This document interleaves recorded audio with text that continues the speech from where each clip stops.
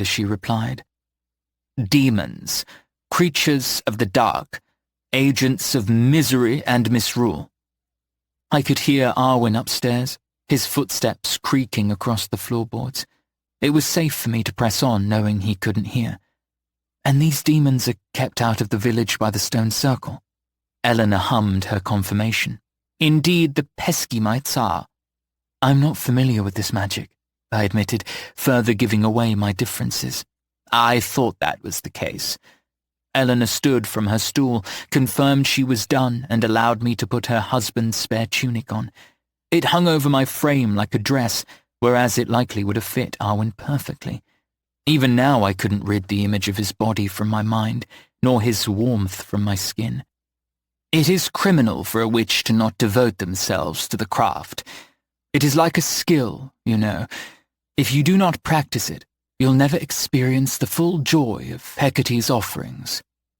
My skin shivered. How had we gone from grasping with old magic to forgetting it? Or perhaps we just were not responsible enough to hold such power.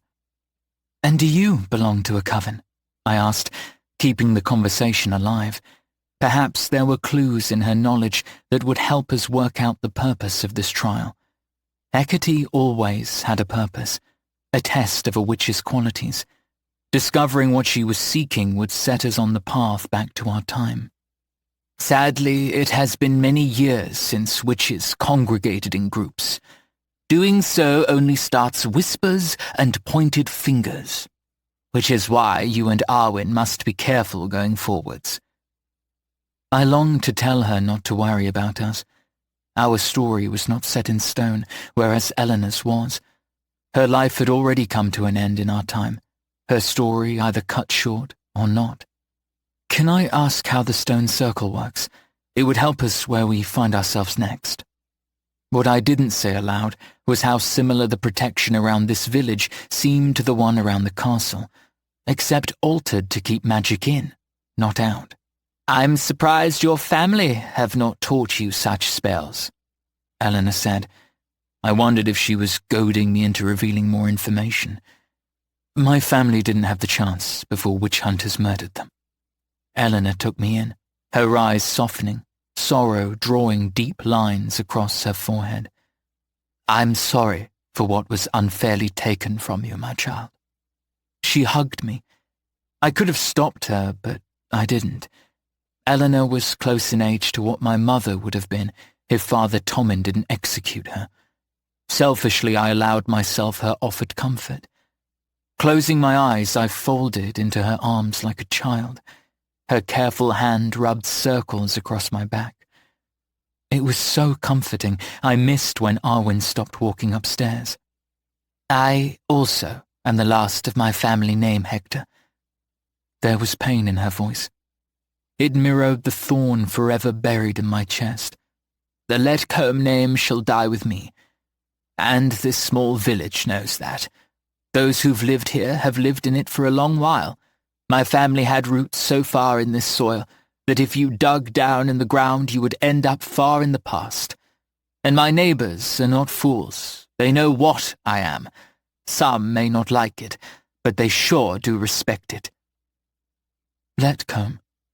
I stiffened, drawing back from Eleanor's arms. You're Eleanor Letcombe. The witch my mother told me stories about. The last witch who was documented to have access to the old magics. I would show pride that you know of me, but that also sparks concern as to who else is aware of my name, Eleanor replied, worry evident in every aged line beside her creased eyes. No, it isn't like that. My mother must have known you once. She told me stories about you. All good, I hope, Eleanor said, clearly satisfied with my answer. Perhaps she just knew not to pry into a witch's intuition and all. How do you stay hidden from the witch hunters? I said, knowing how Eleanor's story ended. She would die, on a pyre, begging Hecate, trading old magic for new, so witches across the globe could protect themselves from the same fate. I mean, if you have advice that we could take, I would hear it. Well, Hector, I believe those within this village do not sell me out for coin, because without me they are not protected. It is my stone circle that keeps the demons out. My blood feeds the protection my family laced around our land, and it will until the day I die. It is the key to keep them locked away. Sacrifice the key, and the demons would win. And yet you will die, I thought. The knowledge of her doom made me uncomfortable. I could hardly hold her gaze for long. These demons, I don't remember hearing about them, I quickly corrected. Again, more knowledge that died with my family, I suppose. History told that witch hunters believed witchcraft was a blessing of the devil, but never did the books tell of actual demons roaming the land. This was knowledge I didn't have.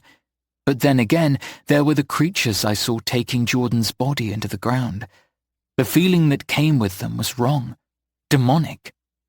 Witch hunters preach that witches have scorned the world, longing to eradicate all those who do not wish to turn to our dark ways. They believe demons are our pets, our companions, working beside us to achieve a common goal of damnation. But of course that is not the case. Our magic comes from the earth and elements, not the domain that lurks below. We are beings of nature, but in the eyes of the witch hunters, we are not different from the same devils they believe we worship for access to magic. I looked down at my open palm, flexing the fingers, almost willing them to do something. It was easier looking down than allowing Eleanor to read into the nuances of my facial expressions. She reached for my hand and took it. She laid the back of my hand on her knee, then smoothed my palm out until it was completely flat. It is important that a witch connects to their element. The divine connection is given at birth, determined by the alignment of the stars. This was an answer I could give. I'm an air witch. Ah, Eleanor said, smile brightening. I have never met an air witch. I did not enjoy the company of. My smile was natural in return. There was an ease about Eleanor, a presence that made me want to lean into her and feel her warmth. Yes, I found her welcoming, but above all, she had a motherly aura. If I imagined hard enough, this would have been the closest I got to speaking with my own mother again. This is the symbol for air. Eleanor began painting a triangle on my hand, the tapered tip pointing northwards. If you focus your intent on the element, you will be able to call on it. Go on, try. I don't think this will work, I said, laughing it off. But something serious in Eleanor's gaze stopped me. You will never know what you are capable of until you try. Eleanor drew back and gestured for me to copy what she'd done. Before I could even come up with an excuse, she stopped me. It is the least you can do, since I've looked after you so well over the past days. She was right. There was something in her belief in me that made me toy with the idea of old magic. I leaned forwards, tracing the triangular symbol for air across my palm. Of course, nothing happened for me. Old magic was clearly not even a muscle I could begin to exercise. I was about to stop when Eleanor offered me words of encouragement. Picture in your mind what it is you will your element to do. Is it to blow out a candle or feed a fire?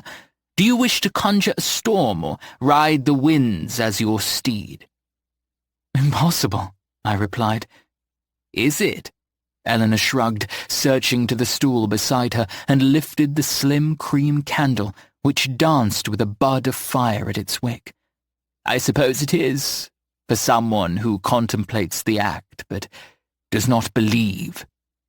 I focused on the symbol again, not only tracing it on my palm, but conjuring wild images of all the endless possibilities controlling the air could offer. I closed my eyes, blocking out the world around me, narrowing my focus. I longed to make this stranger proud of me. Wind rattled glass. That's it, my boy. A breeze danced over my skin, clearing away the heavy, straw-damp air suffocating the rooms of Eleanor's house. Keep going. Feed the element with your intention. I felt the cool breeze toy with my hair, dance across my neck, and the impossible, yet possible grace of old magic in my... Arwen announced his presence by clearing his throat. As soon as I opened my eyes and looked at him, the air stilled. My connection was severed. The symbol went from glowing lines of silver in my mind to an abyss of emptiness again. But what I noticed was that the candle Eleanor held out no longer burned with flame. "I think we should head back to the stable," Arwen said, voice firm. I tried to read his expression, but it was void of anything that gave his thoughts away. And as I'd previously imagined, the tunic fit him perfectly. It broadened his shoulders but was held cinched to his waist by the leather belt Eleanor had provided him. "You are right. My husband will return shortly. There are a few supplies I want to get you first. Just bear with me a moment." Eleanor rushed out of the room, slipping past Arwen, who continued to stand by the door like he was guarding it. "You could have given us away," he hissed. "She's a witch. Her intuition alone will mean she knows we're lying," I retorted. "If we are going to survive the trial, we need to first survive the time we're stuck in. Giving away that we don't belong here will only endanger us." I rolled my eyes, finding his presence irritating once again. "We're not going to survive this trial if you continue speaking down to me. Trust me on that." He stepped into the room, bringing the tension with him like a cloak. "Are you threatening me?" "I don't threaten. I promise." "Here you go," Eleanor announced, sweeping back into the room before we both went at each other. Unlike Arwen, I forced a smile and pretended everything was all right. "Thank you again for your hospitality, Eleanor," Arwen announced in his monotone drawl. "We'll be out of your hair for the rest of the evening, and gone from the village by dawn. Hector," his voice darkened again, "I'll meet you outside." I waited until Arwen had walked into the corridor before I addressed Eleanor. "Sorry about him. He can be grumpy." "A shadow always needs its sunlight," Eleanor said with a wink, handing over a straw basket. I didn't have time to tell her that I certainly wasn't his sunlight before she listed off the items she had given us. Food supplies, blankets, another change of clothes, and more importantly, 2 bottles of her husband's home-brewed honey ale. "Strong stuff," she said. I would have asked her the alcohol percentage, but that really would have proved we didn't belong here. Instead, I thanked her, offered her a final hug, and went to move. "One more thing. But this gift is just for you." Eleanor reached into the pocket of her apron and produced a small book. The last time I had seen one like this, it had been in Romy's hands. "A grimoire," I said, hands refusing to move to claim it. "I can't possibly take that. It's yours." "Correction, dear boy. It's my ancestor's grimoire, and the last I checked, all witches are kin, are we not? So please, take it. I've learned everything I can and could recite the grimoire from cover to cover. I have no one to give it to, and you have no one to learn from. It only makes sense you take it, learn from it, practice the craft. It is your birthright, one taken away by those who broke your family. It would be my honor, truly, to accept you as a Letcombe if you please. Take it." Tears filled my eyes unexpectedly. Crying was not something I was comfortable doing, or was used to, but here the tears came, free-flowing, tracing over my cheeks as I took the grimoire from Eleanor. How could I possibly say no to you after your beautiful speech? "You don't," Eleanor said, taking me in, planting a gentle kiss to my crown. "Now go. Just remember the Letcombe name. Carry it on for me. The blood between family binds us, but the craft is always a thicker thread." "Thank you," I said as I hugged the grimoire tight. There was no point in drying my eyes. "I will." "I get the impression, my boy, that I will one day soon be thanking you." You have no idea. I hated knowing what was to become of her. Eleanor's death riding on the horizon like the impending doom of the 4 horsemen. I only hoped she got to live, experience life, before witch hunters stole hers from her. If anything, it gave me one more reason to hate them, as if I needed any more. Chapter 19. Besides the single lantern Eleanor provided us, there was nothing to provide light or heat inside the stable.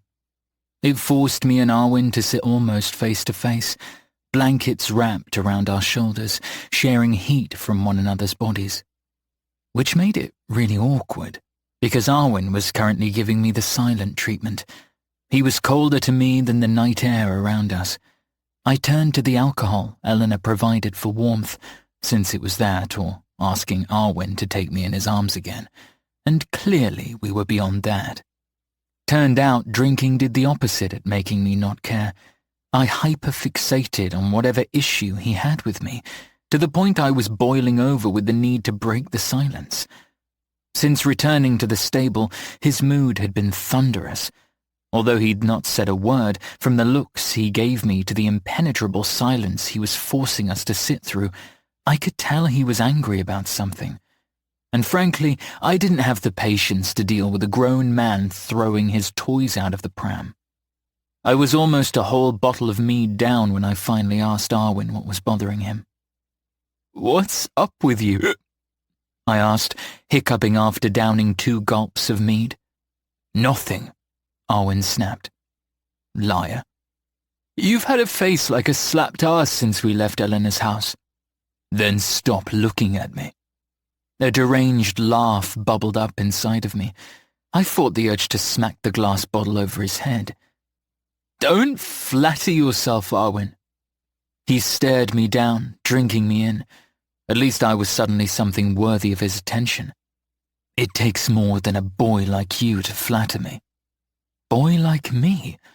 Now that pissed me off. "You couldn't even begin to understand what type of boy I am, Arwen. Don't kid yourself." In the dark, his eyes had a dark navy hue, like the deepest parts of the ocean. I wished I didn't care about that minute detail, but with the little space between us, there wasn't much else to distract myself with, besides the grimoire stashed in my pocket, the one I'd not shown Arwen yet. Perhaps if he hadn't gone back to treating me like a rival, I would have shown him. For now, it'd be my little secret. "I don't intend to figure it out," Arwen said, gritting his teeth, eyes shifting, all suggesting otherwise. "Seriously, what is your problem?" The mead was talking. It gave me confidence. Sober me would have found a space on the straw-covered floor and slept, but drunk me enjoyed the tango of an argument. It was almost too natural to get into it with Arwen. Enjoyable, perhaps. A distraction, certainly. "Ever since we left Eleanor, you've hardly said a word to me. And don't give me some shite excuse. If you expect us to see this trial through together, start being honest. If something is bothering you, say it." "You." Well, fuck me if that wasn't already obvious. I rocked back where I was sitting, almost tipping over the bale of hay. "I know I asked for honesty, but sugarcoating it a little wouldn't go amiss." "I don't sugarcoat anything, Hector. You asked, and now I've told you. Get back to keeping that bottle of mead to yourself and leave me in peace." I thrust the bottle towards him, so hard it smashed into his chest with a thump. Not to my surprise, Arwen didn't react. He simply looked down the perfect point of his nose to the bottle and my hand, then took it from me. "Dare I ask what exactly I've done?" "Where do I even begin?" "Twat," I spat. Arwen glowered over the neck of the bottle as he tipped it back. I wished I was strong enough to hold his gaze, but the second a dribble of alcohol ran down the corner of his lips, my eyes drifted. I watched it run over his chin, catching in the days of stubble growing on his jaw. The droplet rolled down the plane of his neck and then disappeared into the neckline of his tunic. "My eyes are up here," Arwen said, bringing me back to the moment by placing 2 fingers beneath my chin and lifting my face up. "Not down there." So now he was flirting with me again. "You're a puzzle," I snapped, flustered by his ability to shift from disdain to, dare I say it, playing. And I fucking hate puzzles. It took Arwen a moment to retrieve his fingers from my chin. Then it was his lingering warmth that pissed me off more. Normal me would not jolt forwards and push someone. Actually, who was I kidding? Yes, normal me would. Arwen slumped backwards, the rest of the mead spilling over his shirt. He landed on his back, sprawled out, whilst I stumbled to my feet and hovered over him. "You ignore me," I sneered down over him. "You tell me that I'm the problem, then you touch my face like I'm some long-forgotten lover. Either continuously treat me like your enemy or don't. This game is fraying my last nerve." A hand clamped my ankle as I stepped back. The room turned on its axis as I tipped and ended up on the floor. There was shuffling, straw being crushed beneath the weight of a body. By the time the dizzy spin stopped, Arwen was straddling me. "I'd argue that this game is only just getting interesting." "Get off me!" Arwen leaned down, like a shadow blanketing me. "Make me." I strained my neck up as much as his weight allowed. "You really want a repeat of what happened the other day?" "It's all I've been dreaming of." Arwen goaded with a smile, infuriating me more. If I had my gift, this man would have been flying through the ceiling of the stable, although he might have preferred that after my next dirty move. I brought my knee up, smashing it into his groin. Arwen's eyes widened, his mouth parting in a gasp. The weight eased enough for me to roll out from under him. Hecate, I really shouldn't have drunk that ale. Just the sudden movement made the room spin violently again. Turned out, all my knee to the dick achieved was as both being stretched on the floor beside each other. I was the first to laugh. Arwen followed. It didn't take long for us to be in a fit of giggles, hands clamped to our mouths. The room had not stopped spinning. In fact, I was forced to shut my eyes just so this sudden humour didn't melt straight into sickness. "You win," Arwen announced. He reached out and grasped my hand. The moment he anchored himself to me, the spinning stopped. Everything stilled. I thought alcohol dulled the senses, and yet here I was hyper-aware of everything about Arwen. It then hit me that the alcohol was provided by a witch. Who was to say the mead wasn't spelled for a purpose? "Of course I do," I replied. "Interesting. Do you always get what you want, Hector?" My throat dried instantaneously. "Yes, actually. I do." Arwen rolled over to face me. I caught him out of the corner of my eye. He watched my profile for a moment, took an inhale, and then decided now would be the moment to answer my first query. "I've been unfair to you tonight, and I'm sorry. I overheard some of the things you were saying to Eleanor, and it uncovered a few memories I try my darndest to keep buried." "Thou shalt not fear the truth." I stammered some old verse I'd heard bandied around, or the ability to apologize for being a prick. "So thanks." Arwen mumbled something beneath his breath. I turned to face him just in time to see him wince. "Shit, now I'm sorry," I said. "Does it hurt you when someone is being insensitive?" He didn't miss my obvious sarcasm, but I had to admit to myself I regretted it the moment I saw the clear discomfort in his eyes. Me. I'd caused that. "It's fine." Arwen sat up and hooked his arms around his knees.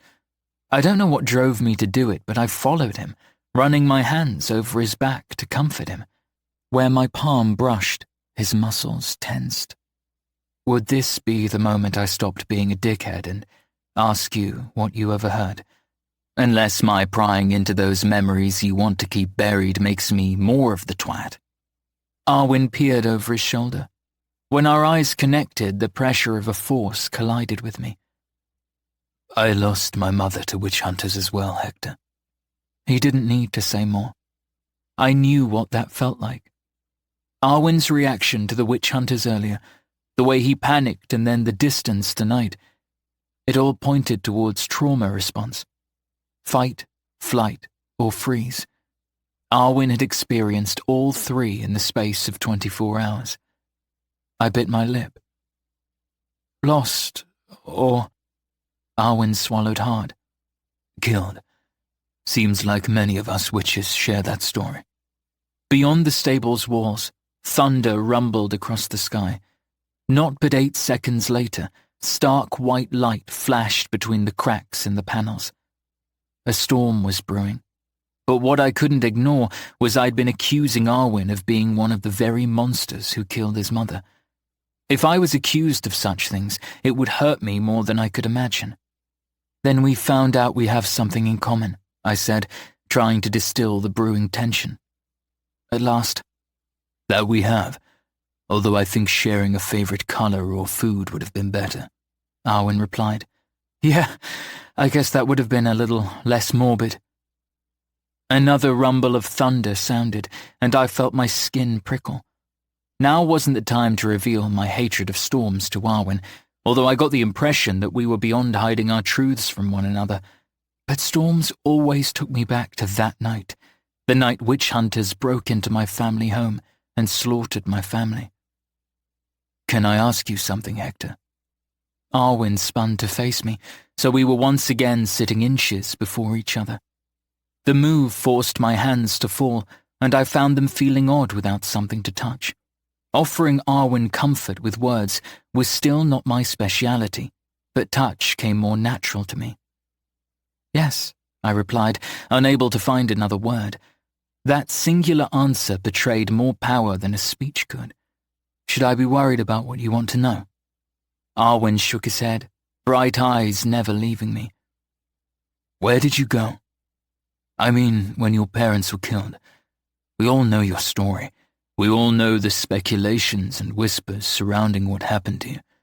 But the one fact all witches agree on was you were at that house when the witch hunters came. Except they didn't find you, nor did the witches who came to retrieve you. I was sobering up, quickly. Just peeking back through the window of time to that night was powerful enough to clear my body and soul of the mead. Tell me what you think, and I will say if you're right or wrong. Well, Arwen said, refusing to look anywhere else but me. I think they got you out. You and your familiar. Now I've had the pleasure of spending some quality time with Kama.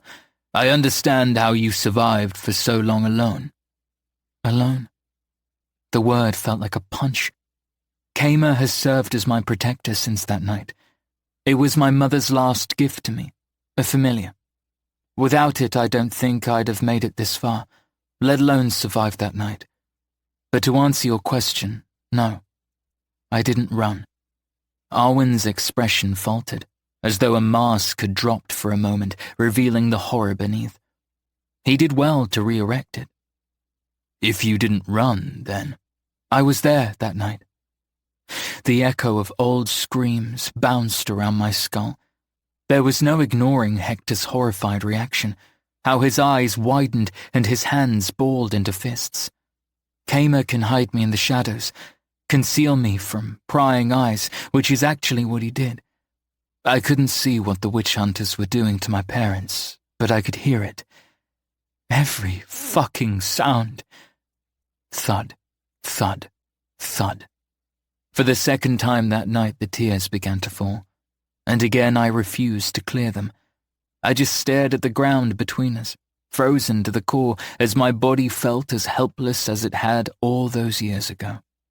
You were in the room? In a manner of speaking, yes. I heard the door break open, the footsteps and shouts, thud, thud, thud. My parents pleading. Father Tommen. His voice is still loud in my head. Then I heard the athame enter my mother's body over and over. I heard her last breath. Everything. Every sound, every word, every noise that might not have been important. And it haunts me, even now. And it will until I rid the world of Father Tommen and every witch hunter who is blind enough to follow him. Arwen was speechless, his eyes unblinking as he looked at me. I'm sorry for what you've been through. That must have been hell. It was, I said, teeth gritted together so tight my jaw ached. But don't pity me. Pity the person who took that knife and killed my parents. Pity Tommen when I repay the favor. I do, Arwen said softly, laying a hand on mine. I didn't know I was shaking until he did. I pity them. The storm was above us. Thunder boomed, followed by a cascade of lightning. Rain slammed into the stable like the hammering of fists against wood. Even beneath all the noise, I could hear some drip inside, soaking the straw-coated floor into a damp puddle. We should try and sleep, Arwen said, his entire demeanor hardening before me. Tomorrow we need to leave. Try and figure out how to end this trial. Preferably alive. Between the storm and the memory, I hardly imagined sleep would be possible. But I nodded, glad the conversation came to an abrupt end. Hugging my arms around myself, I watched Arwen take spare blankets and lay them out across the ground. He then beckoned me over. This will do. One bed? I asked. More like one blanket. Big spoon or little? You've got to be joking. I laughed through the tears, clearing them with the back of my hand. Do I look like a big spoon? Arwen shook his head, hands still outstretched for me. Little spoon, then. Come on. I would have refused him, but the clash of lightning and boom of thunder had me springing to my feet. Just from the look Arwen gave me, I knew he had discovered my fear. My body was shaking by the time I laid on the blanket, his body draped behind me. I was both comfortable and uncomfortable. I couldn't help myself but add one last sarcastic comment to shift the strangeness of the situation. No funny business, okay? Arwen's warm breath was pleasant as it brushed against the back of my neck. Although the air was cold and damp because of the storm, having his strong arm over my side and his chest pressed to my spine certainly eased the discomfort. Wouldn't dream of it here. Here, I whispered. Don't you make love to strangers in stables, then? Firstly, you're no stranger. Secondly, this isn't a scene from a gay Western romance book. It's a very real, very frightening trial to test us. And thirdly, I don't make love. A shiver raced over my entire body, encasing my skin in goose flesh. No? What do you do? It was moments like that I wished I could bite my tongue off. What do you do? What was wrong with me? It was the least single sexy response I possibly could have had to his comment. I suppose you'll never know. I closed my eyes and smiled, because for a moment I didn't think about my parents or witch hunters. Arwen had a gift for distracting me, and I welcomed it. Craved it, actually, like morphine. He was more addicting than a drug. At least I hope that was the mead altering my thoughts to think that. Regardless, I nestled in close, all too aware of how close he was, where his crotch was pressed into my arse, how his mouth was inches from the back of my head. I suppose I won't, I whispered. Although, if you haven't worked out yet, I do like a challenge, Arwen. Get some rest, then, he replied, his voice smooth and sultry. You will need all the energy for the challenges we're going to face getting back to our time. Then, once we survive, we can discuss what I do instead of making love. Deal? My cheeks heated. At least tomorrow I could feign ignorance, pretend this conversation never happened, and if it got brought up, blame the mead. But for now, I did as he asked, allowing his touch and words to warm me against the storm. I slept soundly for the first time in days, until the screams began. Chapter 20. Witch! Witch! I bolted upright, knocking Arwen's arm off me. Daylight shone in through the wooden slats of the stable's wall, highlighting motes of dust that danced around us. How long had we slept for? It had to have been hours, but It was as if I'd only just closed my eyes. My body was still asleep, whereas my mind was completely awake. I scanned the empty stable, searching for whoever had just shouted, but it was empty beside Arwen, and the rats lurking in the stacks of straw. "Did you hear that?" I asked. Damn, my head ached. How strong was that mead? I pressed 2 fingers into my temple, massaging the discomfort away. "Impossible not to," Arwen whispered, standing slowly. There was no room for good mornings between us, or the time to contemplate that we had just spent hours lost in each other's arms. Unlike me, he wouldn't be feeling the after-effects of the mead. One slight movement, and my brain felt like a potato floating within soup. "Stay here. I'll get a look," he said. "Witch!" came the scream again. The tone was almost familiar, as hysteric as it was excited. "I saw her in the wood.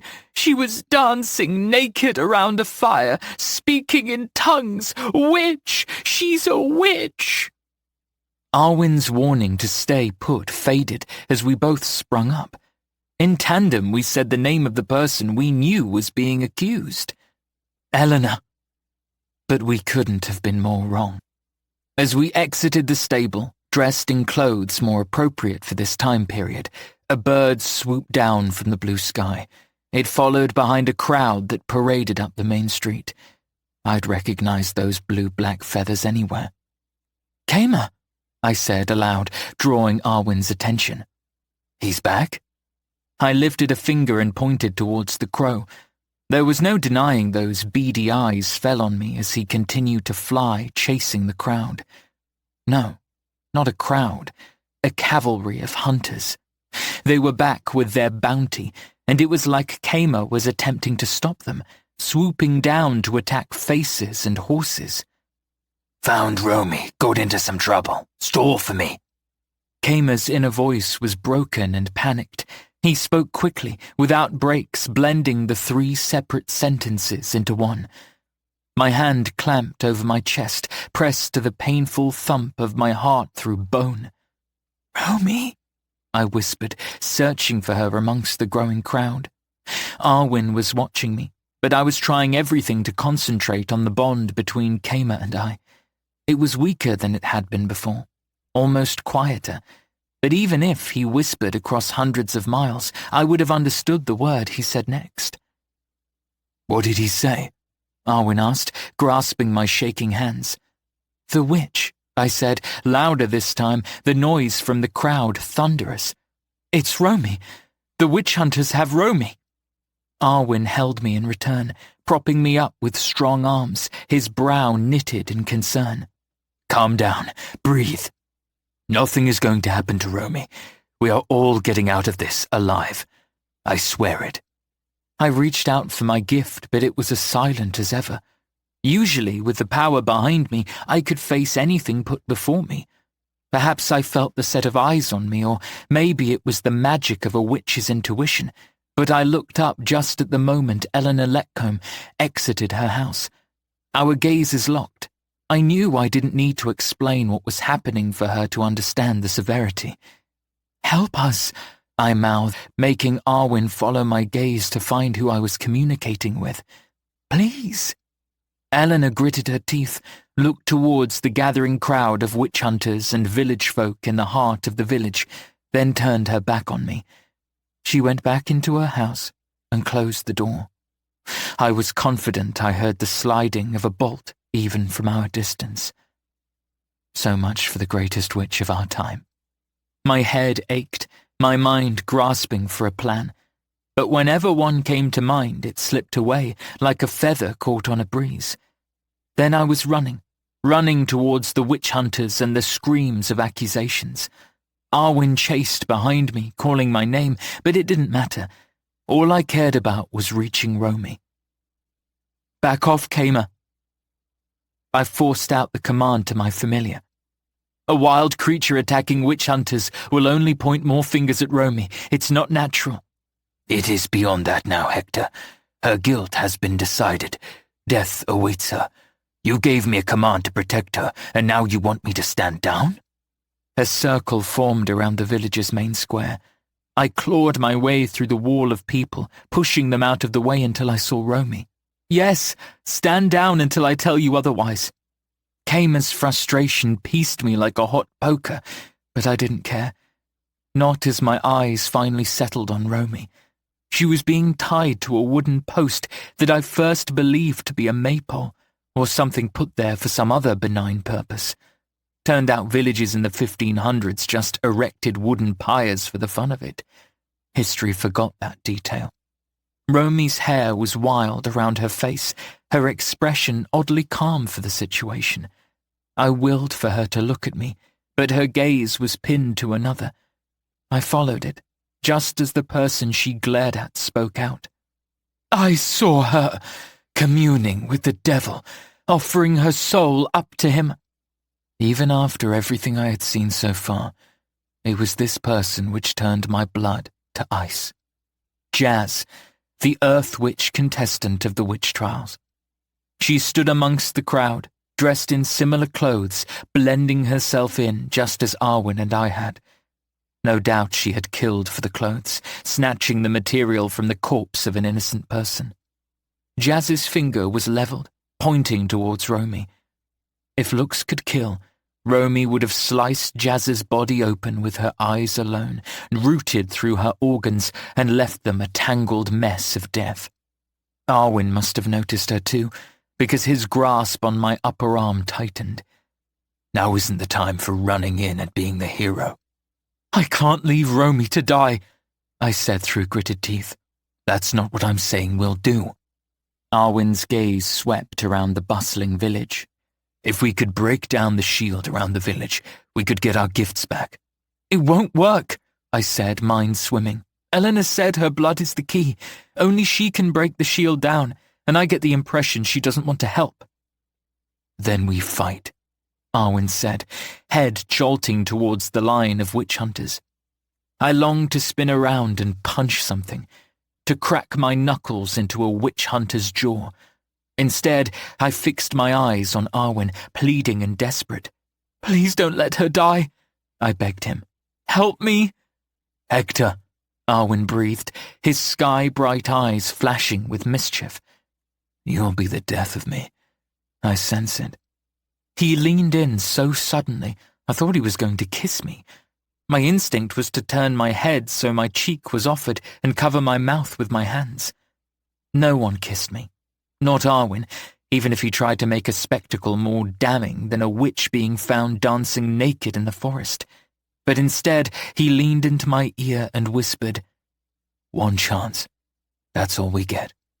Then Arwen spun on the man beside him, cocked a fist, and drove it into his face. I was knocked backwards, just as Arwen spun again and smacked another man in the head. All whilst screaming, My wife is no witch. Leave her. She is no servant of the devil. She is mine. If I thought chaos ruled the village before, I was wrong. Witch hunters ran towards Arwen, who fought with a skill no man in this time should possess. He was able to take a sword from a witch hunter's belt, using it to keep the growing crowd around him away. Kama! I shouted to the sky. Time to come back.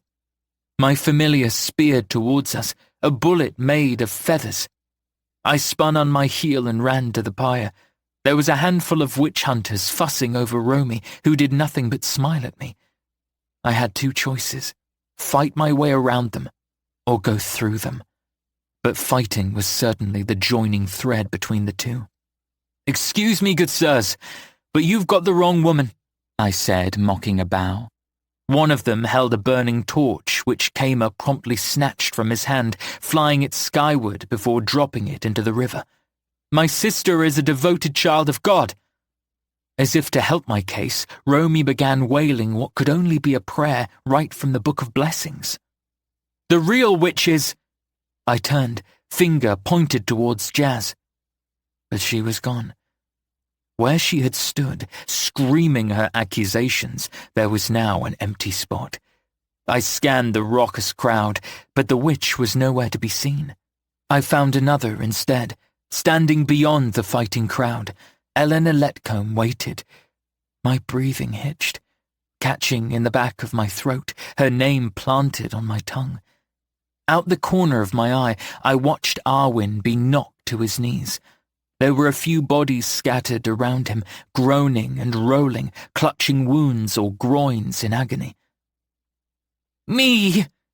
Eleanor screamed, answering my unanswered accusation. "I am the witch you seek."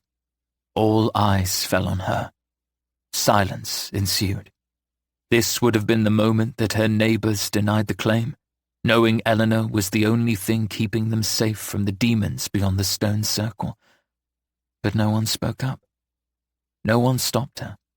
Not as Eleanor shrugged her shawl to the floor, raised her hands to her side and began chanting. Storm clouds billowed in the sky at her back, gathering behind her like dark wings. Lightning flashed in the distance as Eleanor encouraged the return of last night's storm with a few words. This magic was strong.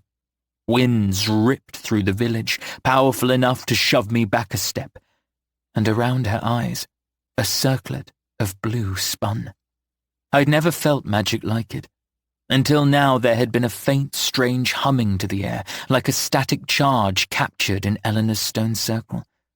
But this conjuring was horrifying and beautiful. The first wave of witch hunters who ran at her were knocked to their feet. Eleanor raised her hand towards them, holding it like a claw. The witch hunters she focused on writhed in pain, screaming for God or anyone else to help them. Arwen used the distraction to get up and run to my side. Every witch hunter ran towards Eleanor, leaving Romy unguarded. "Eleanor is giving us some time," Arwen said, breathless, a dribble of blood running down the side of his mouth. "Let's not waste it." I thrust the sword into his hands. "Cut her bindings." Arwen didn't need to be told twice. I tore the cloth from between Romy's teeth, freeing her to speak. "Thanks," Romy said, bubbling with nervous energy. "Are you all right?" I said, searching for signs of wounds or blood. "I'll be fine once we get out of here." "We've got you," I said to her, appreciating her smile but recognizing that it must be hiding a tremendous amount of anxiety. "Coven, remember?" The storm continued to rule the sky, the magic making the air feel thick as mud. Arwen waded through it and used the sword to slice Romy's bindings, freeing her. Romy was looking out across the crowd, her brows pinched in fury. "Where is that bitch? Where's Jazz?" "Gone," I said. "For now." Romy sagged forwards, her hands and feet free from the pyre. "And we need to do the same, and quick," Arwen commanded, guiding us both away from the stake. If he didn't wrap his arm around my waist, I would never have moved. I couldn't take my eyes off Eleanor. She certainly had the power to save herself, but the way she looked at me, the sorrow weighing heavy in her brow, suggested otherwise. I knew how her story ended, regardless of if I was ever a part of it. Seeing her then, surrounded by the witch hunters and their iron blades, made me long to scream at her, to run. But Arwen pulled me away before I got the chance. We rounded to the edge of the nearest building, cowering behind it, just when my theory was proved right.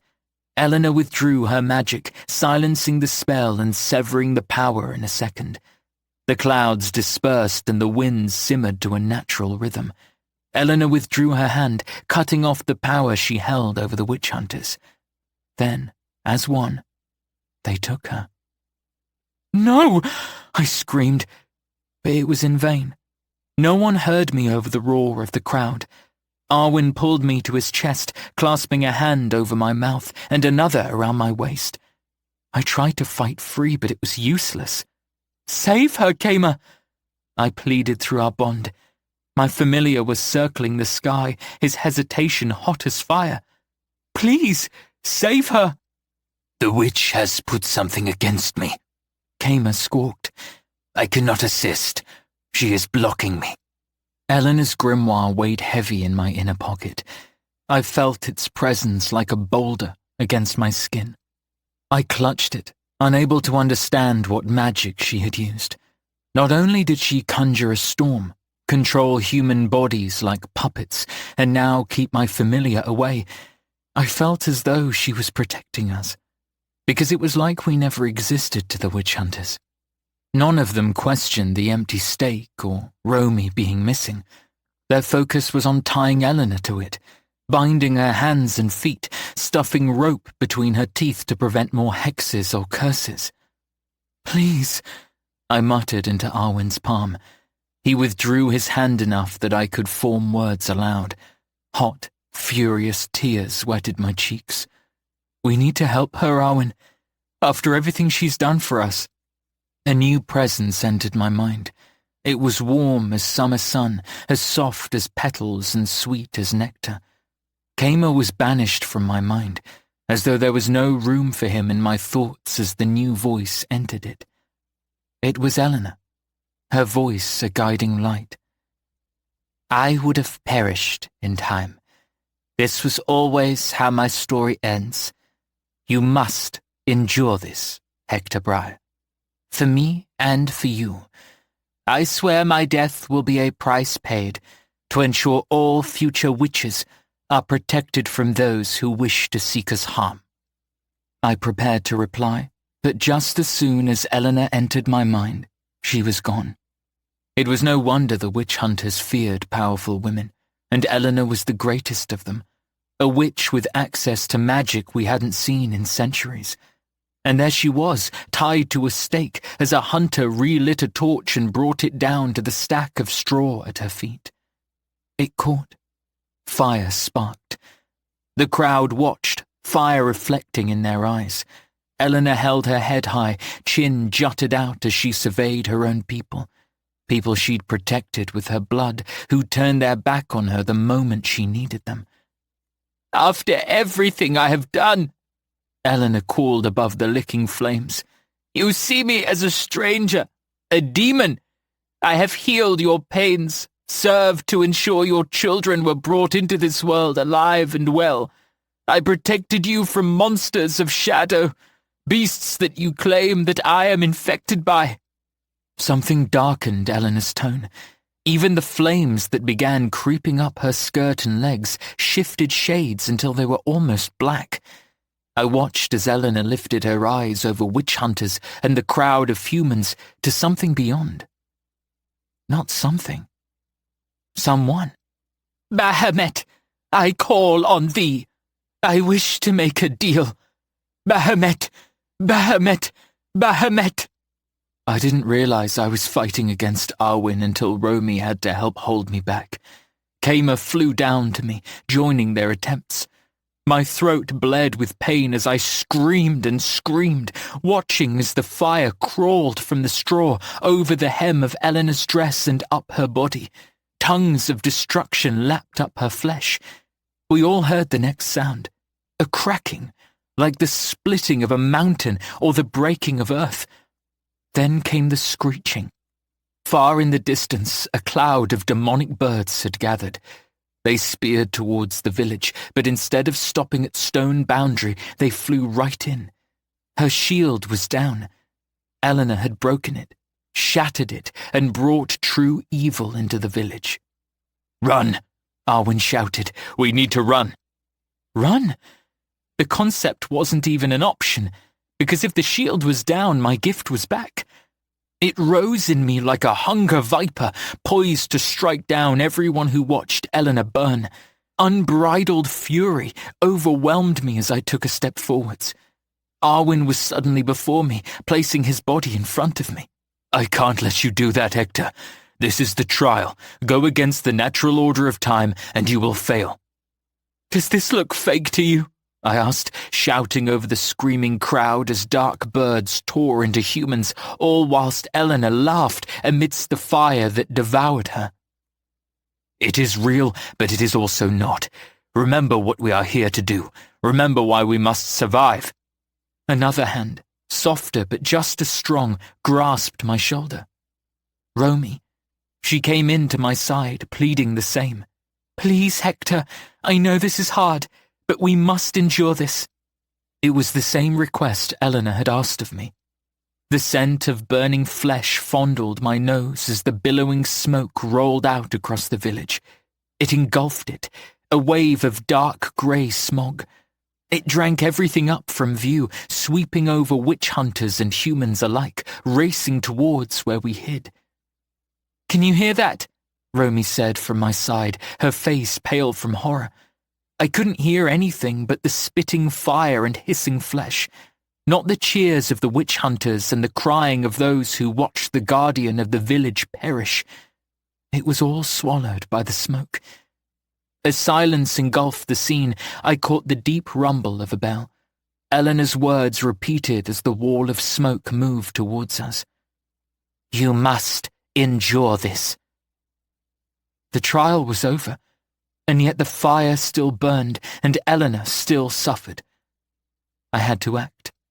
I sent out a blast of my power, unsure what I wanted to achieve, but the billowing cloud of darkness had formed a wall.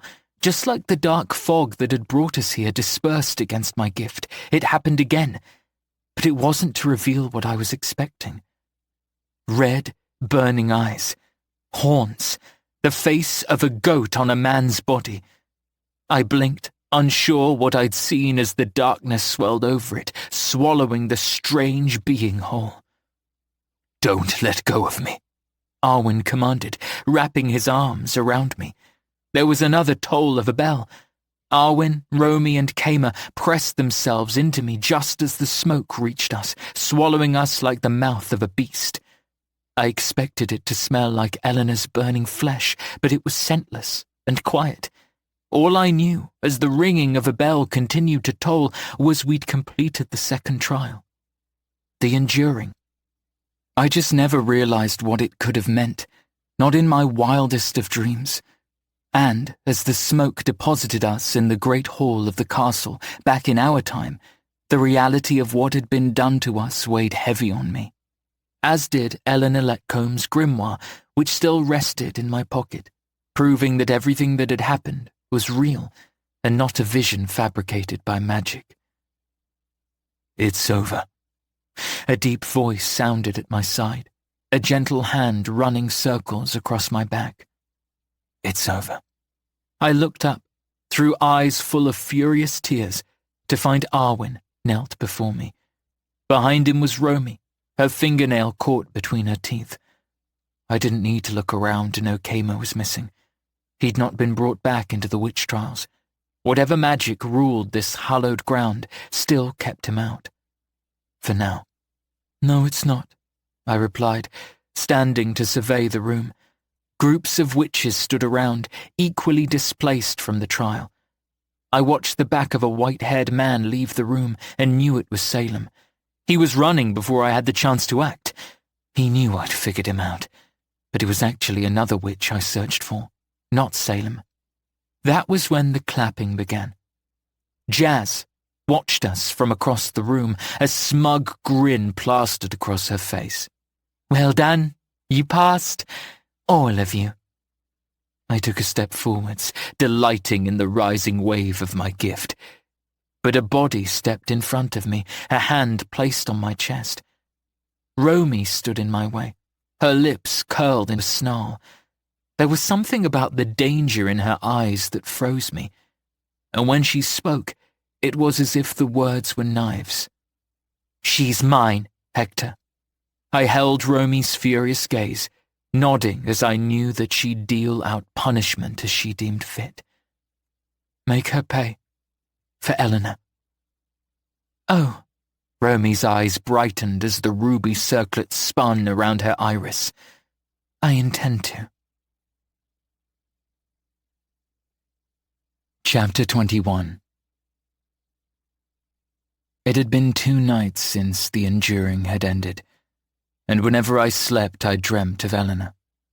Every detail of her death played clearly in my mind, beside one thing.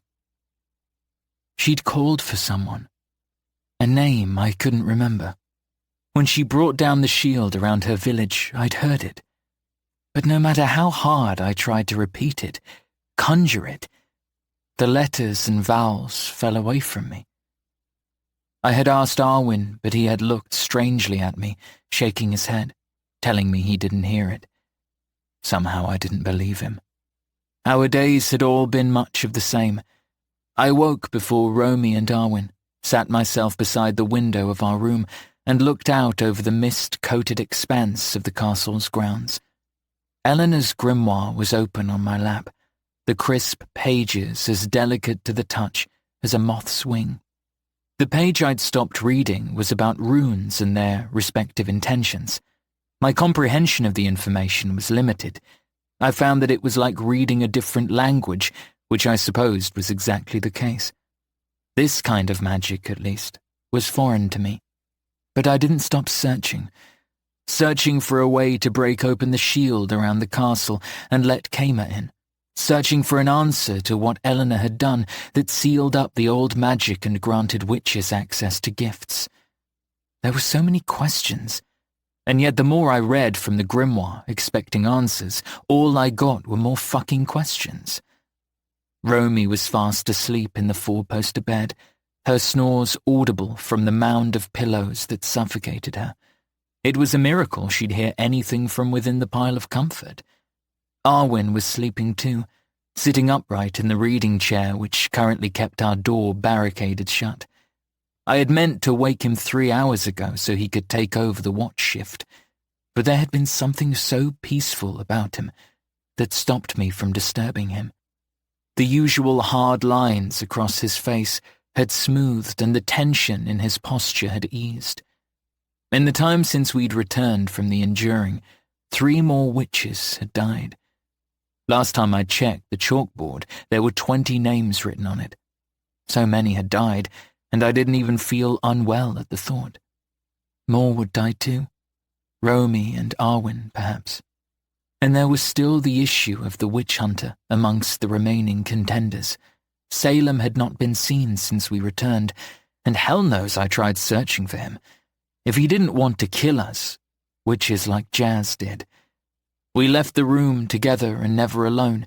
Food and water, supplies, everything we required, we brought back to our room and locked ourselves away. We'd taken turns washing in the communal showers, 2 standing guard outside the door.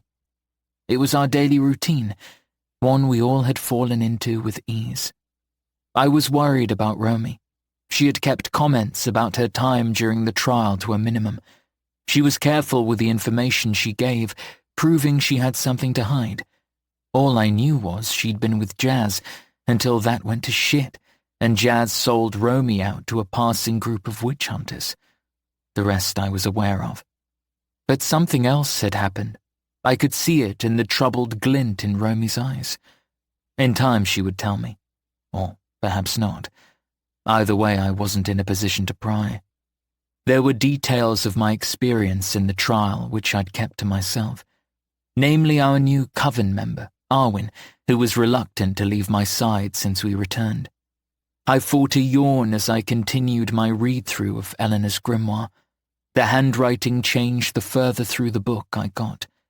It was obvious the book had been touched by many a Letcombe witch, Eleanor being the last. I felt it was my job to keep her name alive, since we'd been the ones to bring death to her door. My fingers ran over the groves Quill had made when the witch had written in the Book of Shadows. One page spoke of calling the 4 quarters, whereas the next would be a full insight into the fauna and herbs used to concoct a potent hex. I flipped between drawings of the Wheel of the Year, which showcased the 8 Sabbats important to the craft. Next came a depiction of the different moon phases and their meanings, candle magic, astrology guides, and a description of the art of scrying all came in quick succession. I didn't know what precisely I was looking for, but my gut told me to keep going. I recognized the tug of my intuition, so I continued to search through the sun-yellowed pages until my heart screamed at me to stop. Demonology, I whispered aloud, unable to stop myself. Someone had scrawled the name atop the page in a rush. Ink splodges signaled the writer hadn't taken the time to tap their quill before writing. A shiver of discomfort rolled over me. My skin almost felt sticky to the touch, as though the word I read had the power to make my body recoil from it. In the center of the page, someone had drawn the head of a goat. It had curling horns that belonged on the head of a minotaur from Greek history, not some lowly farm animal. It was familiar to me, but I couldn't grasp why. Like there was something in my mind stopping me, a locked door, preventing me from making sense of why my body reacted to the image. Around it, smaller birds had been drawn, the smudges of ink looking more like shadows. The same creatures we had seen when the enduring began. The demons Eleanor spoke of, keeping out of her village. There was a paragraph of writing beneath, which I read. They came on the wind, whispering secrets of power unlike any other, access to magics far stronger than what our deity provides. They long to ruin, corrupt, and control. Born from the hellfire, they will not stop. Using stones soaked beneath both Hecate's sun and moon, erect around a blessed space and cover with the runes of protection for shield, authority, and home.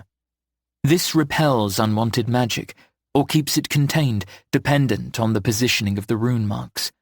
Only the witch who cast the circle can be the witch to break it. Face outwards to keep the creatures away, or inward to keep them trapped. I was so deep in the writing that I didn't notice the presence until the shadow leaned over me. I didn't remember you visiting the library. I snapped the book shut, knowing it was too late to conceal it from Arwen. There was no hiding the etched pentagram on the cover, so I didn't bother to try and hide it. That's because I didn't. Arwen nudged my feet with his hands, beckoning for me to move. May I join you? I could have declined, but something in me wanted his company. Even the short time we'd spent alone, I'd grown comfortable with him by my side. Like Arwen had slipped into the void Kama had left. Arwen took a seat opposite me, peering out the window, sleepy eyes wincing against the light. You should have woken me, Hector. And ruin the peace and quiet? I don't think so. Ruin the peace and quiet, or allow you time to read through your dirty little secret. Arwen's eyes lingered on the closed book. I longed to cower over it, hide it from view. I followed his gaze to my hands, noticing that my knuckle bones were standing out through the skin. I was grasping it so tight. I made myself relax. It isn't dirty, I replied. But you don't deny it's your little secret. I studied Arwen, searching for a reason not to trust him. But his easy smile, his open eyes, and the ability his presence had to relax me all told me to stop being pathetic. I exhaled a long breath and extended the book for him to take. Eleanor gave it to me. I didn't tell you because... There's no need for you to explain yourself to me, Hector. Arwen took it, his focus intent on the leather-bound tome.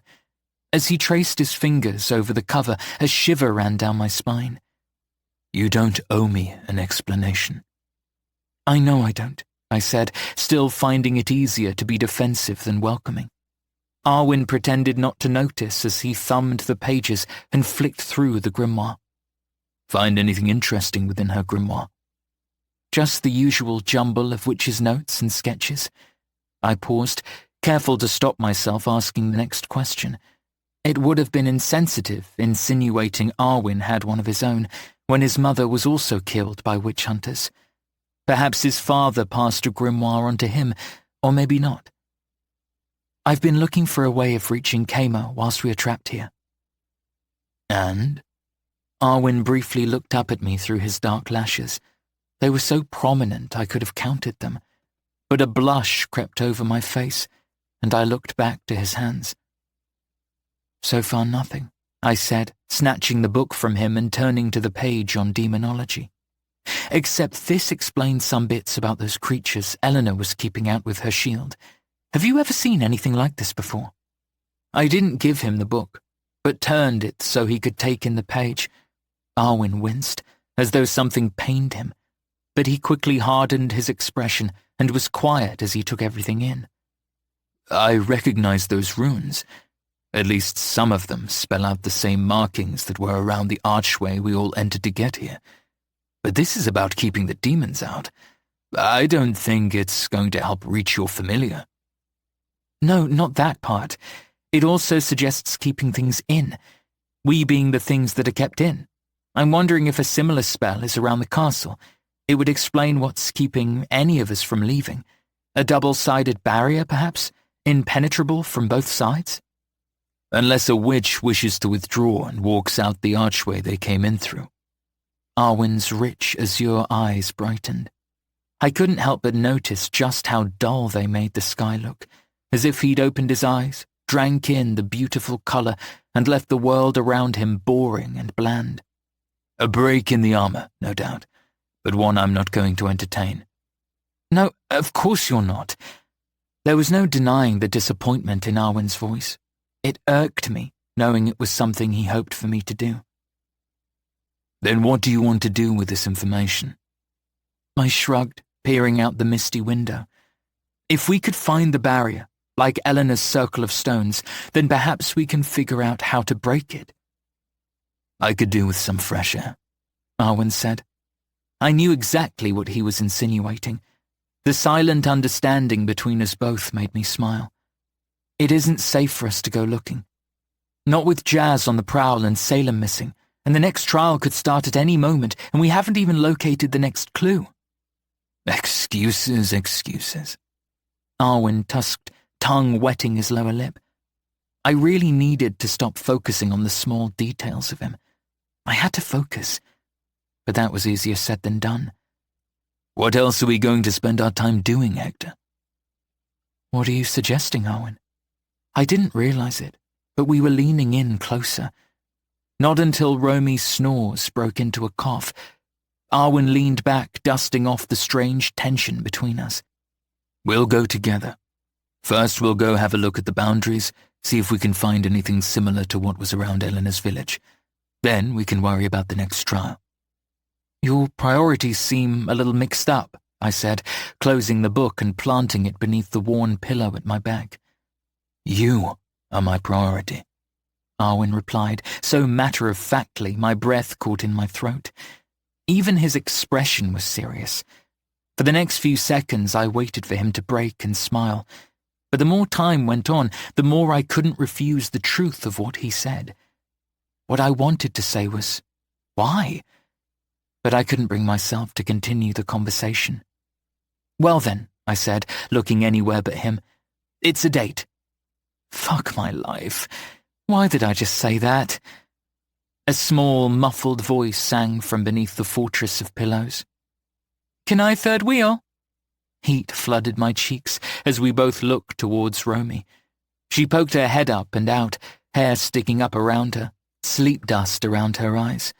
Her smile was suggestive, her narrowed gaze telling me that she'd been listening for a while. Yes, Arwen said, standing from the seat, disappointment evident in his tone. It came to no surprise that Romy was a morning person. She had barely woken up and she had sprung from bed, stretching and yawning, looking like she'd downed 3 energy drinks. What Arwen meant to say is, there's nothing to third wheel, I chimed in, because that would imply it's a date, and it's not. You're the one who called it a date, Hector, Romy accused, and she wasn't wrong. I pulled a face. Figure of speech? Arwen chuckled softly, which was followed by Romy's light-hearted giggle. I couldn't help but smile either, because there was something too easy about their joint presence, although for 2 very different reasons. Arwen placed a gentle hand on the small of my back. Lead the way. There was something about having a man offer me the control that sent my nerves haywire. Regardless if I admitted it or not, if I'd met Arwen outside of the witch trials, I would have bedded him multiple times by now. And from the look he gave me, the feeling was undoubtedly mutual. It really was a shame that one of us would have to kill the other eventually. Unless... Chapter 22. By early afternoon, the mist had let up to reveal a beautiful blue sky. It wasn't summer heat by any means, but a soft winter blush of sun that wore at my skin and made sweat trickle down my spine. We were north of the castle, in some old forgotten cemetery. Tombstones and graves were left to sink deep into the earth, some barely legible, as moss overgrew across the names etched into the stone. Romy was currently sat at the base of a crumbling angel, who had one wing remaining and a face half rotten from time and weather. I imagined this place was once beautiful in its own right, before Hecate claimed the land as hers and turned it into a bloody battlefield. "If I liked men, I'd be fighting you for him," Romy said as I ambled over to her. My boots were completely sodden with mud, and my legs aching from the hours of walking circles around the castle. I leaned against a slanting stone cross, silently apologizing to the corpse it belonged to. "It wouldn't be much of a fight," I said, catching Arwen in the distance as he continued his surveying of the area. He hadn't let up all day. Anyone would think we were looking for something he had lost, an item of great importance, not some hunch I had about magical boundary stones. "Are we lying to each other now, or are you just stupid?" I pulled a face, pretending I didn't know what she was getting at, when really I did. "How could you possibly think I'm capable of stupidity?" I mocked horror, plastering my hand over my heart. "Oh, shut up. Hector, you barely look anywhere but in his direction." I shot the man in question a side-eyed look. "Now who's the one lying?" "Hector, you're looking at him right now." "Shit. No, I was just... I mean... double shit." I sighed. "I wasn't I?" Romy rolled her eyes, huffing a heavy breath. "Please, for the sake of my sanity, just kiss each other." The thought, although pleasant, made my skin crawl. "No can do. I'm saving my first kiss for someone special." Romy kicked her legs, not bothering to hide how humor she'd found me. "As if you've never kissed anyone." "Fucked, yes. Kissed, no." How did I explain that the last person that kissed me was my mother? I already hardly remembered her voice, her scent, her personality. Holding on to my kiss virginity was sacred to me.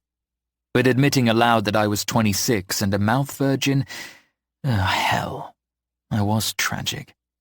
"Well, suit yourself. Fuck Arwen. You both practically do it anyway. With your eyes, that is. A little bit of excitement.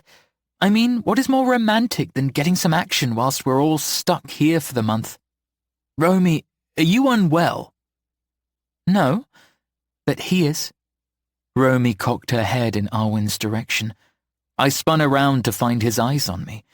Arwen didn't bother to hide that he was watching me. Damn him for proving Romy right. He wants it bad. I nudged her legs, almost sending Romy off kilter. She pinwheeled her arms, barking a laugh as he caught herself. Arwen chuckled too, then turned his attention back to his search. "If you're this bored, I could find something else to occupy that imagination of yours." Romy pouted her blush lips, offering me a wink. "Trust me, this imagination is beyond salvation." "Clearly." Now Romy mentioned it, I realized I had been looking at Arwen more than could ever be considered normal. I was self-conscious about it, catching myself in the quiet moments, eyes lingering on Arwen's form, or how his fingers dug old soil and moss from graves in search of anything, even similar to runes. Arwen stood from his crouch before a gravestone and lifted his black t-shirt up, cleared the sweat across his forehead. "Fuck my life," Romy said beside me, speaking my inner thoughts aloud. Arwen was built by Hecate herself. Mounds of muscles made up his tight stomach, leading down to a prominent V-shape at his hips. My eyes continued going south until the band of his trousers stopped me. Actually, it was the flick of his fingers at his belt, gesturing upwards, which stopped me. "Eyes up here," Arwen called, his irritating smirk all-knowing. "I thought you'd have learned from last time." "Last time?" Romy hissed at my side. I ignored her, choosing silence and feigning ignorance. Before the flush of embarrassment could stain my cheeks red, I pushed to standing and paced over to him. Romy's light-hearted giggles followed behind me. "Find anything, or do we call it a day?" Why, is your break finished? Arwen said, weaving around the grave sites as I trailed like a lost puppy. No one was stopping you from taking a break, I said, pretending to focus on the area around me when my mind was replaying the view of his stomach over and over. I was stopping myself, Arwen replied. Breaks are earned, and we haven't found a hint of what we're looking for yet. Until we do, I'll not stop. You're determined, I said. I am. I should have bitten down on my tongue, stopping myself from saying something incriminating, but that wasn't something I was known for. I'm not your responsibility, Arwen. Why do you say that? Arwen slowed to pace beside me. Back in the room, you said that I was your priority. I'm not. Responsibility and priority are two different things, Hector. You should know that. Arwen lifted a finger up and pointed ahead of us. Looks like Mother Nature was hiding something from us. Don't try and distract me, I added, frustrated with how easily Arwen could take control of a conversation away from me. Funny, because that was exactly what Arwen was. A healthy distraction. But right now, I wanted to have it out. We're strangers. Yes, we've been forced to get closer because of the stakes we're facing, but that doesn't mean I'm anything to you beyond a rival. Competition. Arwen looked at me, one dark brow raised. It was less an inquisitive expression and more one of amusement. If you say so. I do say so, I snapped. Then if we are out for one another, you won't care that I've found something. Without taking his eyes from mine, he called for Romy. Over here, Romy. Coming, came her distant reply, followed by a thud as she jumped down from the angel she lounged on. This conversation isn't over, I warned. I hope it isn't, Arwen replied. Romy came racing over just as Arwen left me, dumbfounded and frozen to the spot. His ease and confidence were disarming, and yet why did it warm the lower parts of my groin? Attraction to him was like a far-off ache I attempted to keep at bay, to no avail. I put it down to exhaustion, but that really would have been a lie.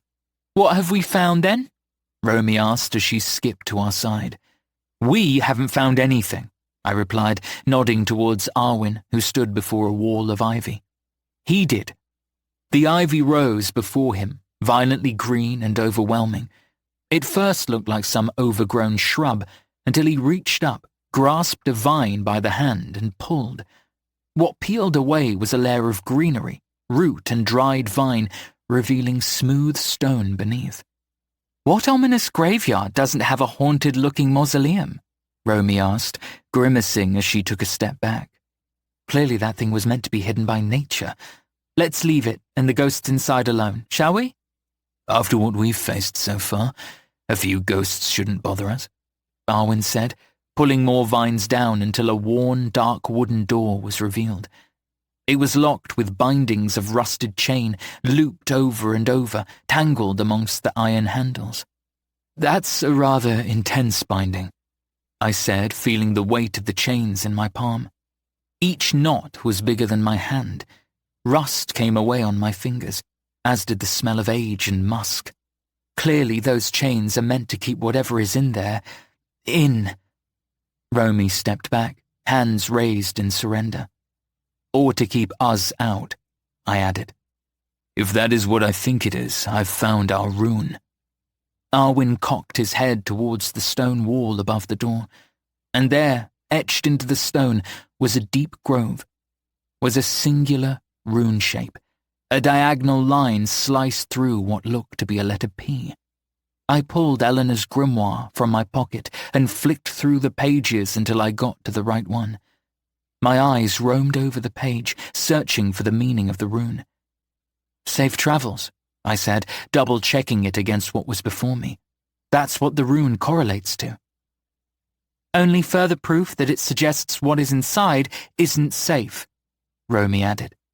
Actually, what it suggests is we have a little journey ahead of us, Arwen replied, tugging on the chains which rattled loudly. I don't suppose you have a spell to open locked doors in there, do you? We'll need old magic for that. I rolled my shoulders, glad for an excuse to use my gift. And I have something better. I didn't need a mirror to know my eyes flashed with their silver band. It felt good to exercise my power. There was little encouragement required for it to rise to the call. I wrapped it around the cords of chains, binding myself to the metal like invisible hands reaching out. Then, with a dramatic pull, my power tore the chains free, allowing them to slither to the steps beyond the mausoleum like exhausted snakes. "Show off," Arwen whispered, sweeping his hand before him. "After you." "Such a gentleman," I bit back. "No way, no, not happening." Romy had her arms crossed, shaking her head. "You both go. Have fun, by all means, knock yourself out. I'll happily be out here, in the daylight, leaving the dead in peace, thank you very much." I opened my mouth, ready to give a lecture on why it wasn't safe to separate, but Romy stopped me with a glare. "Don't even try it," Romy added. "I'm more than capable of looking after myself. I'd go so far to say I'm better off facing fresh flesh than rotten skin." Point taken. I'd seen Romy's gift first-handed. "Just shout if you need us." "Trust me when I say it'll be the shout of the idiot who tries me today.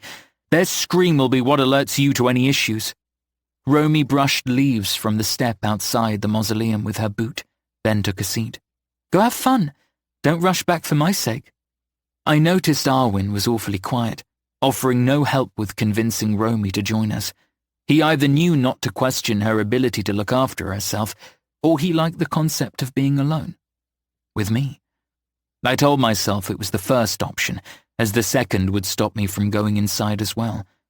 Blue light stole my attention as Arwen conjured a ball of fire in his outstretched hand. He extended it into the cavernous dark beyond the door, which opened with a groan. He didn't notice Romy's suggestive wink, but I did. I turned my back on her, beginning to believe her fear of ghosts was fabricated as a ploy to get me alone with Arwen. It worked. The air was dank inside the mausoleum. Sconces clung to crumbling stone walls, more home for spiders and their webs than fire. Arwen was cautious where he walked, testing the ground before putting his weight on it. His azure-hued flames banished the shadows away, revealing a raised burial vault in the center of the space. Beside it, there was nothing else to suggest anything of importance. It was simply a stone room with the dead at its heart.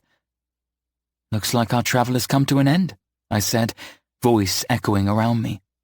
Beside the distant drip of water, this place was lacking sound, and yet it seemed to seal us away from the outside world. "Should we turn?" "Just because something isn't interesting to look at doesn't suggest there isn't something interesting to find." Arwen walked around the vault, hand lifted towards the sides. From the satisfied sigh he gave, Arwen found what he was looking for. He stopped and flashed me a winning grin. "Come have a look at this." I did as he asked, pacing towards him, aware of how he watched my every move. His finger pointed towards yet another rune mark which had been worn into the stone. This one was small and faint, as though a fingernail had created it. Unease itched over my damp skin at the thought. I found the page in the grimoire, leaning closer to Arwen to utilize his conjured light. If I hadn't been so focused on searching for the rune and its meaning, I might have paid more attention to how cold his fire was. "Fury says," I said, tracing my nail beneath the explanation. "Defense, conflict, and caution. Seems like another warning." "It does." Arwen stood up, forcing me to do the same. "Are you frightened of the dark?" What kind of question was that? "Not at all." Good. That was about as much of a warning as I got before his flames retreated. The heavy blanket of shadow enveloped me, giving the impression of a world falling from view. Removing a sense made the other stronger, and here I was acutely aware of the ground beneath my feet and the pressure of moisture in the air against my skin. "How about now?" Arwen's voice came out of nowhere, yet filled the mausoleum as though only he mattered. It made placing him in the dark impossible. "No," I said, although my voice hitched up in pitch a note. Arwen shuffled closer, evident only from the brush of air against my face. I blinked rapidly, wishing to make out some shapes in the dark, But it was impossible. He felt close, yet far, unreachable, and still I dared move my arms to test that theory. "Are you certain?" "Yes." I stumbled back a step as his voice was suddenly inches before me. Part of me longed to rear my head back and smash it forwards into his nose again. But what I wanted compared to what my body would do were two complete opposite things. "Why, are you trying to frighten me? Is that the game you're playing?" "Who knows what game I'm playing anymore, Hector?" My back pressed into stone ledge of the vault, preventing me from going anywhere else. Finally, my arms obeyed me and rose, hands held out. They pressed into the hard warmth of a body. Arwen was leaning into me, the weight of his torso impossible to fight against. Did I want to fight against it? The answer was not as simple as yes or no. "I'm here to find answers, not play games with you," I whispered, not wanting to ruin the stillness of the moment. "Do you remember, back in the stable, what you asked I do?" I couldn't see Arwen's arms, but by Hecate, I felt them on either side of my body. He placed them on top of the vault, leaning into them, keeping his body over mine. My hands were trapped between us, keeping our torsos from touching. My heart dropped, knowing exactly what Arwen was referring to. I had a lot of mead to drink. Hell knows what we spoke about. Arwen leaned in closer. "Don't pretend with me." Inhaling, all I could smell was him. Notes of bergamot and cedarwood, powerful enough to bury the age of the mausoleum. This man didn't only look like a god, but he smelled like a candle that would cost a minimum of £50. Romy was right. He truly was luxurious. I'm not. "Then I gather you no longer care for the answer." I could lie, continue pretending that I didn't care what he did instead of making love. I was confident that my imagination had already filled in the blanks, but there was an allure to hearing him say the words. It felt as though I was back in Oxford, in some dark club, pressed against the man who'd be taking me home for the night. "What are you doing, Arwen?" I closed my eyes, picturing his mouth close to mine, the image crystal clear in my mind. I longed to cringe at the thought, but it made me lean into him more. "I do love hearing you say my name." Arwen's whisper came directly next to my ear. His cool breath danced across my skin, making me tilt my head to the side as though I was exposing my neck to some famished vampire. "Answer my question," I said, nerves bubbling in my chest. "I think I'll disappoint you with my answer." What followed was the shifting of stone behind me, a hiss of stale ancient air as the lid of the vault slid open beneath our joined weights. It became clear what Arwen's answer was. This whole performative display was simply freeing his hands from the fire to push open the fucking lid off the coffin. I could have melted into a pathetic puddle of pathetic flesh and pathetic blood. Arwen drew back and conjured his ball of flame once again. I winced against the blue light, wondering if it depended the shadows of disappointment on my face. He was regarding me with a smug smile, which faltered when my eyes sang with silver. "Don't do that again," I warned. "Are you sure that's what you want?" Arwen asked softly, amused by the entire charade. "Or don't want?"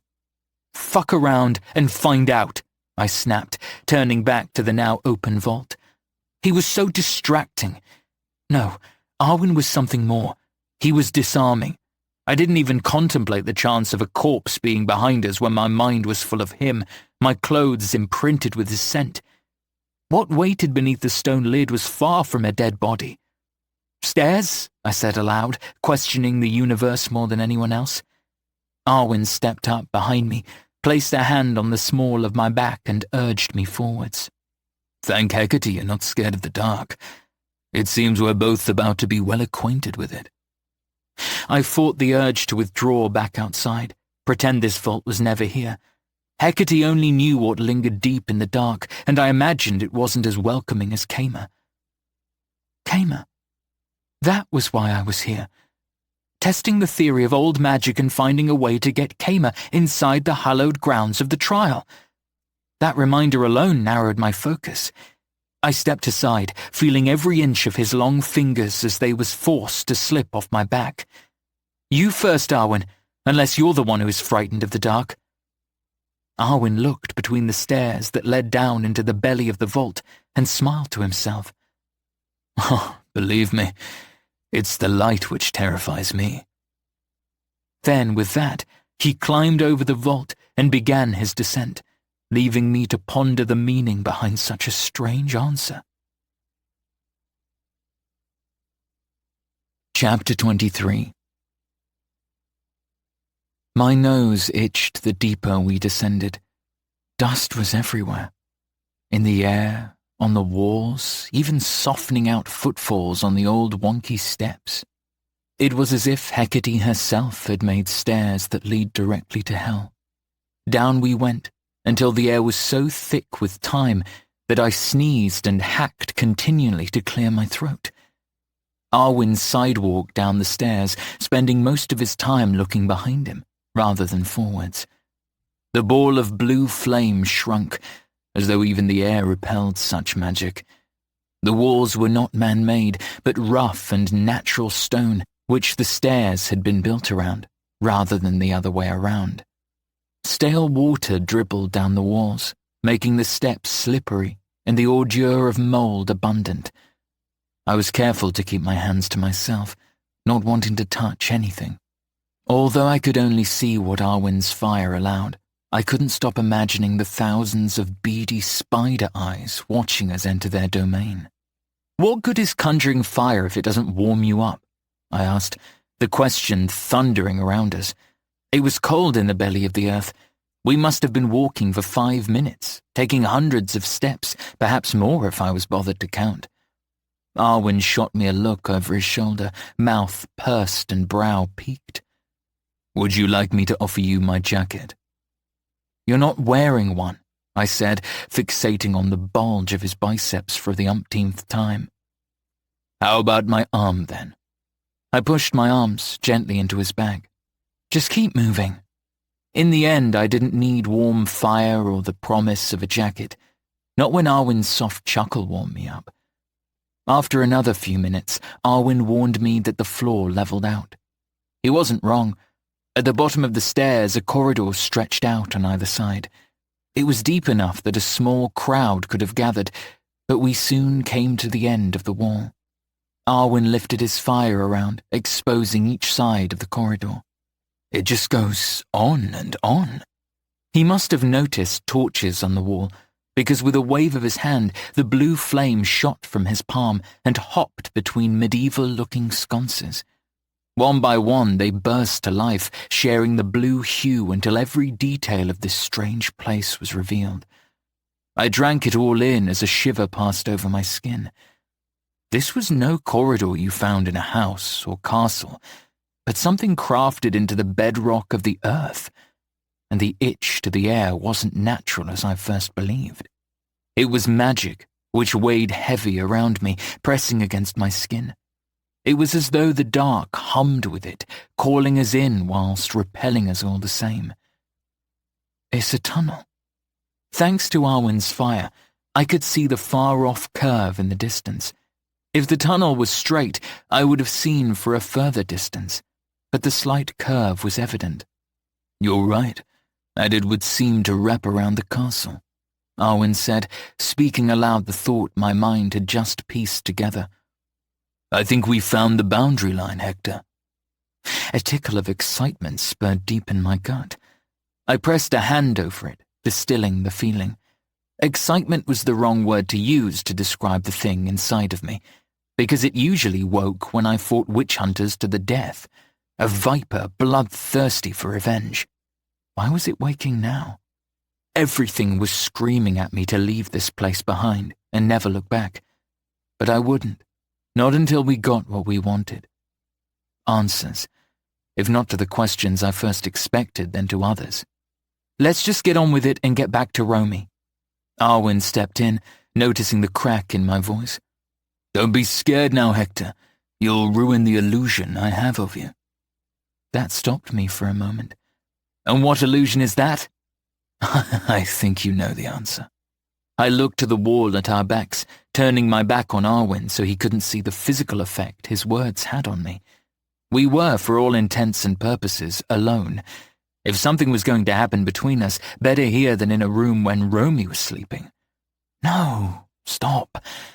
It was times like this I needed Kama in my mind, arranging my chaotic thoughts. I searched the face of the stone for any marks that looked like runes, and it didn't take long to find them. What I first believed to be natural marks were actually specific carved lines and shapes, no different to the symbols in Eleanor's grimoire. I scratched centuries of grime from the grooves, brushing the dirt away until each one of the 3 symbols were clear beside each other. Place markers. They're here. I laid my palm on the ruins, and the viper inside of my gut stirred. It shifted like a python in a wicker basket. The stone the music played through a pipe. And? Arwen stepped in behind me, his body heat radiating across my coarse skin. The runes are facing inwards, just as you suspected. Keeping us in, I said, unable to take my eyes from the 3 rune marks. Protection, authority, and home. I didn't need to open the page on demonology to recall the information, although one word was missing. Prison. That was what this place felt like now, like we were trapped in it. Eleanor had said the stone used had to be blessed by both sun and moonlight, and at first thought these looked like they'd never seen either. But after running my hands around the wall, I found more grooves, as though the rune-marked stone had been slotted into the wall, like a piece to a puzzle. A puzzle I had to work out. Did the grimoire tell you how we can remove them? Perhaps taking one of the markers out will topple the entire shield, or at least create a hole big enough for a certain crow to slip inside. Only the being who crafted the boundary can remove it. That had been made clear, and I hardly imagined we could entice Hecate to do that, not when the witch trials were the only thing keeping the last scrap of her power safe. Something else unsettled me, a bit of information my mind struggled to grasp. No harm in trying to break them, right? I heard Arwen's question, but it seemed to join the list of others my mind played out. There was one far more pressing question I asked myself as I memorized the tunnel and its rune-marked wall. These runes were mentioned specifically on the page about demonology. Why would Hecate use them here, if not to keep demons out, but to keep them in? The air seemed to drop in temperature, a violent chill racing over my body.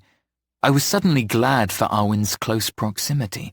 I almost leaned further into him, wishing to steal every ounce of comfort his body offered. What are you suggesting? He asked. I don't know, I said, looking over my shoulder at him, recognizing the genuine concern his firelight exposed on his face. I saw something, before the enduring trial. Jordan, that witch that was killed by the witch hunter, his body was taken by... The memory assaulted me, thick and fast. Shadow creates, splitting the ground apart, reaching up like hungry hands to snatch the body of a witch into the bowels of the earth. And suddenly, as I looked back to the tunnel, I got the impression that if those creatures were around, it would be in a place like this that they would bide their time. Demons, I said, admitting the word aloud. Arwen laughed at me like I was a madman. Then he shook his head, running a hand over his shorn head. I've gone over every text from every choosing. If there were demons mentioned, I think I would know.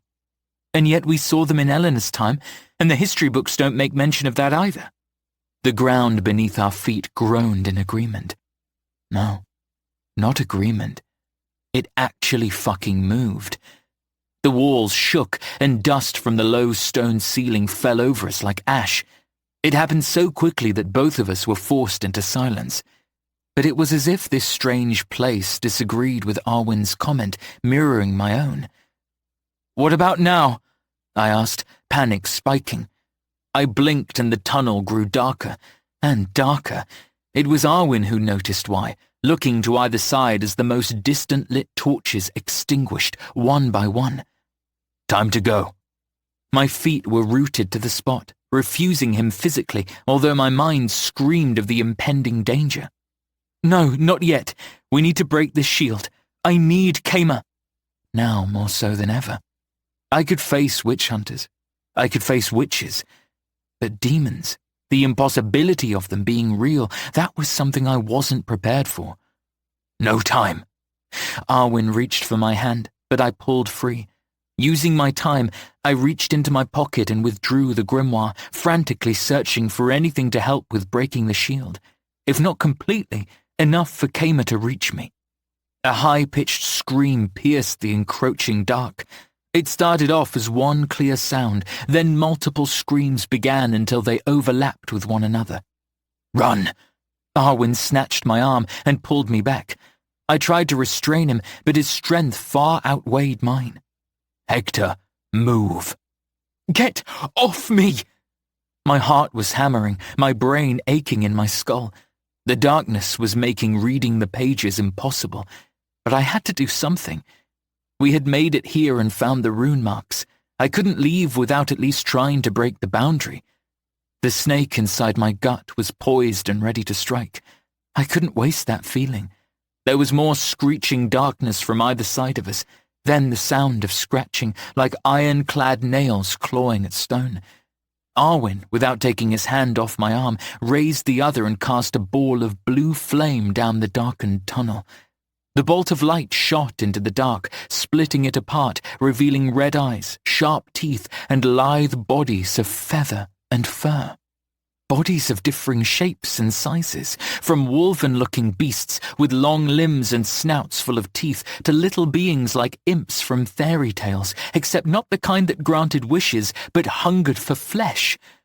Fuck! Panic overcame me, urgency and fear, two clashing emotions. Arwen pulled me back harder, dragging me towards the stairwell. He gave into flight mode, whereas I wasn't prepared to leave without a fight. As the first step crashed into the back of my heels, I threw out my gift, casting it directly at the rune-marked wall. The force knocked debris from the stone, but did little to break it. Again and again, I sent fist after fist of invisible power against the stone.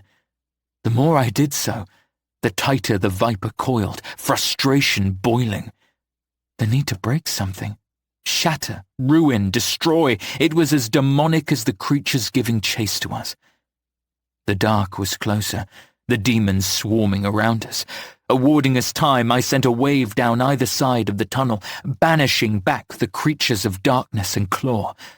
Arwen was shouting my name, dragging me up the steps. Time was slipping, our window for escape closing in, all because I was driven by the need to act. Act. I couldn't when my parents were murdered. I vowed that night never to waste an opportunity. It was both a strength and a weakness. A feral scream crawled out of my throat as I tried one final time to shatter the rune with my gift. The force was great as both my gift and the viper joined as one. It was hard to tell if the shadows around us reacted to the force, but it was as if a bolt speared out of me directly against the rune-marked slab. The song of rushing water filled my ears. Time slipped away from me for a moment as a wave of exhaustion followed. The viper sunk back into its basket, curling up and sleeping. And beneath it all, I was confident I heard a crack, a splitting of stone, a fissure of ruin casting through rock. "Hector!" A voice called out above the terror. "Hector, move! Please, move!" Darkness swallowed the tunnel, just as small fingers and pointed teeth reached out for me. Arwen pulled me into his lap, throwing out a boiling wall of azure flame. He was like danger incarnate, spilling his wrath down upon his enemy. It hissed and spat, but from ice instead of heat. Like the snapping of an elastic band, my mind became mine again. The exhaustion was still there, but the need to survive was greater than any weakness that could devour me, as was the need to protect Arwen. I scrambled up, hands fumbling for purchase on the slick walls. Arwen's icy flame crackled and spat, but no more spilled from his hand. It was as if the creatures realized it could not hurt them. They regrouped, thickened the dark into an impenetrable solid mass, and began crawling up the stairs as one. We began running up the stairs. Arwen allowed me to pass, putting himself at my back, shielding me with his body. I should have refused, but the need to survive was as great as it was selfish. If I'd thought the stairs were endless coming down, they were fucking eternal climbing up. My legs burned as painfully as my lungs. Breathing was wasted down here, where fresh air was refused entry. I had no doubt my lungs would be ruined by the time we reached the mausoleum, if we reached it. When I finally saw a slip of light, I almost sobbed from relief. But it wasn't over yet. "Romy!" I screamed, but the sound was strangled and breathless. It would be a miracle if she heard. I was distracted by the promise of freedom that I missed a step and fell. My knees cracked into the edge of a step, splitting skin. Arwen crashed into me, huffing out a breath which strangled into a cry. "Hector!" I turned just in time to see hands, claws, and teeth grasped at Arwen's ankles. The shadows overwhelmed his lower legs and stopped. It was as if the dark released a sigh of relief, celebrating a catch. Time slowed as we locked eyes. This was my fault. I did this. My lack of focus caused him to fall and in turn get caught by the demons. Arwen managed a final word before he was tugged back. "Go!" "No!" The answer was the easiest to give and final. There was no hesitation as I reached out for him. I wrapped my fingers around his hand, then my gift around his arm. A pop sounded as it was pulled out of the socket. Arwen pinched his eyes closed, grimacing against the pain, refusing to scream out of the need to protect his dignity. I focused on resisting the demon's pull. They were physically stronger, but my will was far stronger. When Arwen realized his end was not certain, he opened his eyes wide. They overspilled with disbelief, worry, and most of all, regret. It wore his brows together, knitting them until 3 deep lines worked into his flesh. "Don't," he breathed. "I don't deserve it." The shadows were clawing up his back, feral creatures snatching and tearing at his skin and clothing, trying to get better leverage. I smelled blood, saw cuts both shallow and deep, his torn shirt and skin beneath just before the darkness covered it. Even Arwen's skin was turning pale from unseen blood loss. "Shut up!" I growled, lip curling over teeth, "and fucking fight them!" This wasn't a trial or test. This was reality, no matter how impossible and monstrous it was. Arwen was many things, but he was my coven foremost. I may not have wanted this, but by Hecate, I had it now, and I refused to turn my back on him. The shadows hissed and spat, screamed and roared. It was as if they were speaking to me, trying to claim Arwen as theirs. I looked into their eyeless dark and screamed, "He is mine! Mine, mine, mine! Get out of here," Arwen said, his voice weak and tired. "Go, Hector!"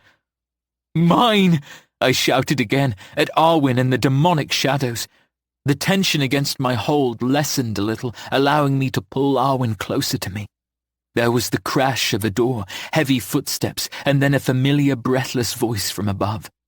"Hecate, bless me," Romy prayed. I dared look at her, dared remove my focus from keeping hold of Arwen. Soon enough, her arms were beneath my armpits, locking around my chest and anchoring her strength to mine. The added help made Arwen slip closer to us. "They won't let up," Romy groaned as she helped me, "until we banish them back." I didn't have the energy to say that not even Arwen's icy flame could harm these creatures, nor did my power do anything but force them back for a moment. We were only protected in Eleanor's blessed circle, and we didn't have the luxury of that since I had just found out that we were trapped inside with them this time. I threw out another blast of power, knocking the body of a small, twisted mass of flesh and fur into the wall. A high-pitched yelp sounded, followed the thud of a broken body. So you can die. They seemed to regroup at the death of one of their own. Even with the added help from Romy, they were winning. The demons worked to get a better grasp and pulled. Arwen began to slip away, all the while we refused to break eye contact. A trickle of warmth fell from my nose. If I had a spare hand to clear it, I'm sure it would have come back bloodied. Exhaustion of a gift was a witch's greatest weakness. When Romy spoke again, her voice was calm, focused. Together, both of you, repeat after me. Don't let him go, I warned her. I won't, but you have to try this. Hector, copy me. Then Romy began to sing. No, not sing. Chant. In light thy burn, holy and cleansed, for darkness has no reign amongst friends. Romy's voice cracked, but not from lack of confidence. It was as if her words split the air beyond her mouth, whispering it, sparking it, charging it. The demons hissed, their strength faltering. I blinked as a sudden light burst into the stairwell, as though rays of light cast down like spears piercing darkness-made flesh. But it wasn't enough. Repeat it, Romy commanded. Repeat it, both of you. Romy spoke the words out again, this time with more vigor. I felt the magic then, as though it had lingered in this air and was awoken by the rhyme. In light thy burn, holy and cleansed, for darkness has no reign amongst friends. I repeated the words. The threads of light came thicker, faster. One would have thought it came from a budding sun, but the truth was far more confusing. Because the glow emanated from my mouth, casting a beam down into the shadows as if carried by the words. In light thy burn, holy and cleansed, for darkness has no reign amongst friends. In light thy burn, holy and cleansed, for darkness has no reign amongst friends. In light thy burn, holy and cleansed, for darkness has no reign amongst friends. Even after we spoke the incantation, the stairway echoed with it. The light continued to make the demons retreat. Smoke curled from their flesh, bodies fell, creatures were forced back, peeling them off Arwen until I could see the mess of his back. His shirt no longer covered him, but lay over his skin like tattered wings. If it weren't for Romy, I would have lost myself to the damage. She was my strength, her chant giving me purpose and focus. Old magic. It was here, thicker and stronger than it had been.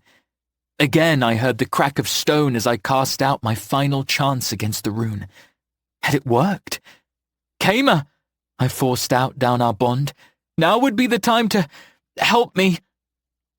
My familiar didn't reply, and yet a part of me recognized that the message had been received, but he was unable to answer. I tore Arwen from the demon's grasp as they retreated behind the conjured shield of pure gold light. They fought against it, bashing their bodies into the light and writhing in agony, corpses piling beyond it, shadow and smoke hissing. It wouldn't last. I couldn't explain how I knew that, but the feeling was overwhelming, as though my subconscious was somehow linked with the bubble of light. Leave me! Leave me! Arwen continued to repeat, each of his arms slumped over mine and Romy's shoulder. His blood seeped into my clothing, soaking me with its warmth. Arwen didn't open his eyes again, not even when we burst out of the stairs, dragged him over the vault and ran out into the graveyard beyond. Romy carefully slumped him into my hold as she ran back, shut the door, and began threading the iron chains around the handles. I looked down at Arwen, his head resting on my lap. Blood was everywhere. My hands, his body, my clothes. His eyes fluttered rapidly beneath closed lids, his mouth mumbling words whilst his lips turned a strange blue colour. I ran my fingers over his cheek, clearing the damp, cold sweat that built over his skin. Nothing I did woke him. It was as if Arwen was trapped in a lucid dream, sobbing and moaning softly to himself. My heart continued to hammer in my chest. I couldn't begin to piece together what had happened. Not as my entire focus was on the man in my hold, bleeding out from hundreds of cuts into his skin. They were up to his neck, where the demons had managed to reach. It was so destructive, I couldn't see his tattoos beneath the wounds. Arwen's arm hung awkwardly over his stomach, dislocated from my desperate attempt to hold on to him with my gift. "We need to get him back to the room," Romy said, suddenly beside me, paling as she looked down at the damage. There was no ignoring it beneath the dull light of afternoon. "Clean his wounds and prevent infection." "Too late for that," I answered, heart hammering in my chest, ribs threatening to crack against the pressure. I knew the state Arwen was in. This fever, the reaction to a demon's poison. He had saved me from it during the enduring, and it was my time to repay the favour. But Arwen was heavier than I was.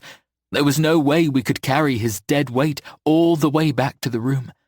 Not only was the distance an issue, but the witches out for blood stood between us and safety. Although after what we had just faced, I dared another to stand in my way. I encased Arwen's limp body in my gift and hoisted him into the air. Arwen floated beside me, steady as a board of wood. I felt the trickle of blood leave my nose, but I didn't care. Nor did I try to clear it away. I fought against the exhaustion and weakness, promising myself just a couple more minutes, then I would let myself rest. My focus was on getting Arwen to safety before the poison took over, before it took him from me. And with every step we took towards the castle, and through it, my mind repeated with a single word I had screamed at the shadows. It narrowed my focus, making time pass in a blur. Mine, mine, mine. Chapter 24. Arwen's skin had taken on a bruised hue in the days that followed the demonic attack. 5 days, and I'd hardly moved a muscle. I wouldn't have been surprised if the seat I sat in had an imprint of my body, something time wouldn't be able to remove. I slept in the chair at his bedside, ate in it, and only got up to relieve myself when Romy reminded me. Then I would rush back to my seat, take hold of his still hands, and hold them in mine. Although Romy had tried to heal the cuts and gouges the creatures had made on his skin, her attempts were useless. Even against the poison riddled in his body, she was powerless to help him. Veins of black like rivers of ink marked Arwen's skin like a cartographer drew maps. I was never one for geography, but by day 5 of this hell, I knew Arwen's body from the intricacies of his form to the divots his muscles made in his shoulders. I was desperate to see his tattoos again, but every time we changed the bandages around his torso, the ink was gone, leaving only the sliced marks the demons had gouged in him. Arwen was laid out across the 4-poster bed. The white sheets around him drew out the little colour his flesh had left. His skin had taken on an ashen hue, matched by haunting shadows beneath his closed eyes. He'd lost weight in his face, as well as other places. It was only a small difference, but I noticed. Most of the times, he was quiet, unmoving, like a corpse. Other times he would moan, crying out through cracked lips, hands trembling as I held them firm in my hand. The nightmares which haunted him were a blessing, because they at least made him react, reminding me that he wasn't dead. At least not yet.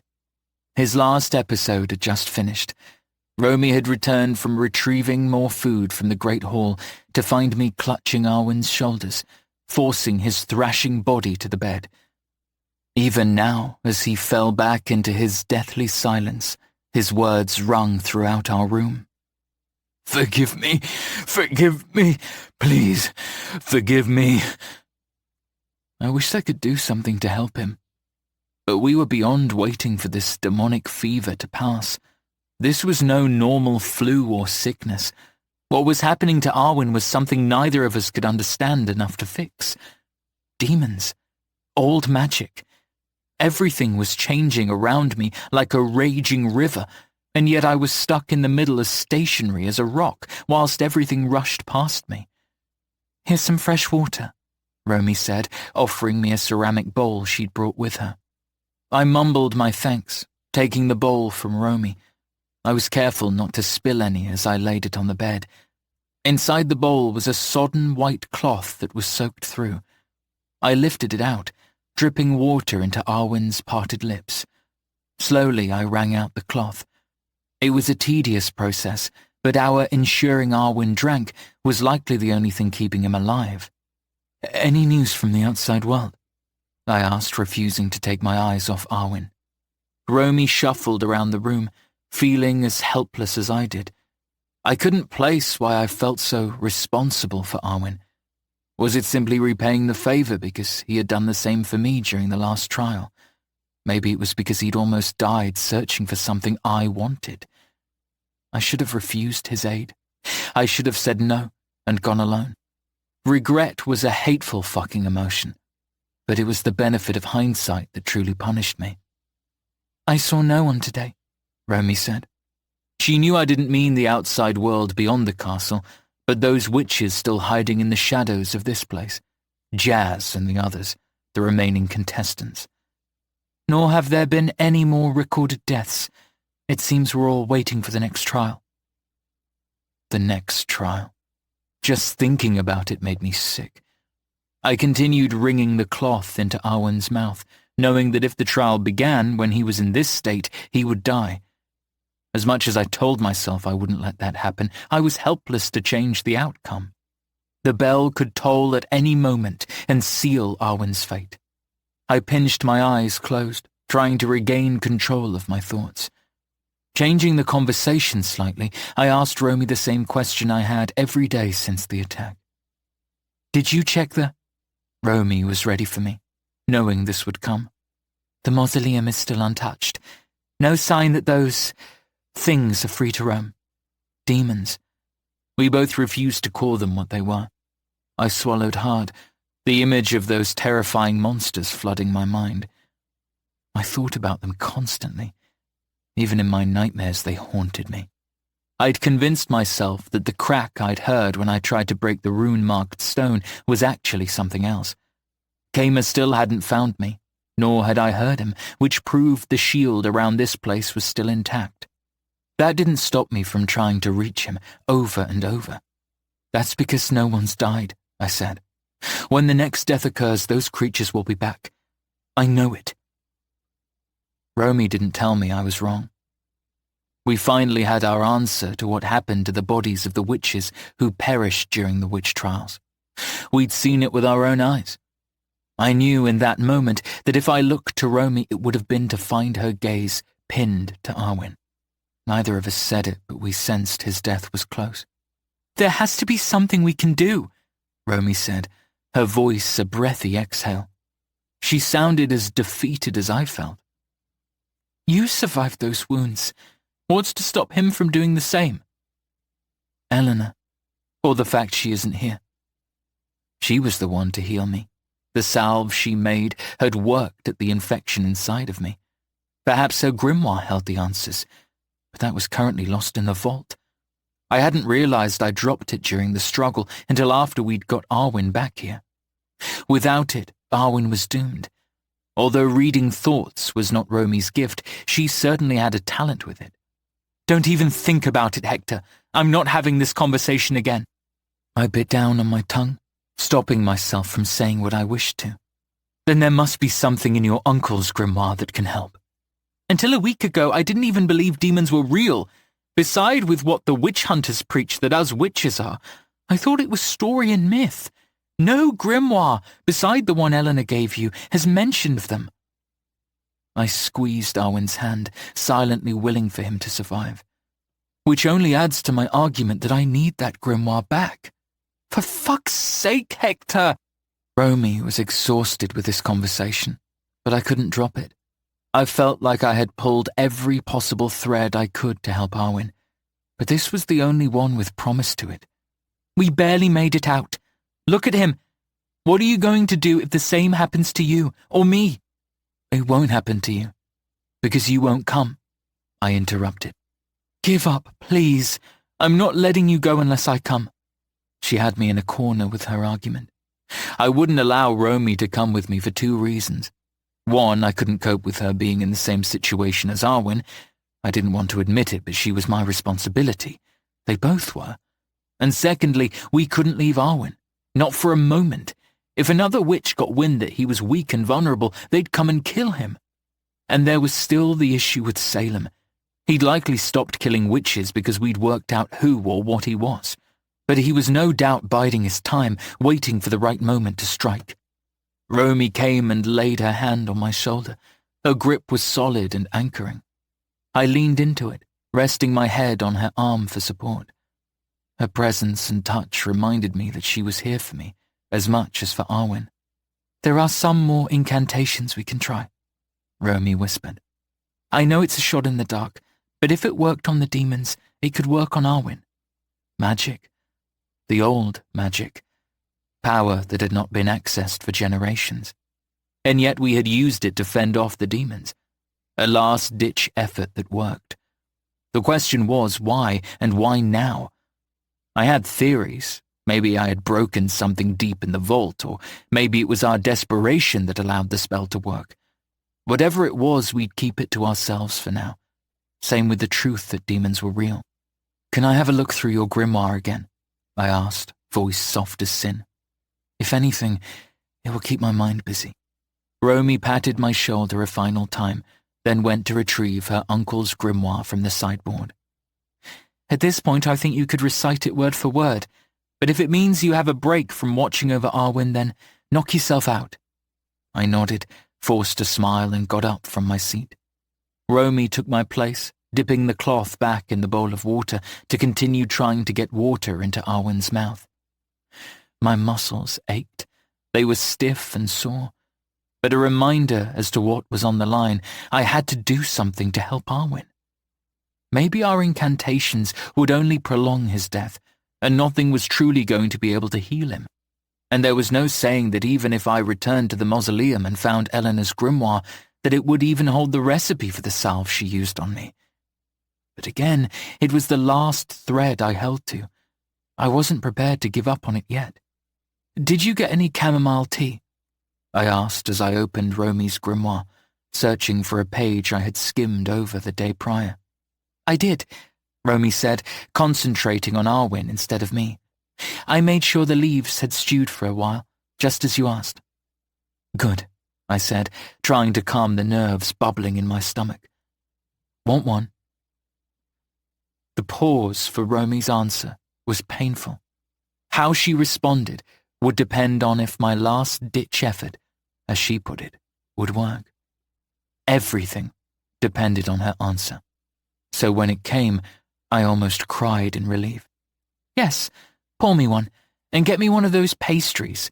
Hecate may be becoming my least favourite deity, but at least she conjures some good food." I did as she asked, plating up the cinnamon-coated pastry beside a cup of stewed chamomile tea. But my focus was on the page before me as I stirred the tea clockwise 3 times, then anti-clockwise another 3 times. From what I'd learned about old magic, it was rooted in intention. The stronger the intention, the more potent the desired outcome was. And regardless of me not knowing if this would work, my desire for it to was powerful. I pinched my eyes closed, burying down the brewing guilt as I put all my will and intention into the mug of brewed tea. The stirring focused me until all I could think about was the outcome I desired. Eleanor's grimoire explained that spells were used to focus an intention. A coven would recite spells aloud, like we had done in the mausoleum, to narrow the focus and strengthen the collective intention of a group of magic users.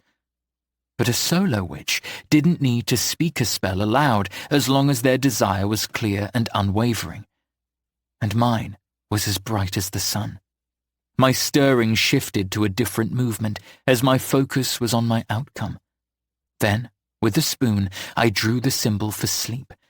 It was one of the symbols within the hand-drawn table in the grimoire. It was complicated, with swirling curved lines, diagonal slices, and dotted marks around the left side. But it was meant to be, because when you drew it, the magic user thought of nothing else. When I was done, I was certain I could taste the magic in the air, like thick particles of dust, but sweet, like candy, or sharp as the ash of a burning bonfire. I hoped Romy didn't notice as I poured myself a mug of tea, but skipped the same process I had just completed in hers. "Here," I said, offering her the mug and pastry. "Drink up." Romy stopped trying to get Arwen to drink and took the mug with a tired smile of thanks. I tried not to watch her as she took a bite of the pastry, then washed it down with the tea. I was so sick with nerves I couldn't eat. I'd hardly touched more than soup and bread in the days since Arwen had been unwell. I didn't dare move, didn't dare do anything but focus on the outcome I needed. Romy was halfway through the mug of tea, and I believed I'd failed, that my attempt at betraying her was for nothing. Until Romy's eyes grew heavy, and her posture shifted like she was drunk on vodka. "Hells!" Romy giggled, half panicked and embarrassed. "I don't know what's wrong with me." My throat was dry. I took a swig of my tea as I watched her. It tasted odd, as though the chamomile had a sharper taste than usual. "Are you okay?" Romy opened her mouth to reply, but no sound came out. Her head lolled forwards, followed by her body as she slumped over the side of the bed. The mug and plate crashed to the floor, tea puddling across the floor amongst the ruins of the broken ceramics. My heart stopped for a moment. I waited, silently waiting for her to get back up. But Romy didn't. Soft snores emanated from her mouth, matching the pace of Arwen's breathing. It had worked. It had fucking worked. Guilt and shame soon turned into hope as I put my mug down and sprang to standing. There was no telling how long this would work or why it did in the first place, but that mystery was for another day as I took the key for the room from Romy's pocket, whispered an apology, and left the room. My heart was hammering in my chest, my hands shaking with unspent nerves as I locked them inside. I searched the shadows beyond the room, making sure no witch was lurking to strike when I left. But I wasn't about to use old magic to get this far and not try one final thing. As I locked the door, I closed my eyes and focused on my intention. The air fizzed with power. My tongue tasted the thick sweetness to the air as I forged the lock with what I desired. This spell I did speak aloud. The words didn't rhyme, but I found it easier to truly focus on what I wanted by saying it to the universe. It helped me imagine Hecate listening and heeding my desire. Keep them safe. Keep them safe. Keep them safe. To really drive home what I wanted, I finished it off with a witch's full stop. So mote it be. I left the room, running through the castle's darkened belly. My gift rose to the surface, ready as a coiled viper after days of rest. In case I needed to use it, it was ready. But Romy had been right. By the time I got to the graveyard at the north of the castle grounds, I'd seen no one else. It was as if we were the only ones left, although I knew that wasn't the case. Mist clung to the ground, slithering around the outside of the mausoleum like reaching hands. I kicked through the mist, closing in on the stone formation before me. In 5 days, it was as if Mother Nature herself had already reclaimed it. Vines had regrown over the door at an unnatural speed. But then again, nothing about this place was natural. If only Kama were here, he'd sweep me up in his shadows and protect me from the darkness I was to face. But then again, how could I fear something I had grown so accustomed to? I held on to that confidence as I broke the chains on the door and entered the waiting dark. The daylight eased into the mausoleum, offering little light for me to navigate. This time I didn't have Arwen's fire to guide the way, nor his presence to calm me. I was alone, but that didn't frighten me as much as it should. I climbed over the vault, refusing to allow fear to overcome me. The stairs stretched beneath me, silent and still. There was no sign of demons, no shuffling of bodies or scratching of claws. There was something else. The hint of a flower growing out the cracks of the steps. I was confident they'd not been here before. I knelt down, plucking one of the vibrant purple stems, and brought it up to my nose. "Thistlebane," I said, the single word echoing around me. It was growing in places that shouldn't be natural. I took as many steps as I could before the outside light gave over to darkness. The deeper I got, the more thistlebane grew until some steps were completely overridden with it. Strange, but that wasn't what I was here for. At the precipice of shadow, I reached out with my gift, searching the expanse for what I came for. It was a shot in the dark. Literally. But with my invisible hands, I combed the stairway, searching for something which didn't belong. Never before had my gift ached when I used it. Even after days of rest, it still hadn't recovered. I reached deeper into the belly of this place, until I found an outer limit to my power. A dribble of blood oozed from my nose as sharp agony ruptured my skull. Frustration hissed inside of me, fangs ready to strike. My fingers trembled, my arms tensing until my muscles burned. This felt like punishment, but for what I wasn't yet sure. I was about to hit the wall, my body swaying as more pain assaulted me, when my gift stumbled on what I was looking for. In my thoughts, I could picture the grimoire, laid open, pages face down on the ground at the end of the stairs. I focused on it, lifting the grimoire and calling it to me. My fingers fisted, nails digging into my palm just to keep my focus locked on my gift. "Come on!" I hissed, urging it to listen to my command. "Come on!" The second the grimoire reached me, my gift severed. I dropped to my knees, clutching the book to my chest, breathing heavily. With the back of a hand, I cleared the blood from my nose, feeling the rush of relief unfold across my skull. I tried to reach for my power, but it had retreated. I couldn't even conjure enough of a force to shake the dust from around me. The last time I had felt so severed from my gift was when Jonathan had made me ingest thistlebane. Was it because so much grew around me? I'd never heard of the weed having effects, as it wasn't a pollinating plant. Then again, my body was reacting as if I'd ingested it. My eyes snapped open at the realization. The tea. The taste. I didn't clock it before, my focus solely on the intent to spell Romy to sleep. But it was poisoned. Someone had poisoned it, even before I had spelled it. With the gift-dulling plant. I got up and ran. There was no time to lock the mausoleum up. There was no time to care whether there were demons at my back. If what I thought was happening, I had far more to worry about than the shadow creatures we'd faced. There was only the need to get back to our room. I grasped onto the grimoire so tightly I likely spoiled the leather-bound cover. I blinked away, panicked, forced myself to contemplate what I had done. "Romy!"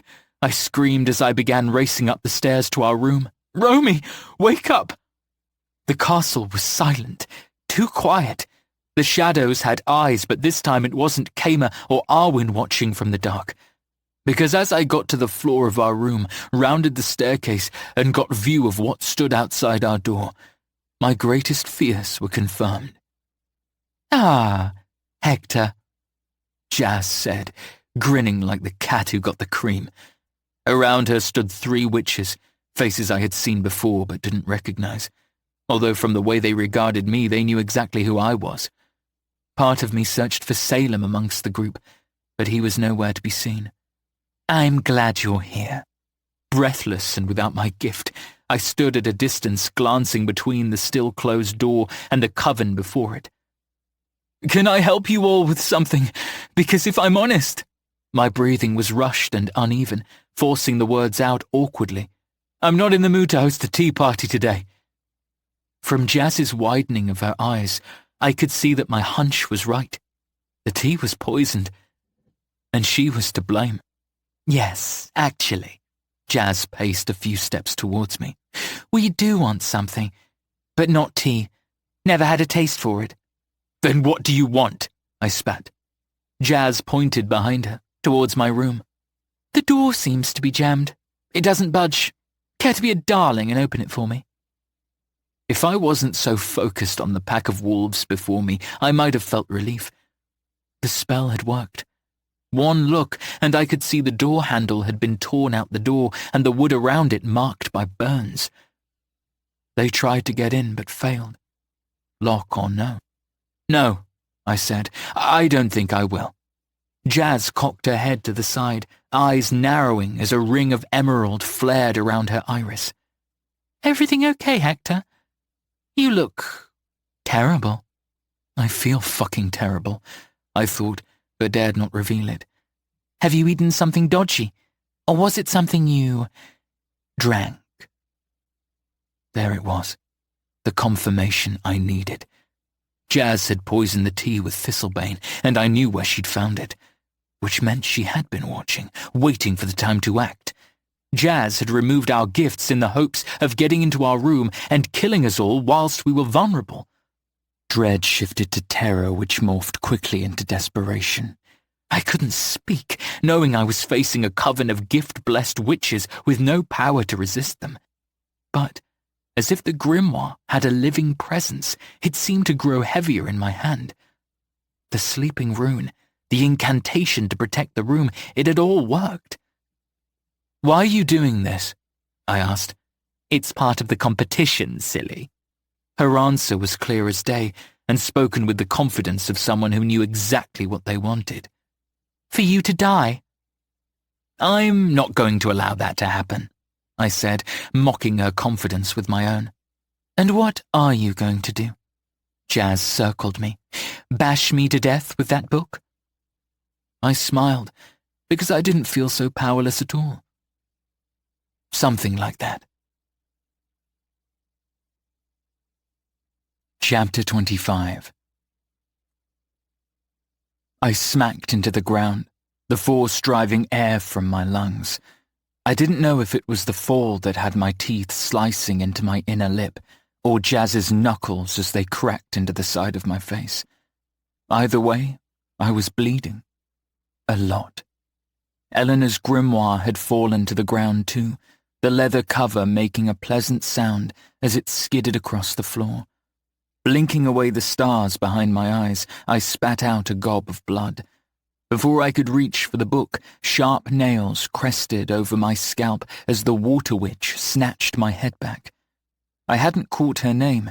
It was as unimportant as the identity of the other two witches who allied with Jazz. Regardless, their intention was clear as day. They wanted me dead. Shame I was going to disappoint. Hold him steady, Jazz commanded as her coven surrounded me. I was on my knees, the water witch still grasping my hair, a fire witch and air witch grasping my shoulders on either of my sides. Jazz stood before me, face flushed from the excitement. It didn't take much to please her, since I was powerless and unable to fight back. Although her irises glowed with their emerald circle, her gift to cause pain was useless if mine wasn't working. But her knuckles did the job just fine. I spat more blood out my mouth, delighting as it splashed across her shoes. What's taking you so long? I asked, feigning a smile as if I enjoyed being beaten to a pulp. Jazz tilted her head, smiling so wide her face split in two with a grin. Are you so desperate for your own death that you'd beg me to be quicker? You really are no fun, Hector. Let a girl enjoy herself. The water witch behind me giggled. I quickly silenced her by throwing my skull back and cracking it into her chin. Although she didn't let my hair go, she did gasp in surprised pain. That sound alone was worth it. Let him go, Terra, and you're next, Jazz warned, forcing the water witch to tighten her grasp on my hair. I felt every single strand begin to rip, one by one. Of course, Jazz didn't care that I'd hurt a member of her coven. Jazz could surround herself with people and call them allies, yet she'd be the first to plow them down if the moment required it. I didn't imagine she'd let any of them live when it came to the final trial. Now, are you going to open that door or not? Jazz asked for the 5th time. She'd not long taken the key from me by force, using it to unlock it, and still it didn't open. Whatever spell I'd used was stronger than any ordinary lock and bolt. I just couldn't tell her that. You can ask me 10 more times, and my answer will stand, I replied, blood smeared across my teeth, no doubt. Jazz's eyes brightened, the emerald circle spinning faster. Knowing she longed to cause me pain with her gift, but couldn't, was one of life's greatest pleasures. I don't like being told no. Clearly, I said, until the wind was knocked from my chest as a boot collided with it. Jazz was quick. I couldn't do anything but allow her to batter me as the 3 witches held me down. Nails pricked skin as she clutched my chin and lifted my face back up. Our gazes locked, and all I saw was pure hatred. It was the type of emotion I held for the people that killed my parents, and yet I'd never met Jazz before the witch trials. We didn't need to be enemies, Jazz. I heaved, fighting helplessness. I could see the grimoire in the corner of my peripheral vision, but I didn't dare pay too much attention to it for fear Jazz would understand its importance. I'd not just risked going up against actual demons to lose it to her. Do you think your mother said the same to mine before she killed her? The world stopped still at Jazz's declaration. Everything made sense. The hate, the spark of revenge I recognized in Jazz's expression. I hadn't contemplated other contestants having family who partook in the last competition for the role of Grand High. Jazz's entire life had probably led to this moment. I didn't know.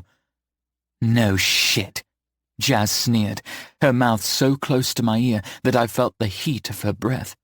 Because she was fucking killed, the same fate you're going to meet. You know, I'm surprised your little coven mates didn't tell you. I wonder what else Romy keeps from you. Jazz pulled back. I suppose we'll never know, since she'll be dead by dusk. Regardless of my precarious position, I couldn't ignore the seed of guilt which sunk its roots into my gut. I swallowed it down, longing the viper to constrict around the guilt and devour it. I'm sorry, I exhaled, making Jazz pause from completely withdrawing. But if my mother killed yours, it was clearly because being a cunt is something that runs in your family. What's the saying again? Oh yes, the rotten apple doesn't fall far from the rotten fucking tree. Jazz pondered my comment, chewing it between clenched teeth as though she tested it for poison. Open the door. I leaned forwards, as much as the witches holding me allowed. Stopping inches from Jazz's face, I bared my teeth like a trapped feral dog. I said no. Her expression broken into a sudden sickly smile. She snapped her attention to the witch at my side. I followed, catching glowing ruby eyes. Fire witch. Burn them out, Jazz commanded. My blood spiked, my heart skipping a good 3 beats. The fire witch released my arm, but that meant I could move. So I grasped his arm, sinking my nails into his flesh, anchoring myself to him. Do it, and I'll kill you. Another fist, more blood. Stars exploded behind my eyes as I rocked into the grasp of the air witch, his body acting as a cushion so I couldn't fall to the ground. It was to his displeasure because he pushed at my limp body, complaining of my weight. Be quick about it, Jazz commanded as she straightened before me, dusting herself off. Her knuckles had split, smudging her blood with mine. I blinked through agonized tears, clinging to consciousness as I watched the fire witch pace towards the door. Deep red tongues of fire rose across both his hands, angry and vicious. Heat crackled the air, dust partials popping like fireworks beyond his skin. His gift reminded me of Arwen, who was helplessly laid out on the bed inside the locked room. Except this witch's gift would burn and smoulder, not sing with the kiss of cold winds and ice. Panic set in, but so did clarity. I focused on the flames in his hands, scrambling for something to do. In the dark of my mind, a symbol spun like golden thread. I saw it, both before my eyes and behind them. A triangle of thick lines, its sharp tip pointing north. My fingers moved, blood-coated and stiff, painting the symbol onto the floorboard at my side. I knew with certainty that the symbol belonged to the element of fire, and now it belonged to me. With intention as strong as iron, I painted the symbol over and over until it smudged over the wood. The fire witch lifted his burning hands to the door, lowering his palms to the wood. My finger continued moving. Then, as his palms connected with the door, his flames dimmed to nothing but strands of dark grey smoke. Gone, in a puff of smoke. No, not gone, but shifted, transferred to another. A moment of confusion followed. No one spoke. Not even Jazz made a comment as she watched, expectantly for the witch to follow his command. He was busy looking at his cold hands, turning them over, shaking them, willing the fire to come. But it wouldn't. His flames were mine now. Fire sparked across my fingers, sizzling skin but not burning it. The light caught across Jazz's face, making her look back towards me, but it was too late. I kicked my head back into the water witch's chin for a second time, then reached up with my burning hand and grasped her face. Her screams rose so quickly, her voice cracked. Flames caught her hair, spreading over flesh with ease. There was no time for sorrow and thought. I'd grieve these deaths later, when mine was no longer an option. I went to thrust my hand towards the air witch, but before my fingers collided with him, the fire spluttered out. I didn't need to look to the symbol on the floor to know it had been smudged away as the burning water witch floundered about in horror. "How?" Jazz said. Her eyes were glowing, and yet her gift still didn't work on me. This magic was old, not something her gift could affect. Clearly Jazz wasn't one for feeling powerless, but neither was I. More proof that whatever I'd done in the catacombs beneath the castle had worked. Another symbol flashed to my mind. This one was overly familiar to me because it was the symbol for my element air. A triangle pointed north like fire, but this had a horizontal line slicing through its middle. Unlike with fire, I didn't need to paint this with blood. My familiarity and intention with the element were clear enough. The symbol for air flashed before my eyes, burning into my retina. Jazz reached for me with clawed fingers, but they barely brushed my face as my element came to my aid. It began with the rattling of wind against glass. The window at my side shook in its frame, stained glass quivering as the wind screeched outside. It was a warning. I ducked my head down, cowering into myself as the window exploded in a cloud of coloured glass. Cold winds wrapped into the room, a vortex of power like what I'd seen when Eleanor faced down the hunters. Except this storm belonged to me. Jazz's scream was loud and sudden, but it soon became distant. By the time the torrent of glass calmed, I opened my eyes to discover why. Jazz no longer stood before me. In fact, I couldn't see anything of her. The air witch who had held me down at my side had released me. I turned to find him cowering beside me, a shield of glass left around his body. Only one shard had hit him, slicing clean through his cheek. The rest had been stopped by the shimmering bubble he'd conjured around us. Conjuring a shield was a passive gift, but it had kept him, and me, alive. "She made me do it," he said, cowering before me as many witch hunters had before. Fear and apology spun in his eyes. I studied him, unable to act as he retracted the shield from around us. I figured as much. I spluttered, mind high on the use of such strange power. I felt the element as though it was a physical thing I could grasp, taste, smell, and hear. "You and your friend better leave before I change my mind." "He's—" The air witch sobbed into his hand. Not sobbed. Gagged. I turned fast, filling in the gaps. The fire witch who had tried to burn the door down was dead. He was slumped against the wall, his back embedded with glass like a porcupine. Blood ran in rivers around his body. I smelled burning and shifted my attention towards it. Behind me was the smouldering corpses of the water witch. The guilt came thick and fast. I pushed myself to standing, aching in every muscle and bone as I hobbled to the grimoire and picked it from the floor. The urge to vomit was strong, but I swallowed the bile down and turned my back on the dead. Jazz and 2 of her witch allies killed with old magic.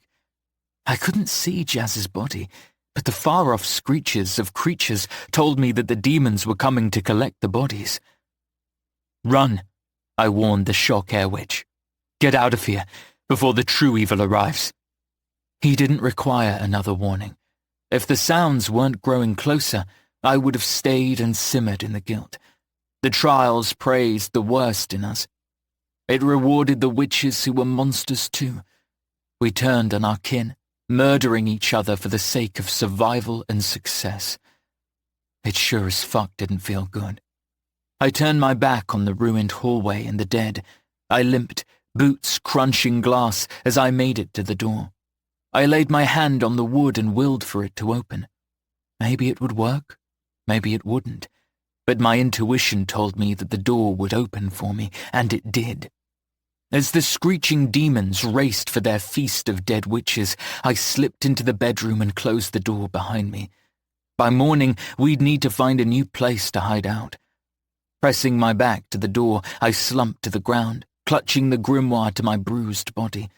I blinked away remorse, taking a moment to catch my breath. Jazz had broken my ribs and split my skin, but I had killed her. Repeating history. A history I wasn't even aware of. "I'm surprised your little coven mate didn't tell you. I wonder what else Romy keeps from you." By the time my world settled, and the screams of enjoyment from the dark creatures outside the door settled, I opened my eyes to find legs before me. Looking up, Romy was standing above me, hands on her hips, tired eyes creased with disappointment. She looked at me as though I had shattered her world. No, not her world. Her trust. "What have you done, Hector?" Romy spoke as though her words were both an accusation and a question. My arms shook as I lifted the grimoire up to her. "Did what was required of me to save him." Romy snatched the book from my hand. My arm fell back to my lap, even the tips of my fingers aching. "At what cost?" she asked, voice dripping with disappointment. I hung my chin to my chest, unable to look her in the eyes. Romy didn't say anything else. She didn't need to. Instead, she turned her back on me, paced towards Arwen's side, and left me to simmer in pain and regret. I'd never felt exhaustion like this. It was as if my body punished me for betraying Romy, for risking my life. But although the regret was strong, if it saved Arwen, it would be for something. It had to be for something. I closed my eyes, giving in to the darkness. My head swam with symbols and images as though the ghost of Eleanor's grimoire taunted me. The adrenaline finally left me, allowing me to slip into the ether until I was left tired and weak. My body was bloodied, bruised, and broken. Even if Romy's body was not infected with Thistlebane, smothering her gift, I don't think she would have healed me anyway. I deserved the punishment for poisoning her, even if it was an accident I'd meant to betray her. I was lucky to have gotten out of that alive, but it had come at the cost of 3 witches' lives. As I slipped into sleep, I wondered if my mother felt like this during her time in the witch trials. Is this why she longed to never allow for the contest to happen again? Then another thought came, thick and fast. The demons. Had she discovered a dark truth about the contest, more than just murdering witches and betraying friends? I wished I could ask her. I wished she could guide me through what was happening, the clash of old and new magic. But alas, she was dead, and I was lucky not to be. I woke to fingers of light cutting through the window across the room. At least I thought that was what I woke to. Instead, it was the deep coughing that came from the bed. I snapped my head towards it, pain radiating from my body. None of it mattered when I saw who was sat up, rubbing sleep from their eyes. "Owen!" My voice croaked. The bedsheet had fallen down from his chest, revealing skin no longer marred by dark black veins. He met my stare, and for a moment I was confident I saw panic fill his sky-bright eyes. "What happened to you?" Arwen asked, voice hoarse from days of disuse. I looked down, seeing dried blood across my clothes and skin. It was the damage beneath that really mattered. Arwen then looked around the room, noticing the other detail I had missed in my relief. Romy was gone. "Romy?" I called out, looking in every corner of the room to find it empty. I shouted her name again, louder the second time. "Romy!" I made a move to stand despite the agony in my body. My boot knocked something. It was Eleanor's grimoire, lying on the ground beside where I rested. A slip of paper was placed inside.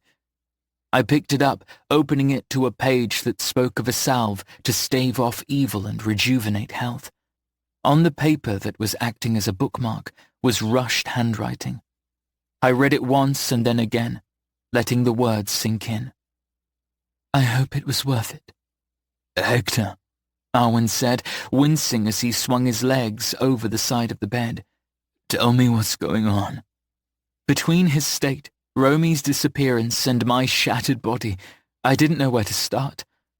I crumpled the note in my hand, feeling the presence of my gift returning beneath my skin. The thistlebane was wearing off, which meant I'd been out of it for hours. Tears pooled in my eyes. I tried to swallow down the lump in my throat, but I couldn't. Here I was, pathetic and weak, before a man who was on his deathbed only yesterday. My breathing came on thick and fast, aching my broken ribs and bruised chest. Through the pain, the sobbing began, so much so that I couldn't form a word. Arwen forced his way out of bed. I couldn't even tell him to stop, to rest. He hobbled over to me, wearing nothing but black boxer shorts that clung to his muscled thighs as he knelt beside me. Without another word, he wrapped his arms around me and pulled me to him. I gave in willingly, human contact feeling like the only magic that could save me. He lowered his chin on my chest, anchoring himself to me as I cried.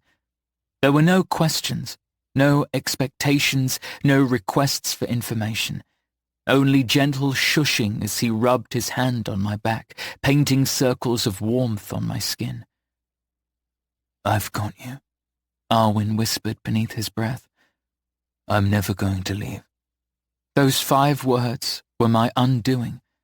Weak, exhausted, and with an aching heart, I cried into Arwen's shoulder, feeling the tears smudge between his warm skin and mine. Arwen held me like that for a long while. It took me that long to gather control back over my emotions. When my torso stopped trembling and the tears dried on my cheeks, Arwen pulled back and roamed his eyes over me. "You look like shit," he said, giving me a tiny smile. I sniffed, throat aching from the crying. "You smell like shit." He nodded. "Fair enough. How long have I been? 6 days, give or take." Arwen's gaze was lost to the wall beside me as he took this information in. "That explains why I feel like this. Are you ready to talk about it?" he asked carefully. I shook my head, refusing to use my words because I was a coward. "Not yet." "Okay," he said, looking around the room. It felt so empty without Romy. Even though she wasn't here, I felt her disappointment in me pressed down like a solid weight. Arwen reached for my jaw, brushing a firm thumb over my skin. I winced as he drew back, knowing I likely looked as terrible as my body felt. "I need to wash all this blood off," I said. "I need a distraction. I need to not think about any of this." "You need to rest first." Arwen looked to the slightly open door. "Then we should gather our things and find a new place to stay. It's not safe here anymore." "What about Romy?" I asked, so suddenly that Arwen rocked back. He laid a hand on my cheek, soft fingers melting me to the core. "She'll find us. when she is good and ready. Did you see what she left? Arwen paused before replying. No, I didn't. He was lying. I could tell that just by looking at him, but I had to trust it was for good reason, for protecting me against how much I'd hurt my friend.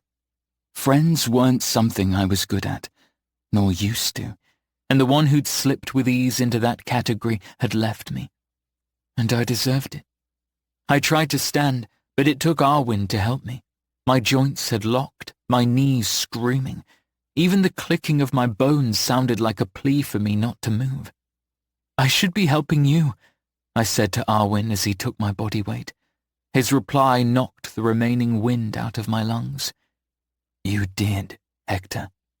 The moment of silence that followed was thick with tension. It distracted me from everything until he was my only focus. Arwen locked his gaze with mine until I lost myself in the blue of them. I dreamt of you. I felt you at my side, even if I couldn't tell you. It was you, Hector. What could I say to that? Nothing.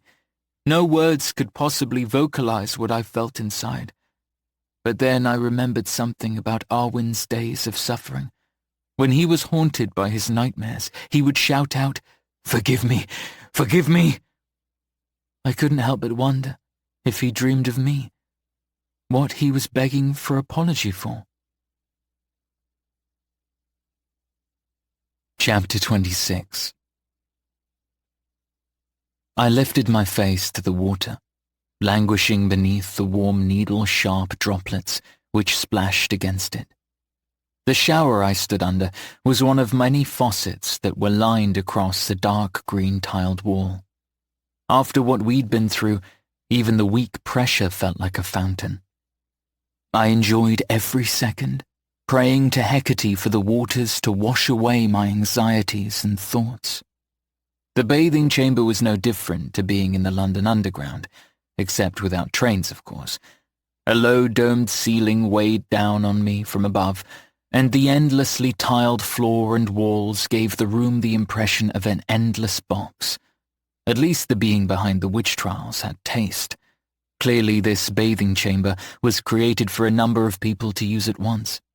Except right now I was alone, naked as the day I was born, cleaning days of grime, dried blood and tension from my body. Arwen stood vigil at the door, making sure no one would come in. I'd hesitated when I'd left him. It was easier to keep the distance between us minimal, but he respectfully kept his eyes averted, as though he anticipated the thoughts running through my head. At one point I went and checked on him, sure I'd heard him speaking to someone in a low voice. I snatched a rough towel, wrapped it around my waist and ran for the door. But by the time I opened it, the corridor beyond was empty, besides swirling shadows in the corners. Everything okay? Arwen asked. I searched for the second person. I thought I heard you talking to someone. I laughed it off, but nothing felt humorous about my paranoid reaction. Maybe Romy had come back, but... Arwen lifted his hands to either side of him. Just me. Sorry to disappoint. That was when I felt his eyes trace over my bare, damp chest, reminding me I was practically naked before him, only a thin layer of material between us. I should get back and finish. I almost expected Arwen to offer his assistance. If he had, I didn't think I would have declined. At least with him, it made thinking about anything else impossible. Yes, Hector. I'll be waiting for you. I'll be waiting for you. His words acted as a distraction, long enough for me to wade back through the bathing chamber and step beneath the spray of warm water again.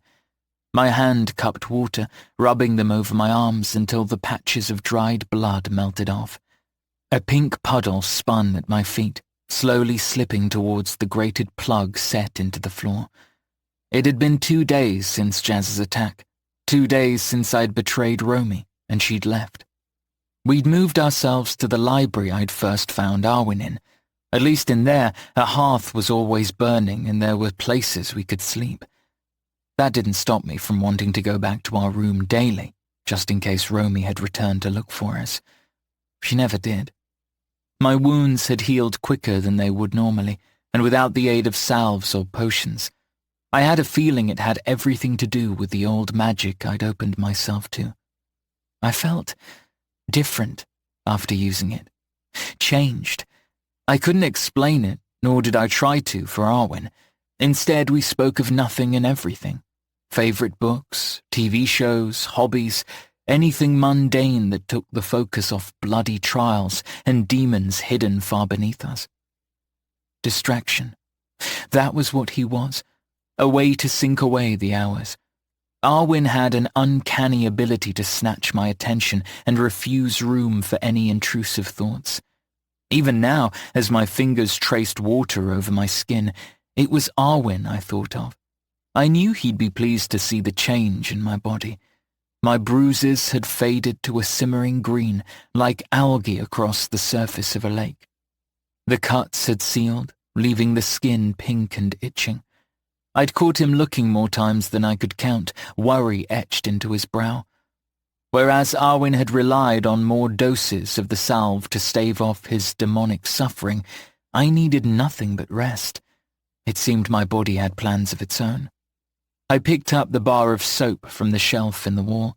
It smelled of honey and verbena, making my mouth water and skin shiver with anticipation at finally being clean. Lathering the creamy bar over my chest, my shoulders, down the narrow dip of my hips and swell of my thighs, though it was Arwen my mind went to. I imagined how far he went as a distraction. Instead of my fingers, I felt it was Arwen's, I imagined. The soft rub of soap was his mouth, his lips, his tongue. "Hector, are you decent?" I clutched my length with my spare hand, spinning round to face the entryway of the bathing chamber. If I wasn't so surprised by his sudden appearance, I might have taken note of the slight hardening to my cock. Arwen stood before me, like the universe had plucked him from my thoughts. He had his gaze diverted down, and a hand lifted over his eyes. "If you're asking if I'm still naked, the answer is in the fact the shower is still on. You came out and I..." It was endearing, hearing Arwen stumble over his words. "Tongue-tied?" I asked, voice soft as a cat's purr. Arwen chuckled, the sound as deep as red wine with multiple notes and tones. I wondered if he tasted as detailed. "Not that I'm counting the minutes, but you've left me for all but a couple of minutes. I just wanted to check on you." "Consider myself checked on," I said, water splashing over my skin as goose flesh erupted over it. Arwen continued to stand there, waiting for a dismissal or an invite. I couldn't tell. "Well, okay then." "Okay," I repeated, warm water slipping over my parted lips. Arwen made to turn around and leave, but I found myself calling out with a question. "I gather what I heard was you talking to yourself. Are you getting lonely out there, Arwen?" It was the same question we asked a lot. Since Jazz and her cronies had died, the castle seemed as quiet as death. More so than before. I continued to hold hope that Romy would return. Hecate knew I'd tried to search for her. "You caught me. Sorry." Arwen's apology hit harder every time he said it, which was more often than not now. It was one word I wished to rip out his mouth. "I should let you get on. Give me a shout when you're ready to swap places." I only focused on his first comment, how the word "should" had stood out like it didn't belong. Because it didn't. I leaned out the spray of water, feeling the icy cold air punish me and attempt to force me back beneath the protection of water. "You know, there's plenty of space."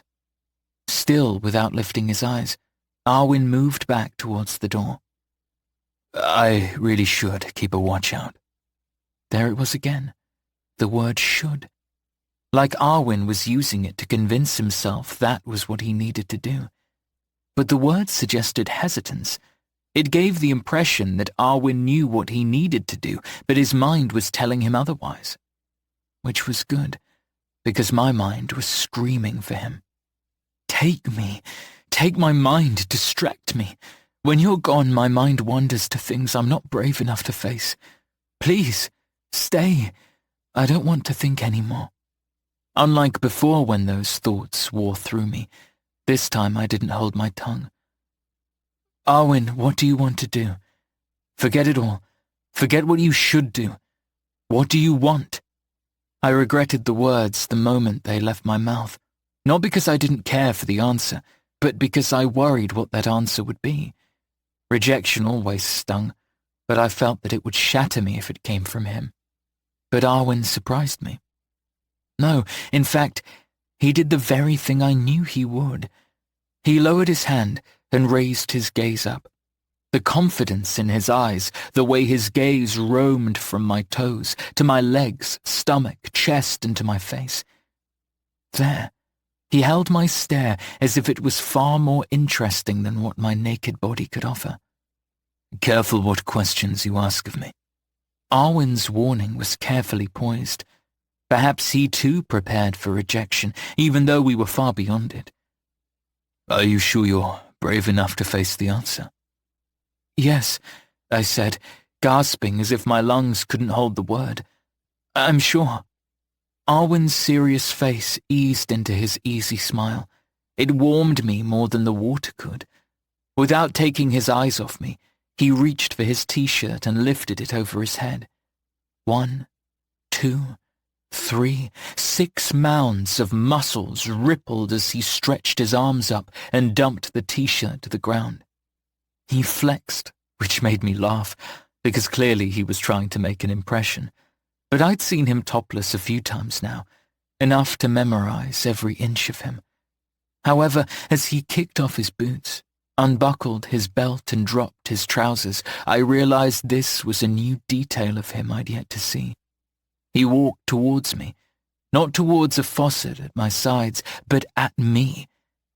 I did everything in my power not to look at the bulge resting in the center of his black boxer shorts, or the trail of hair that peeked from his groin up to his belly button. Oh, shit. I was looking, and Arwen definitely noticed. The door is locked, Arwen said, so matter-of-fact I couldn't help but laugh.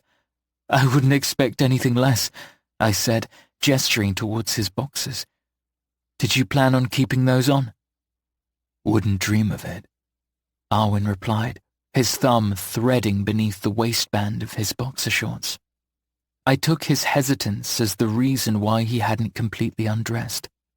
I was facing him, which was stupid really, since I was so exposed that even the shadows in the room were counting the freckles on my arse cheeks. But to play with the idea of modesty, I turned my back on him. Removing Arwen from my line of sight made my other senses explode. The shuffle of his feet over damp tiles was loud. His breathing was so clear it was as if he stood directly behind me. I held my breath and closed my eyes as the water continued to wash over me, waiting for proof he moved to another faucet. Warm, sure fingers pressed against my lower back. It was a soft touch, and yet I gasped out like lightning had touched me. The thrill was electrifying. Arwen ran the pads of his fingers up my skin. When he reached the top of my back, his fingers splayed to handprints on either side of my shoulders. You missed a spot, Arwen breathed, voice muffled by the spray of water he now stood beneath. Here, and here, and here. I swallowed down the lump in my throat, feigning the same confidence Arwen exuded. Then, since you're back there, make yourself useful. I lifted the bar of soap over my shoulder. It hovered there for a second before Arwen took it. Then I closed my eyes, lifted my face back to the falling water and focused on something, anything, that didn't result in my cock getting harder than it already was, if that was possible. Spoiler alert, it wasn't. Arwen covered my back in honey-scented creamy lather, taking the task seriously. Not an inch of me was spared. I couldn't see him from my vantage point, but hells, I felt him. Arwen dropped to his knees, continuing his exploration of my body by washing my legs, my hips, down to my ankles. We didn't say a word to each other. What was there to say? Thanks for washing me? No, that was ridiculous, and yet all I wanted to do was thank him, to get on my knees, and repay the favor, and... Banishing the thoughts I had was becoming increasingly impossible. That's better, Arwen said, standing slowly, his chest brushing my arse as he passed it. I turned to face him, drenched and shivering, but not from the cold. He held the soap out to me, his long fingers covered in white lather. You've healed well. Thank you. Was that really all I could say? How could this man whittle me down to such a numb, wordless beast? Would you like me too? Yes, I would like that. Arwen replied before I could even finish. He peered down at me as rivers of water cascaded off the tip of his nose. His eyelashes had clumped together, thick and dark. Up close I could make out the coarse hairs across his chest. There was a crown of them around his perked burgundy nipples, set upon a chest of well-defined muscle. Everything about him was a distraction, a welcome one, and clearly I was simply repaying the same favor. Romy would have taken enjoyment from hearing about this. Ignoring the sinking feeling at the thought of her, I threw myself into Arwen and his offer of a diversion. I allowed my shyness to slip away like the water down the drain, giving way to the man I was before the witch trials. The one who could walk into a bar and leave with a stranger at his side. That was all Arwen was. A stranger to play pretend with. Someone I likely wouldn't speak with again when this was over. If we survived. He was not my past or future. He was the present, and I grasped it by the slick reins and took control. Yes, I repeated, taking my time to drink him in. Not even a please with that. Where are your manners? I think I dropped them back there. Arwen tipped his head towards the piles of his clothes. I would go and find them, but then that would mean leaving you. I looked up through my lashes, knowing exactly what my lustrous expression would result in. You're right. I wouldn't want that. His lips twitched, mouth parting to flash the promise of his tongue. Arwen lifted a hand and ran it over the side of my face. His fingers reached into my hair, nails brushing over my scalp. I leaned into it, enjoying his touch, his proximity, the silent danger of passing the boundary line which was set between strangers. Then he did the one thing I couldn't allow. He leaned in, lowering his mouth towards mine.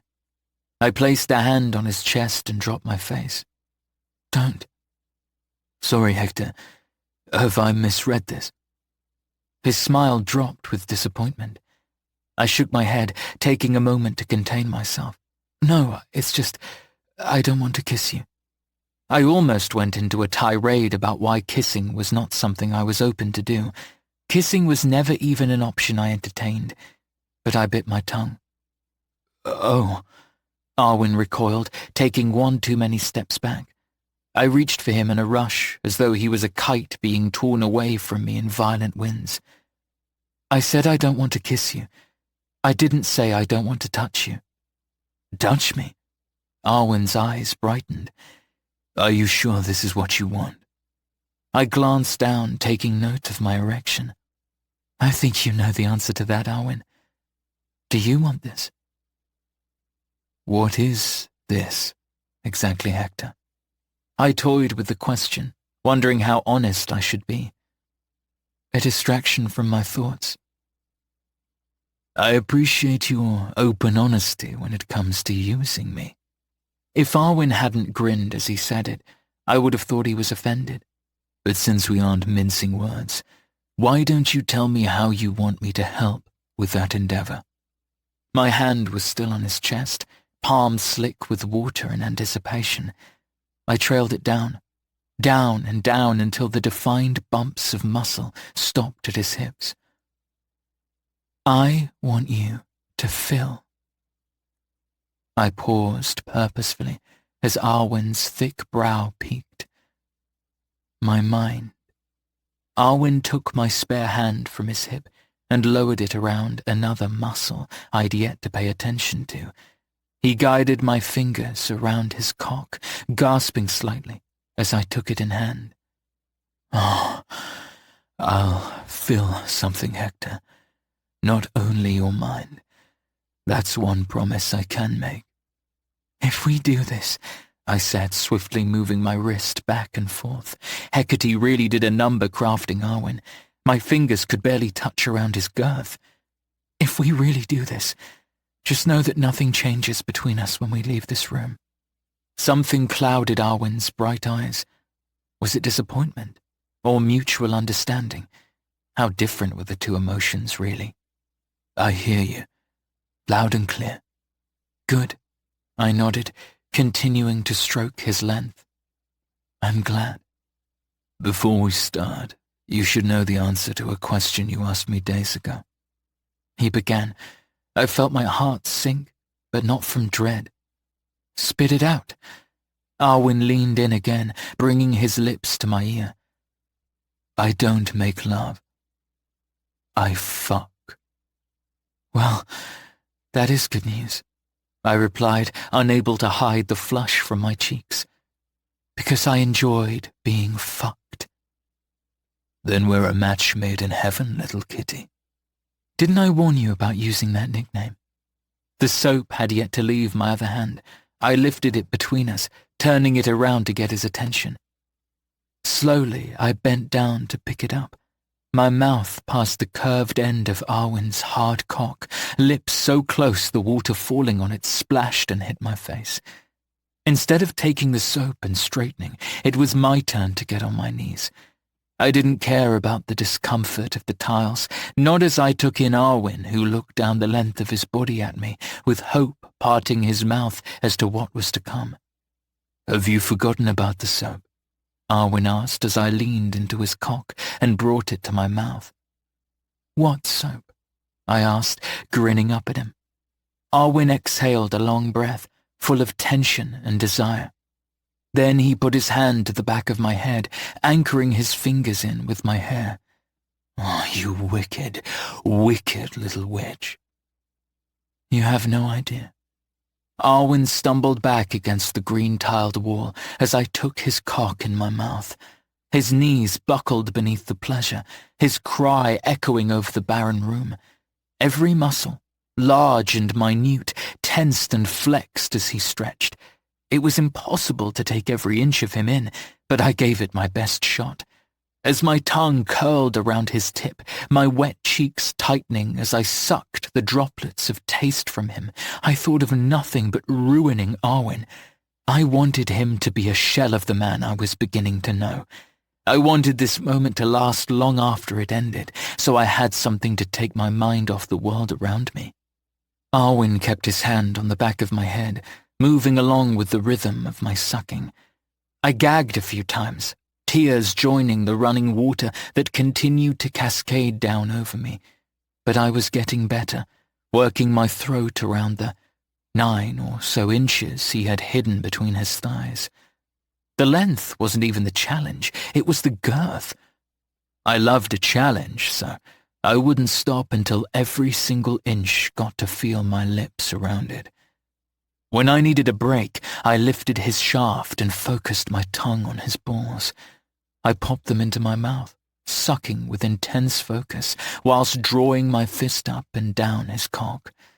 I could have continued doing it for hours, but it turned out Arwen didn't have the stamina. He almost finished twice by the time he reached down, hooked his arms beneath mine, and hoisted me up to face him. My world turned as he swept me from the floor, guided my legs around his waist, and spun me until it was my back pressed against the tiles. The chill of stone made me groan aloud, alongside the firm grasp of 2 hands placed on either side of my arse. Hector, you're sexy, strange, demanding, exciting, all adjectives used to describe me by men I'd knelt for. I waited for which one Arwen would use, preparing to add a tally to the growing list of titles. Beautiful, Arwen finished. Well, that's a new one, I said aloud, although Arwen was so focused on looking into my eyes, it was as if he didn't hear me. Beautiful, and deserving of someone far greater than me. I leaned into him, wrapping arms around his strong neck. Remember, this means nothing. I hear you, but it doesn't feel like that. My heart didn't simply skip a beat. It leapt over about 5 of them. I blinked away my shock at his words. Whilst grappling with an excuse as to why he was wrong, I couldn't find one. Have I ensnared you, Arwen, with my devious mouth? I attempted sarcasm as my way around the moment between us, but it was lacking in confidence, so the question came out weak. Yes, Hector, but you did long before you sucked my cock. Arwen leaned in again, and I thought he'd try and kiss me. In truth, I didn't think I'd stop him, but then his lips dropped to my neck and pressed against the skin there. I leaned back, water spraying down on me as Arwen ravaged my neck. He kissed, bit, and sucked. I could perfectly picture the shapes and lines he painted on my skin with his tongue. Please, Arwen growled against my skin, his grip on my arse cheeks hardening as he pulled them open. Can I fuck you? My nails dug into his broad back. I didn't expect we'd be doing a crossword, Arwen. Yes, fuck me. Consent is important to me, Arwen said between the nips and licks against my neck. Well, if I thought he couldn't be any sexier, that proved me wrong. It seemed Arwen was full of surprises.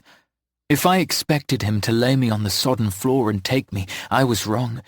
Usually sex for me was finding some horizontal position on a bed or floor or surface, but not with Arwen. He kept me against the bathroom wall. He rose me up until I was at an angle, half propped by the wall, but mostly my weight held by his hands and his waist. Then he used the lather of soap, slathered it over my arse and his cock. He drove the head of his cock to my arse, and immediately my body eased. I felt the muscles relax, enough for Arwen to slowly enter me. Slowly, I mean, because the sheer thickness of him was enough to split me in two. Then there was the length. It kept going and going. I expected my body to reject him, for my arse to tighten and pain to come. It didn't. Not with Arwen. There was only pleasure and want. Arwen fucked me as though it was his life's only mission to grant me pleasure. He bore into me over and over. If he wasn't looking deep in my eyes, it was because enjoyment had his eyes rolling into his skull. His body leaned into mine, protecting me from the water. Hecate help any witch that came in here to shower next. There'd be no hot water left. I pressed my mouth into his shoulder, biting down on his flesh to stifle my cries. I felt every inch of him inside of me, especially the pressure his tip made deep against my sensitive center. I hate to disappoint, Arwen said, breathless, but I fear I'm close to making you think I can't control myself. I read between the lines. Arwen was going to come. Do it, I said, leaning my forehead against his, realizing how our breathing had synced perfectly as one. Do what you promised, and fill me up. That was all the permission Arwen needed to explode. His thrusts quickened, his strokes growing shallow. I delighted in the lines that creased his forehead and beside his narrowed eyes. I noticed how his breathing echoed the movement of his hips, and his mouth could barely shut. Most of all, I loved the power I had over him. But the truth was he also had some over me in return. A sudden rush of pleasure overcame me. There was no warning before the orgasm hit. I threw my head back, stars dancing behind my closed eyelids as wave after wave devoured me. Bliss. It was undiluted, demanding bliss. Hector! He moaned my name as he withdrew himself from me. Then he slowly lowered me to my feet. I don't have the words. I was still rock hard, pleasure racing through me, but far from satisfied. Arwen could have easily turned his back on me, washed himself off and called an end to this. But he noticed. He looked down, saw my cock standing to attention, begging for attention, and did the unthinkable. "Your turn," he said, getting to his knees. I gasped, searching for the right words to tell him it wasn't necessary. But all that melted like butter by a flame as he began to feast upon my length. It was less work for him because I was not blessed as he was. But by the hells, this man made me feel mighty. He made me feel worthy. I melted in a puddle beneath his touch. If he believed he didn't last long, I managed minutes less than him.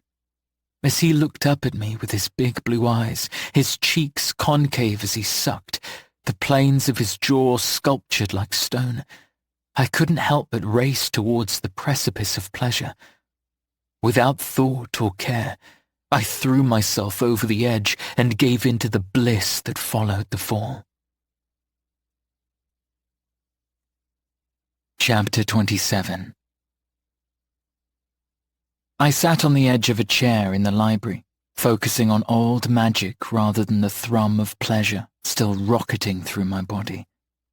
Arwen had left our new room a while ago, promising to look for Romy back in the room we'd abandoned. Although his intentions were seemingly good, I couldn't help but feel as though he'd rather spend time away from me than with me. I'd spent the first part of silence pacing the room, desperate for a new distraction to take away from the initial distraction. Arwen's body, his taste and touch, the impossible level of pleasure sex with him had given me. I always thought that I was good at cutting off emotions, but compared to Arwen, I obviously required more practice. To him, it was like the sex never happened. The moment we left the bathroom, it was as if everything that occurred was shut away behind a closed door. He barely looked at me. Conversation was lacking. Arwen did everything he could to direct his attention to other matters. Not that I cared to talk about it, but it was as if I was being punished, given the silent treatment. It shouldn't have bothered me, but it did. It really did. Forcing Arwen from my mind, I narrowed my attention on my open palm. If there was anything that could banish Arwen to the shadows, it was the promise of magic. And exploring old magic was thrilling. Since Eleanor had introduced me to it, and my mother's own teachings had awakened in the back of my memories, I felt connected to a part of myself I never knew was there. It had been many years since I felt brave enough to remember the before. But as I stared expectantly at my palm, flashes of a memory flooded to my mind. I was young, so much so I couldn't place an age. I sat cross-legged on the floor of my bedroom. Mother was before me, smiling, her curly brown hair pinned atop her head. Even now, all these years later, I could still picture the two strands that would always fall over her face. Pesky, she'd call them. I smiled at the memory as unwanted tears of grief pricked in the corners of my eyes. I wished I could hear her voice again, if only for a moment. But in the memory, when her mouth opened and moved, no sound came out. Unlike children born outside of the craft, my walls were not only decorated with alphabet tables. Mine had depictions of the phases of moons, a table of occult symbols and what must have been runes. At the time, they meant nothing special to me. But now, since using the old magic, I felt myself be connected to that time, seeing those marks through a new light. Not only had the use of old magic strengthened my body, but it was also unlocking memories I never knew I had buried. If old magic was not a part of my mother's world, then why would she introduce me to it?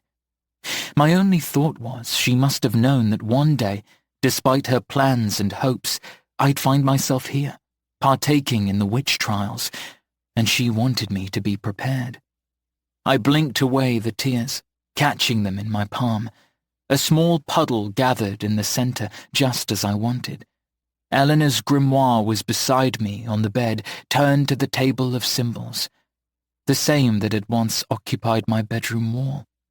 I took my finger and traced the symbol for water, a down-turned triangle. I focused my intention on the symbol whilst thinking only of the element it represented. It took practice to work. Unlike with air and fire, this element resisted me, like a band pulling taut, threatening to break or snap back and hurt me. My breathing evened as more tears fell down my face. It was like the only water I successfully conjured or controlled was that which pooled in my eyes.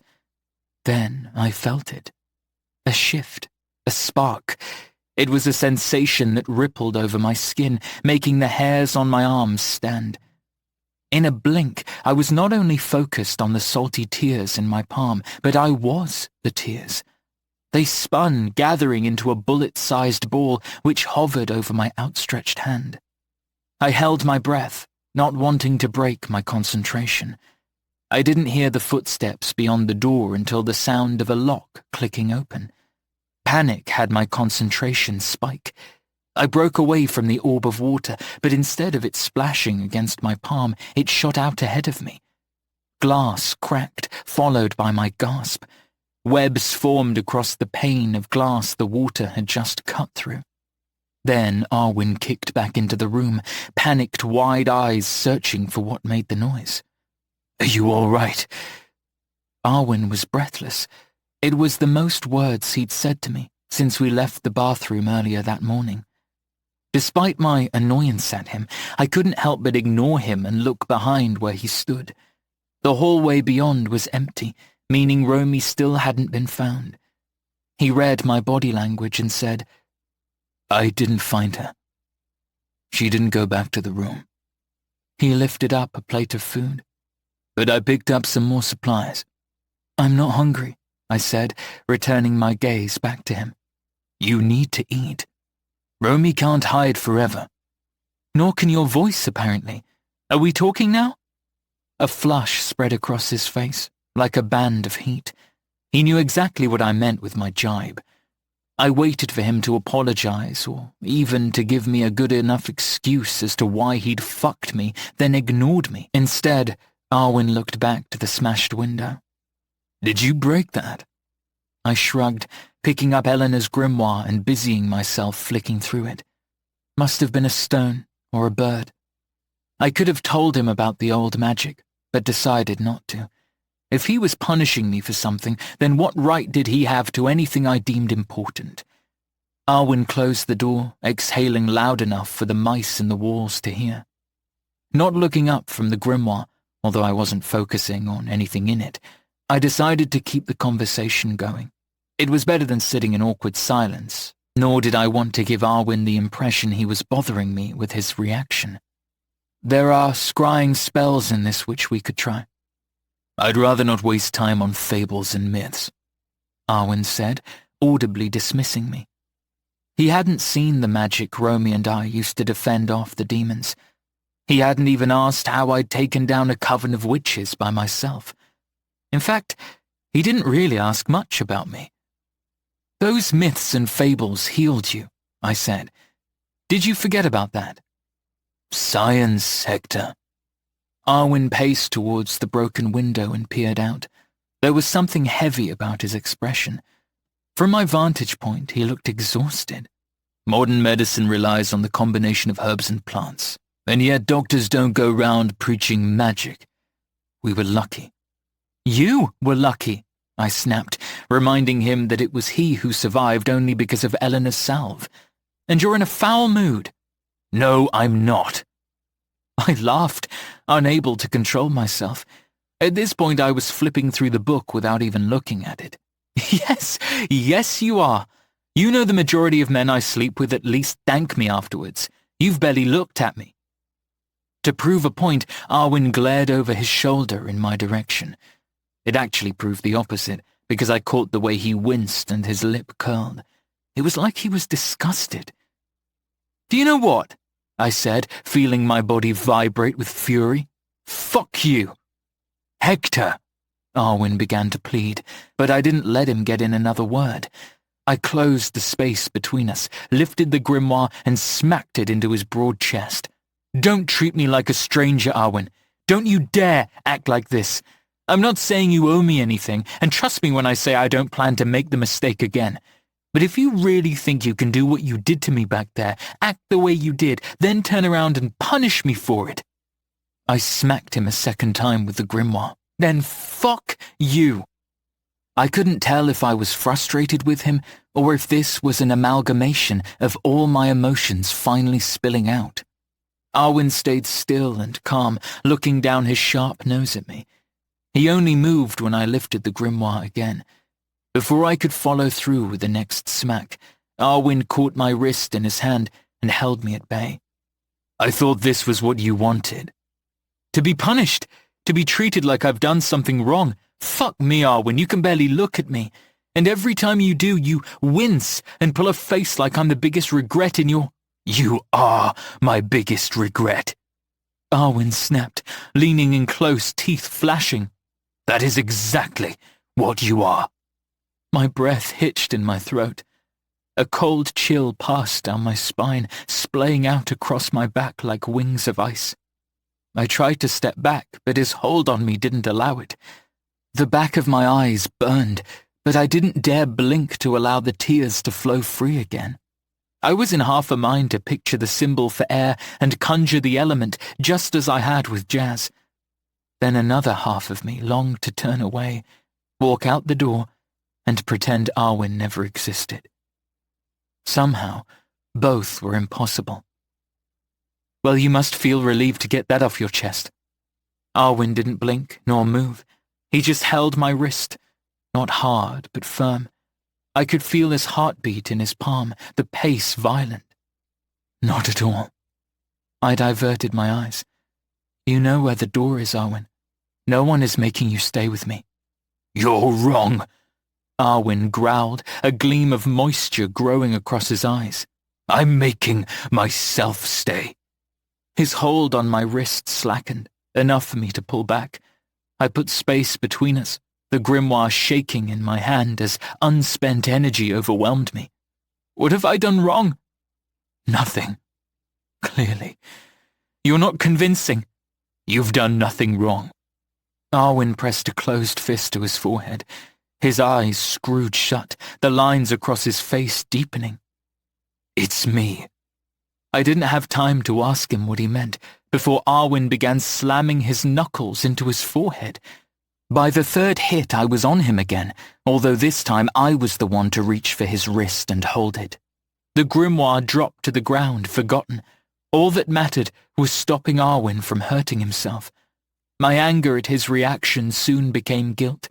I knew little of what haunted Arwen, and I'd been so focused on my own reaction to his rejection that I didn't contemplate that the reason could have been something harrowing, heavy. "It's me. It's—" Arwen leaned forwards, resting his red-stained forehead on mine. "Me. It's me." The atmosphere changed as sure as a breeze. Arwen melted into me, using my body as a way to prop himself up. I took him in, wrapping arms around him until my body was anchored to him. Then his sobs began. They were small and quiet, yet the sound spurred a deep ache in my own chest. "Shh," I hushed, feeling the wet spread of Arwen's tears soaked through the material at my shoulder. "I've got you." "It's this place," Arwen groaned after a while, breaking the taut silence that had filled the room as he cried. "The pressures, the expectations, all of it. Nothing makes sense anymore. Not since—" "Me," I answered for him. "You've already made that clear. Arwen didn't tell me I was wrong, because I wasn't. I had come into this competition with the expectation of seeing it through to the end alone. It was easier to focus on surviving when I only had myself to worry about.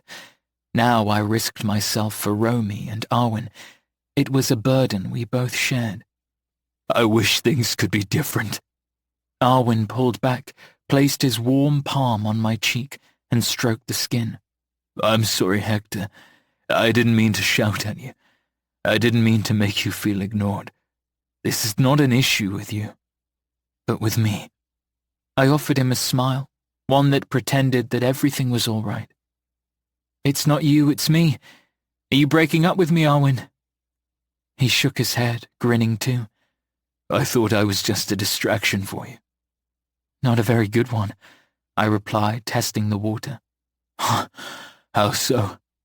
I leaned down and picked up the grimoire, again finding it easier to look at it than the intensity of Arwen's eyes. A distraction is something that takes my mind off damning thoughts. But in truth, all this has done is make you sink your claws deeper into my thoughts. I find concentrating on anything else impossible.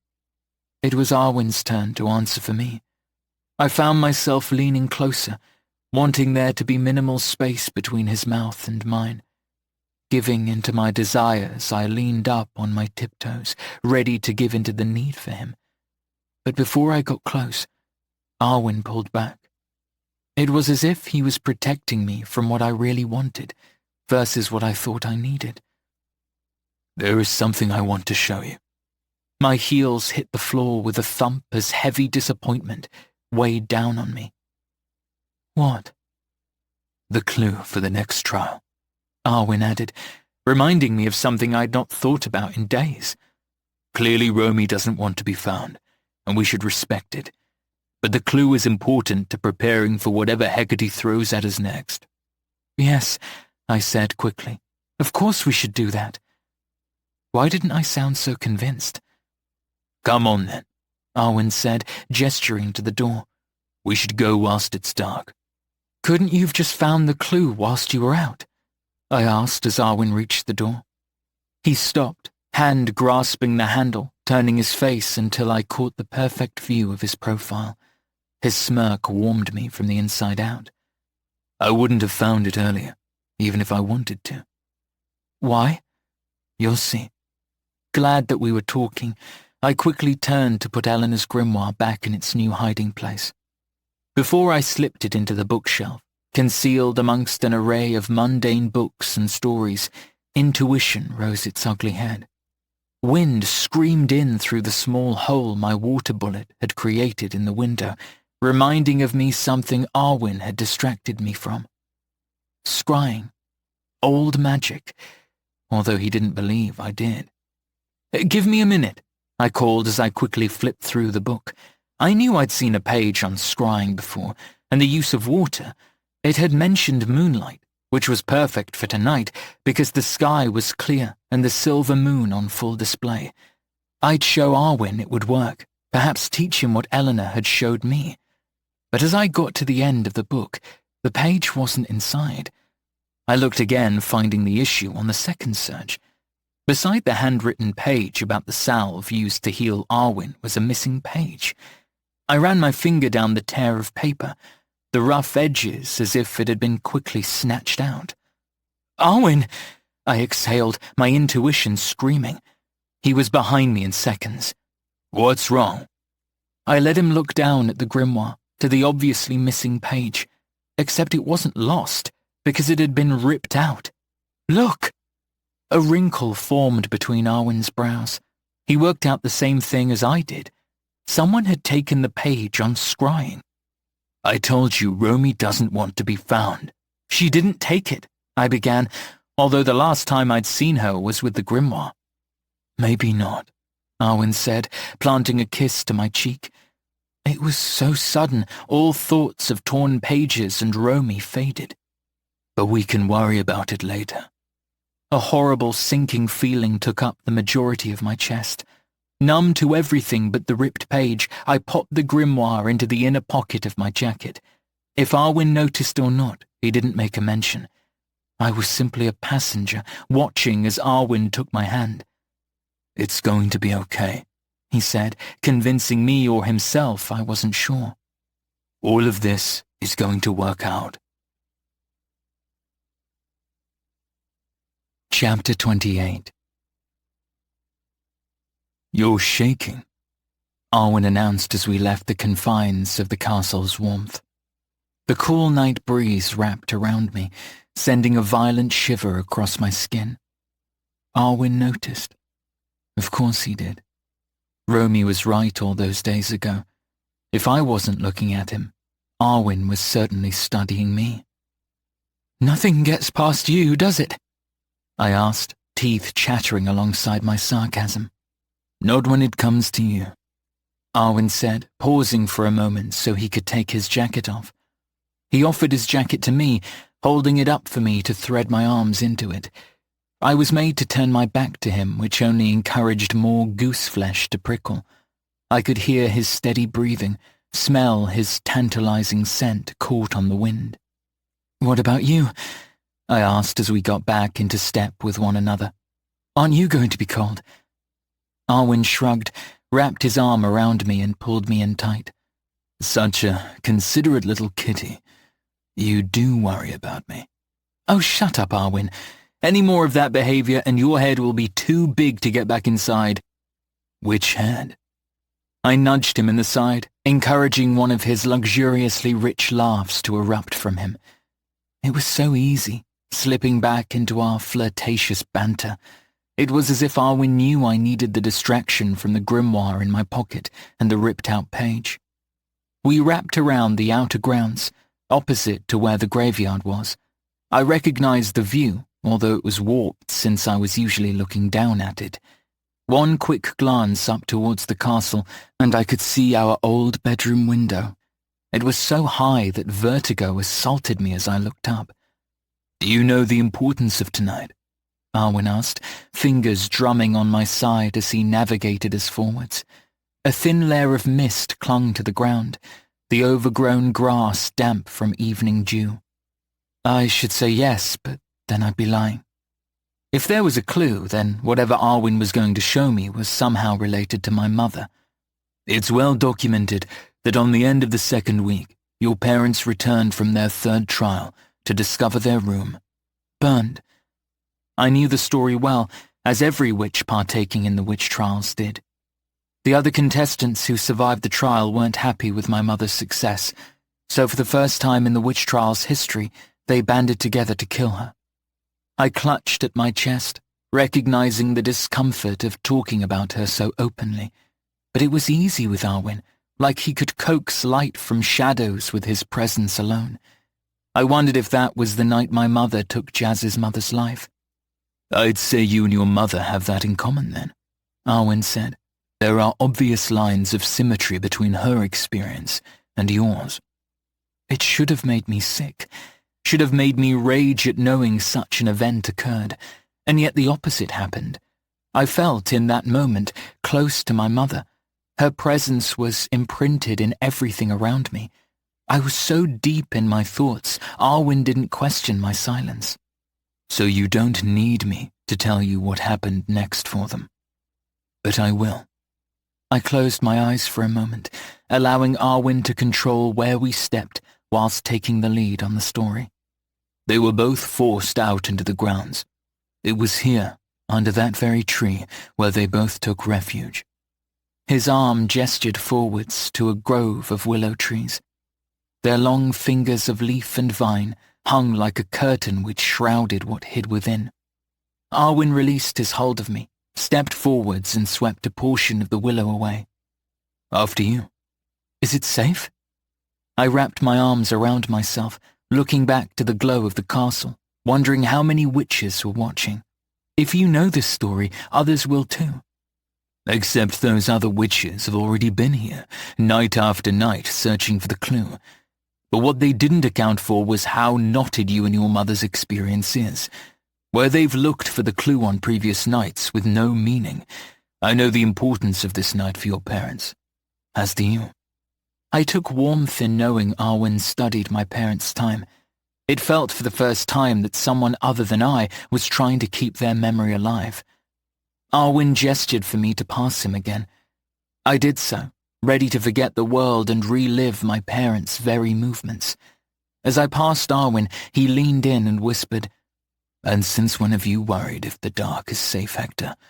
If anyone could face it, it would be you." Perhaps he caught my smile, or maybe the shrouding dark coated it. Either way, I let it slice across my face as I entered the blanket of darkness. It made sense why my parents hid here, from those who wanted to hurt them, kill them. It was so dark, so impenetrable, that I couldn't see my hand before my face. As Arwen released the curtain of willow, darkness overcame me. I continued walking ahead, hyper-aware of Arwen's footsteps behind me and the swaying brush of leaves against leaves. In the distance, I caught the sound of running water, likely from a stream. The air was fresh with the scent of pollen and damp bark.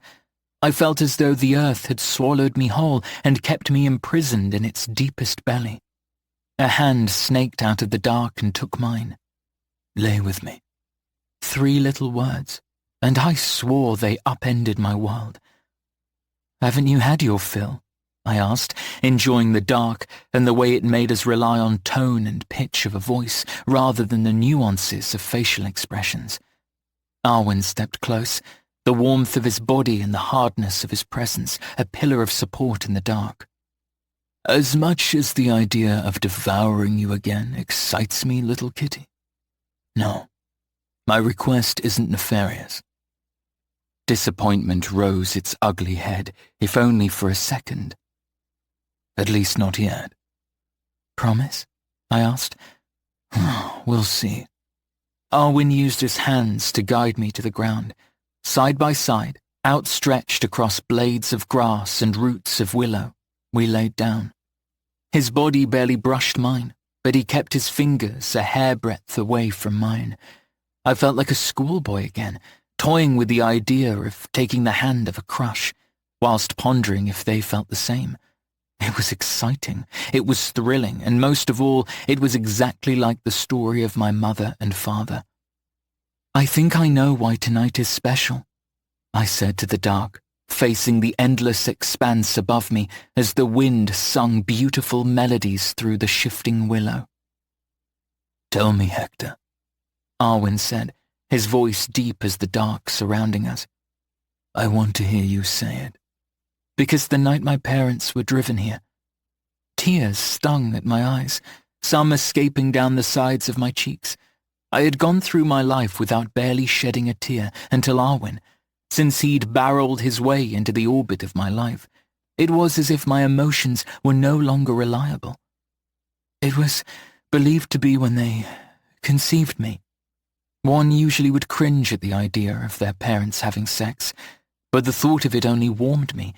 It told me that they were in love, that even in the darkest of times they discovered enough light to continue living on. But there is an important detail which you're missing. Arwen finally took my head, and an exhaled breath left me. Relief. That was what the sound sang with, that finally he was touching me, flesh to flesh. Something that, even in all the different written accounts of the last competition, was agreed on. I blinked, and a golden star of light birthed in the air above us. Fireflies! I exhaled the word as the sky lit up with them. As soon as the word left my mouth, the dark expanse ignited up with sparks of gold. A constellation of fireflies were born from the dark, glowing as bright as stars, casting our little haven in rich light. I started laughing, the tears falling down my cheeks whilst joy and sadness melded to one. Reaching up, I brushed my fingers amongst the sea of winking lights, feeling the buzz and warmth of 1,000 little creatures. It's beautiful, I said between laughter, watching the bugs dance around my fingers. Arwen was silent for a moment before his reply bore through my chest. Yes, Hector, it is. I rolled my head to look at him, only to find he was looking at me. He didn't need to explain himself, but I got the impression that he wasn't talking about the fireflies at all.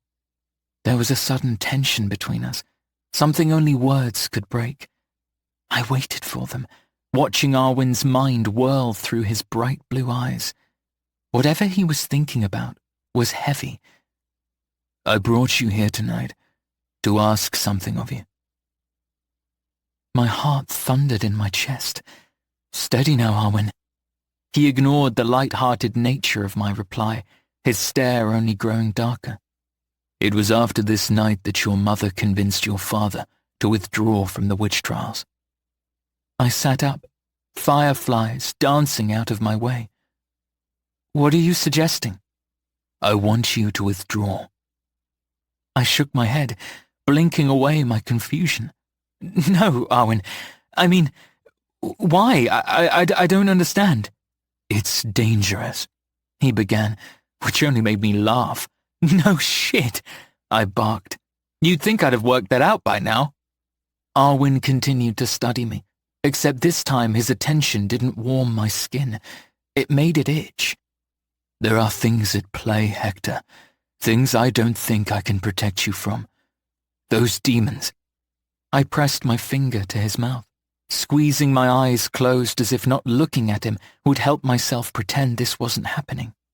Weren't you the person who just told me about how I can face the dark better than anyone? I'm not leaving. I'm not giving up. I think my mother knew that there was something wrong about this, and that was why she dismissed my father from the competition, and then why her dying wish was to keep me hidden from witches. She didn't want this to happen again. Her burden is not your burden. Yes, I shouted, fireflies shooting away from me. It is. That is exactly what this is. Because she died before finishing her duty, it is my job as her son to ensure that whatever she wanted is seen through to the end. There can only be one Grand High, Arwen said, as if I didn't already know this. You know what happens in the final trial. Survival rate is low. Now is the time some can walk away with their lives. Maybe that's what Romy did. Maybe she saw sense. Stop, Arwen. I don't want to hear this. And I don't want you to die. The words cut through my universe, striking me to the core. I don't want you, Hector Briar, to join the list of those who died before you. I can't have you dying.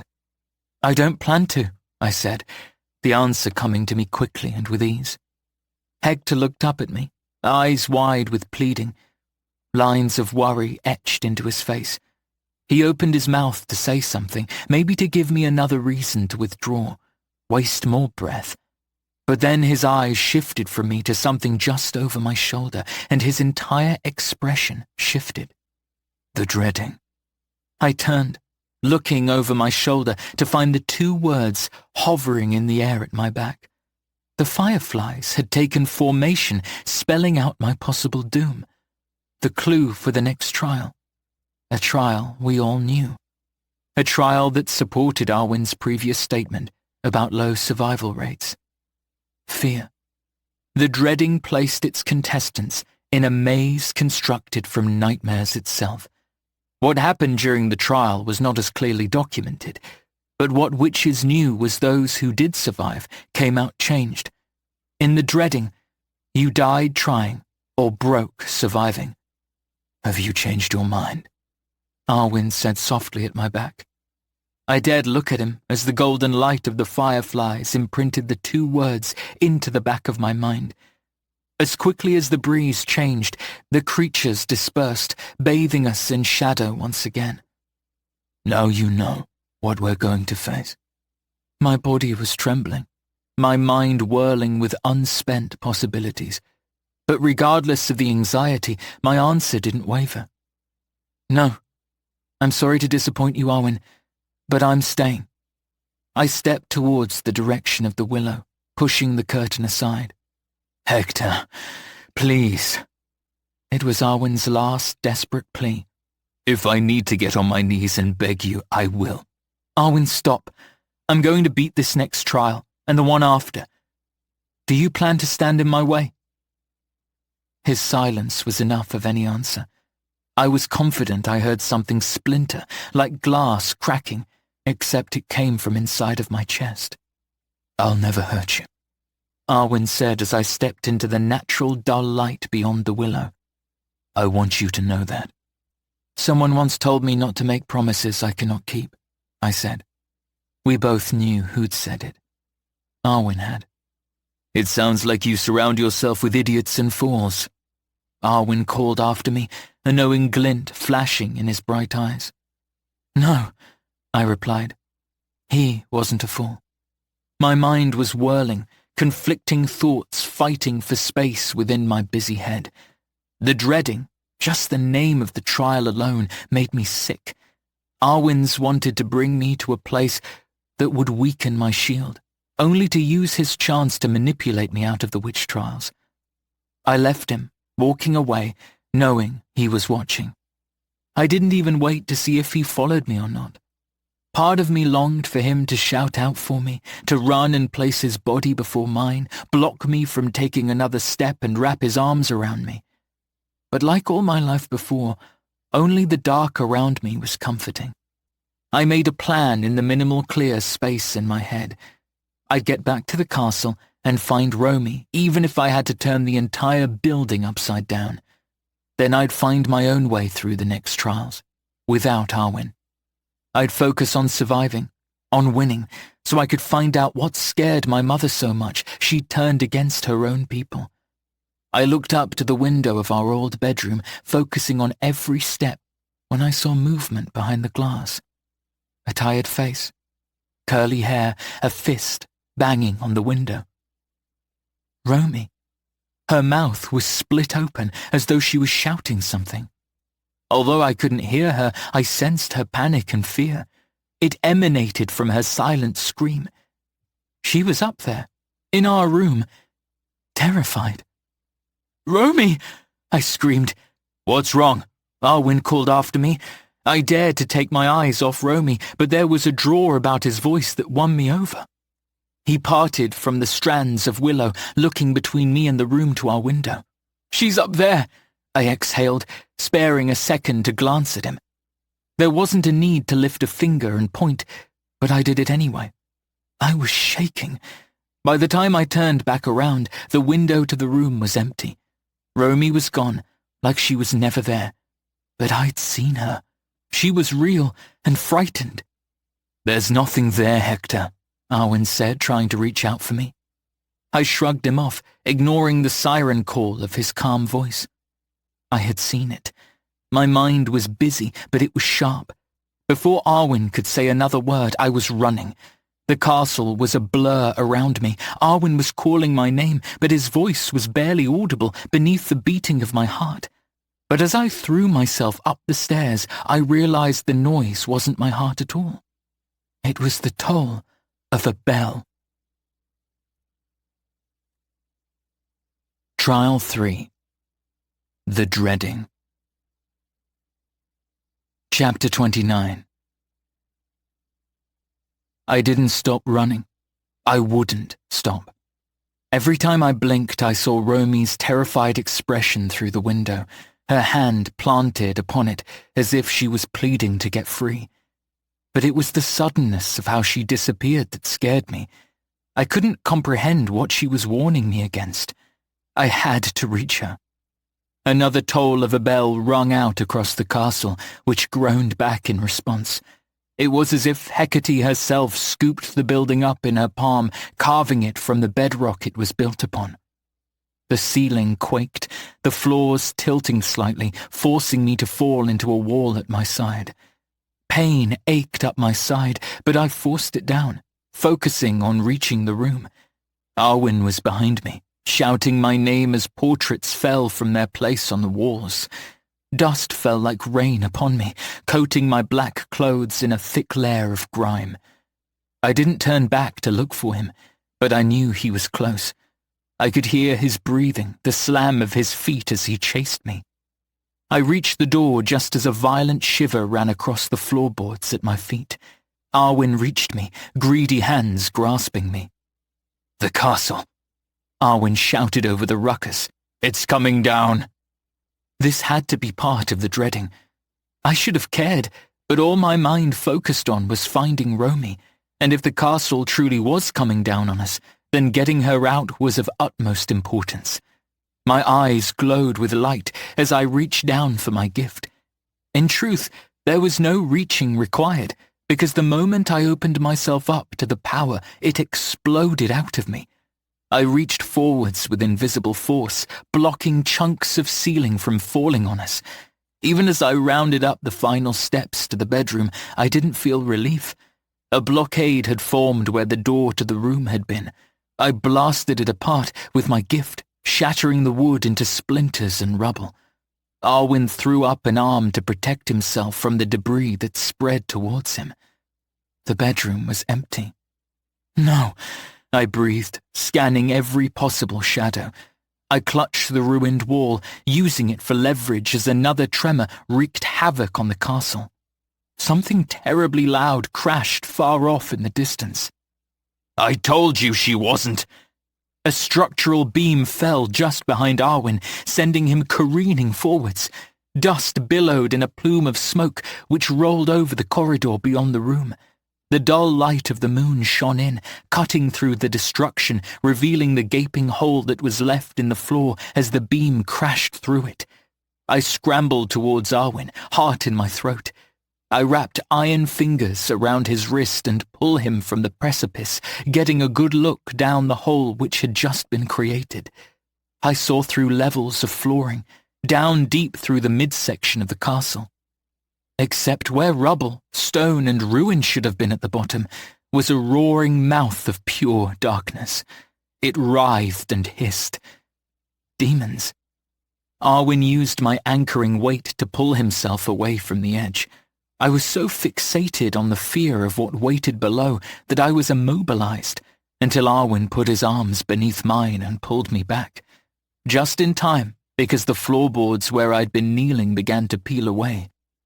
"I'm sorry," I gasped, watching as the hole grew larger, swallowing walls and furniture down into the pit of demonic shadow. "I thought I saw her. I thought I—" Arwen held on to me as if the simplest of breezes would take me from him. "It's going to be okay. I swear I won't allow this to be the end." Even if I wanted to continue my search for Romy, there were no longer stairs to lead me back down into the castle. Hells, there wasn't even a castle anymore. "None of this is okay," I stammered, watching as more of the floor broke away like ash. It forced us into our old room, stalking backwards, until the view beyond was of complete shadow. It was what lurked inside the shadows that frightened me. Arwen threaded his fingers in with mine. I admired his ability to stay calm as we faced the impossible before us. It was as if the darkness was pulling the castle away, layer by layer, as if this building was no more than paper. I could no longer see the rest of the castle outside the doorframe. It was only shadow, like the racing cloud that had devoured us at the beginning of the enduring. Arwen pulled me to him, pressing my face to his chest. We stepped backwards until there was no room for movement left. The wall was at our back, the window I'd seen Romy at, just at my side. I never feared the dark before. Until now. Now that fear ruled me. I looked up into the reflection the broken window revealed. I saw my face, all wide eyes, then the back of Arwen's head as he faced the impending doom. But it was neither of those details that I cared about. No, it was the remnants of a handprint in the glass. I lifted my hand towards it, laying my fingers over the shape, already knowing the print was far smaller than my hand. Romy. She had been here. Elation came thick and fast, and very misplaced. I spun around, ready to tell Arwen, to prove that I was not crazy or seeing things. He clutched my hand without saying a word. His grasp was almost too hard, the bones in my fingers aching. But the only sound I made was a garbled scream as the floorboards beneath us dissolved to the particles they were made from. I was torn from Arwen's grasp. He shouted my name, but like the castle, the darkness swallowed it up. We fell, like discarded twigs thrown into a lazy river of shadow. My stomach jolted up into my chest, my heart forced into my throat. Weightless and tumbling, I looked up at the fading pinprick of light our bedroom had been. Then there was nothing but shadow. I closed my eyes, pinched them tight, preparing to face the clawing talons of demons. I knew the feeling that ruled me as I tumbled, alone in the dark that once protected me. It was failure. The very same sinking realization I had as I listened to my parents' death all those years ago. I'd failed the trial. Or at least, that was what I thought, until I realized the dreading hadn't even begun. Hector. My name rang out from the darkness, a lisped hiss that was somehow both comforting and horrifying. I blinked away the wall of black around me, attempting to make something, anything. All I was aware of was the physical press of a floor beneath me, although I couldn't see it. 1 second I'd been falling, and the next I was standing firm. The transition between both was impossible to discern. Hector, I sense you. I knelt, feeling unbalanced without my sight, but my fingers reached beneath me and found the press of cold stone. I used my hands to map out what it was. Some sort of circular podium surrounded by damp, dewy grass. Yes, grass. I plucked a strand, brought it to my nose and inhaled deeply. The aroma of fresh earth was welcoming in such a haunting place. Hector, I swear on everything, if you don't answer me, I'll pluck your eyes straight out of your skull. Kamer? I spoke to the dark, aware that presence was actually in my mind. It had been so long without my familiar, I hardly recognized him. Relief unraveled in my body like a spool of thread, except the emotion didn't belong to me. It was Kamer. I held on to his presence, fisting it as though it was a tangible thing which couldn't be ripped away from me again. I can't see you, I spoke to the dark, waiting to hear the flap on his wings, the pinching kiss of his talons grasping my shoulder as they always had. I'm getting you out of here, Kamer said with urgency. Your mother made me promise to look after you, and I will not make a mockery of that and let you risk yourself. Kamer was offering the same escape Arwen had begged me to consider. My answer was still the same. No, Kamer. It isn't up for discussion. Kamer was closer than before. I sensed his proximity as he cut through dark skies, searching for me like a point of light amongst the cloak of shadow. You do not know what you're up to face. There is power that even I cannot protect you against. This is the chance to go, to leave this behind and let others deal with the mess that is surely going to occur. Demons? I spoke the word to the dark, hearing distant noise that made my skin crawl. The slithering of bodies across the ground, the skittering of creatures and the deep breathing of monsters I'd seen only hints of. That's what you mean by danger, isn't it? I waited for Kamer to tell me I was wrong. He didn't. This isn't the time to discuss such matters. There is never a good time to discuss the reality of monsters, I shouted to the dark. Mother knew, didn't she? Mother made you protect me, not from witches, but from what they were hiding. What is this, some secret way to lead lambs to slaughter? Not slaughter, Kamer replied, voice dripping with regret. Then what? Sacrifice and sustenance, but mainly for freedom. Those words pierced through me. Freedom? Kamer's voice came louder. It was urgent and demanding, just as I heard his wings cut through the still wind. I found you. It's time to go. When I refused Kamer, it wasn't by shouting the singular word. My gift rose, rippled out of my body and cast anything near me away, Kamer included. His talons had just reached out for me, ready to keep me hidden in these strange shadows. But I battered him away with my gift, sending his black feathered body tumbling away. I'm not leaving this until I'm the victor, until I'm the next Grand High. No, Hector. That was precisely what your mother was preventing you from doing. I swallowed down the rush of sickness, hating the truth of what I was to reply. Well, she's dead, and sadly unable to give me this warning herself. You don't know who you're up against, Hector. Exactly, I said, gathering control of my familiar as I previously promised Kamer to never do. What came next was a command he couldn't refuse. because no matter what my familiar promised my mother, he was mine. He belonged to me. Stay hidden until I need you. Hector, please, this will only end in ruin. I faced the dark, just as it began to peel away. I looked up, watching a shape move out of sight of the moon. It was like Kama, except a cloud of crows. No, demons. This was an eclipse, but unnatural and wrong, because as the flock of demons dissipated, it was to find a sky bathed in a crimson wash. You're right, it will, but not in the sense you think. As the red light shone over the world, it revealed what else had been hiding in the shadows. I did, in fact, stand on a podium of stone surrounded by grass. Directly before me was a structure of wood and stone, a pavilion.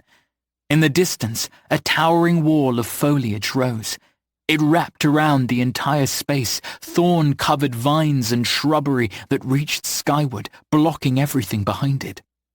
We were trapped in a clearing with no way out. I looked back to the pavilion, taking in its importance.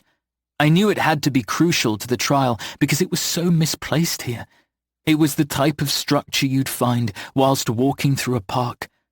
But instead of holding a band playing music, there was a bundle of weapons. Swords, knives, bows, maces, weapons better belonging in medieval times, which was rather apt for how this felt. I shifted my eyes from the pavilion to the circle of witches standing around it. Like me, they stood on round stepping stones. I drank them in, Kama's warning ringing in my mind. Directly opposite me, through the slats of the pavilion, was the witch who'd shielded me when I'd killed Jazz and her coven. Fear was etched into her expression. Directly to my left was Salem, with his striking jade-green eyes and scarred face. He was smiling, flashing brilliant white teeth as though this was enjoyable for him. My instinct was to move from the stepping stone and kill him. But as my body shifted its weight, the blades of grass beside the stone rippled and sharpened to deadly-looking spikes. Whoever or whatever ruled this place kept me from him. "I've missed you," Salem said, grinning knowingly. My lips drew back over my teeth as a feral hiss broke out of me. In the dark of my mind, I heard Arwen's voice. "Steady now, little kitty." I tore my eyes from Salem, searching for Arwen. I continued drinking in every detail, knowing the importance of it to my survival. I sagged in relief when I saw Arwen at a distance. His eyes were pinned to Salem, likely knowing the same thing I did. Salem's clear desire to cause pain. Then Arwen lifted his eyes to me expectantly, the panic in them potent. He attempted to step off his stone podium. "Don't!" I screamed out, warning him just as his boots grazed the blade-like grass. Arwen drew back, fists balled at his sides. As much as I longed to continue holding his stare, I didn't. I had to work out what was happening. I had to find Romy. I swept my eyes over the witches, counting 9 in total, including me. Out of the hundreds that started the witch trials, we were all that was left. I almost passed over one witch, not taking in just how impossible her presence was. It took my mind a moment to catch up with reality, to recognize who it was. Jazz. She was alive and glaring at me with a vehement expression. She lifted a hand, except it was missing 3 fingers. In their place were stumps, hardly healed. Even her face bore the reminder of wounds left from shattered glass. She waved at me, waggling her remaining fingers in something vaguely resembling a middle finger. That would have been it for me. I couldn't take my eyes off her, knowing the promise of pain that lingered in her stare. A stare fixed on me. And in truth, I didn't think I would have looked away at all, until a small voice chirped out my name. "Hector?" It was muffled, as though spoken from behind glass. I snapped to the last witch, the one directly to my right. They were last in this circular line. "Romy!" She was here. And just like the glance I got at her in the bedroom window, she looked fucking terrible. Dark circles hung beneath her eyes. Her hair was lifeless and thick with grease. Even her skin had lost its vitality, giving her an almost grey tinge. My body moved without thought, but it was Arwen's warning shout which kept me from moving. I knew without a doubt that Romy hadn't left me as I'd first believed. What happened, Romy? Before she could answer, a rush of violent winds crested over the thorn-coated walls, sweeping leaves in its wake. Kama returned to my mind with another warning. The third trial is about to begin. It was as if the atmosphere shifted. Peace lasted but a second before the grass around me withered and flattered. I stumbled off the podium. All 9 of us looked around in confusion. But that soon broke as witches started to run towards the pavilion. A chaos of shouts began, followed by the scent of blood caught on the breeze. It hadn't been a minute, and someone was already dead. The shield-conjuring witch lay on the floor, an arrow buried deep between his eyes. An arrow loosed by the bow, held in Jazz's hand. "The witch hunter," Romy said, snapping me out of my trance. She was before me, grasping my arms with a trembling hand. Between her shout and the way Jazz turned around, cocked another arrow, and lifted the bow towards me, I couldn't focus. My gift responded as I thrust a hand upwards. The arrow, which cut through the air towards me, was sent off kilter. I watched it sail past me, disappearing into the wall of thorns and leaves. "It's him, Hector. He's the witch hunter." That stopped me. I looked to Romy, who didn't notice the arrow or even care about the danger. She was looking over my shoulder. A finger pointed. Dread sunk deep in my stomach as I turned around to face Salem.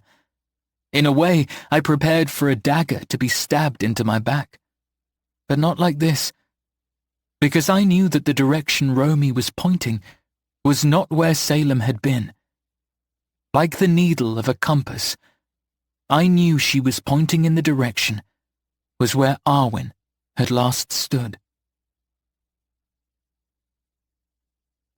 Chapter 30. I wasn't wrong. Not completely. But as I levelled my gaze, the air seemed to ripple around the person standing between Arwen and me. Salem Tanner. The boy whose parents had died as collateral damage the night witch hunters killed mine. I shouldn't have allowed the relief to disarm me, but it did. After what he'd done to Jordan and the helpless witch during the culling, I should have been more prepared to face him. I expected the sickening horror to follow just by looking at him, but the relief was strange. Salem stood there, smiling at me, a sick knowing plastered across his face. He didn't speak. He didn't even seem to move a muscle. Instead, he just kept still, smiling down at me, waiting patiently for my next move. "Is it true?"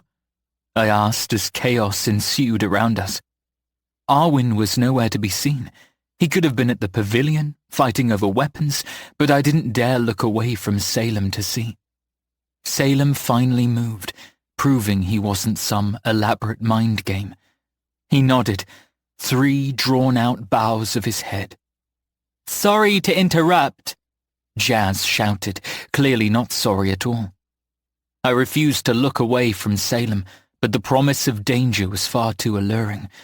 As I did, I watched as Jazz took her time to prepare another arrow, the whites of her eyes a violent red.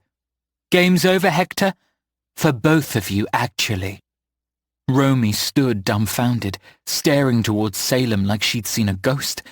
She was mumbling something under her breath, shaking her head, all without blinking. "No, no, no." It was brief, but I caught a blur of white hair in the distance, far enough away that I knew it was impossible. Because how could Salem have been in 2 places at once? There was a rush of air, and by the time I glanced back, the Salem was gone. Like he'd never been there at all. Chaos and confusion blurred into one. The Salem in the distance was fighting his way through the remaining witches with fists bathed in his blue lightning. There was no time to discern how he'd moved so quickly, not as Jazz loosed the arrow. Pain lanced across the side of my arm. I clapped a hand to it, feeling broken skin and material alongside the kiss of pain. "Oh dear," Jazz laughed to herself. "I suppose I'll go again." "Hector!" Arwen's call cut through the bedlam. I risked a glance to find him holding up a dagger in his hand. The blade was short, perhaps 6 inches, and not that thick, but the hilt was decorative, proving it was not made for fighting. An athame, a witch's blade, and Arwen was offering it to me. "It isn't real," Romy mumbled, grasping my arms, putting her back towards Jazz. Her nails sunk into the wound at my arm, making me hiss. Seeing her up close only highlighted just how terrible she looked. But it was through her wide eyes that I could see how broken she was. Inside. And it was as if she had no concept of what was happening, or the danger behind her. But I did. "What happened to you?" I asked, time seeming to slow. Romy just gazed deep into my soul, tears pooling in frightened eyes. "It isn't real. Nothing is real." Jazz released the next arrow. It cut towards us, fast and sure. I spun Romy around so her back was no longer in the line of sight. Mine was, instead. Action came before realization, but by that point I was helpless to do anything else. Romy seemed to realize what was happening too. Her fearful gaze hardened to one of fury as she settled her eyes on Jazz. "You!" I pinched my eyes closed, my body tensing as it prepared to feel the arrow pierce my flesh. In the dark of my mind, I was transported to another. Kamer stole me into his mind, protecting me from the agony that was to follow. At least that was what I thought. "You may be my master, Hector, but even in death, Hector Briar's commands are far stronger than yours. This is what she asked of me." Realization came thick and fast. "Kamer, don't!" I bellowed my familiar's name out across our bond. With my back to Jazz, I couldn't watch as Kamer flew before the arrow, but I saw it through his eyes, swooping down from the red-painted sky, shadow peeling back from his shadows with the speed he moved at. Then I felt it, the thud of the wooden shaft piercing feather and flesh, the blinding pain that overwhelmed my familiar. Then the crashing smash of his body falling to the earth, wings broken. I tore myself from Romy's iron grip, ready to do something, anything, to help my familiar. But it was too late. I couldn't even catch him with my power to lessen the impact of his fall. Kamer laid upon the floor, dark blood soaking the grass, his body twitching as the arrow through his little body kept him forged to the ground like a spike. His wings flapped against the ground, one bent at such an angle I could see his fragile skeleton through patches where his feathers shed. "Kamer!" I shouted aloud this time, demanding him to answer me. His presence was weakening, bleeding out quickly as his lifeblood left him. I latched onto him in my mind, the last tether to my mother, and felt him slip through my fingers like sand. "Hell wept!" Jazz barked, not realizing the damage she'd done. "What are the chances? Lucky number 4 it is." I allowed myself a moment to look away from my familiar. I knew without the need to see my reflection that my eyes glowed. My gift bucked like a wild horse, smashing hooves against the cage that was my flesh. No, not my gift, but the viper that lurked beneath it. Hatred, the need to cause agony and destruction came so fast it made my head rush. Arwen was still there, at a distance, offering up the athame as if he knew this outcome was fated. His face was set into a mask of thunderous anger, matching the maelstrom I felt inside. He mouthed 2 words to me, proving none of this was some made-up hell in my mind. "I'm sorry."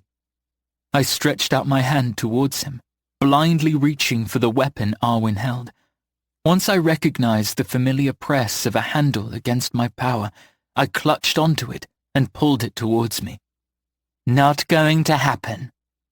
Jazz noticed my use of my gift and called on her own. The pain she conjured in my bones was nothing compared to what I felt already. But it did break my connection to my gift, just as the athame was inches from my hand. Helplessly, I couldn't do anything but watch it fall. Just like Kama had, the arrow pierced all the way through his small body. "She's mine," hissed a voice from behind me. Romy leapt forwards, throwing herself to the ground, catching the athame in an outstretched hand. Jazz was too busy punishing me with her gift that she didn't notice as Romy used the momentum, drew back the athame, and threw it forwards. The blade spun before sinking into Jazz's chest. Immediately, the agony was severed. And then Romy was there, using the distraction to tear into Jazz with nail and tooth. Arwen was running towards me as I sank to the ground, hands shaking as I looked over Kama's body. My mind raced with possibilities. If I could take the arrow out, staunch the bleeding enough to forestall his death. Eleanor's grimoire warmed in my inner pocket, promising answers. "It's too late." Kama's voice was a light chirp in my mind. "What's done is done." I shook my head, tears pooling in my eyes, made from fury and grief. Two emotions I knew well. "I won't let you die. You won't leave me, Kama. I need you." "You have proven that to be a highly incorrect statement, Hector." Kama twitched on the ground. So much blood pooled beneath him, it was as if the earth leached the color from his feathers. "I told you to stay away, Kama. Why didn't you listen?" I sunk my fingers into the blood-soaked earth, as though I could scoop it all back up and return it to where it belonged. I longed to lift him up and clutch him to my chest. Kama couldn't die. If he did, a part of me would follow. "Judy." I almost couldn't hear his reply. Kama's voice was so tired. It was no different to the slow rush of water in a distant river. Since the night my mother brought Kama into my life, we'd never been apart. He'd been my voice of reason, my deepest companion. I'd only just got him back, and Jazz had taken him away from me. The noise of Jazz and Romy fighting had stilled to silence. Arwen should have reached me by now, but he hadn't. I looked up from Kama's dying body, ready to beg for someone to help, but what I saw silenced me. A wall of greenery, thorns, leaves, and roots. It surrounded me beside the narrow path at my back. This was the maze. I no longer stood in its center, but within its walls, alone. My focus had been on Kama, and I hadn't noticed the shift in atmosphere until it was too late. "Please don't leave me. I can't lose you too, Kama." I waited for his reply, the silence becoming more torturous than anything I'd experienced. For a moment, I thought death had finally claimed him. But if I focused hard, I could still feel a sliver of something other in my soul. "It has been..." I choked on a sob as Kama's voice filtered down our bond. "A pleasure to serve you, Hector Briar." "No." Guided by panic, I wrapped my fingers around the slick shaft of the arrow and began to tug it free. "No, no, don't you dare say that. Kama, shut up, shut up." It wasn't a goodbye in simple terms, but it sounded exactly like one.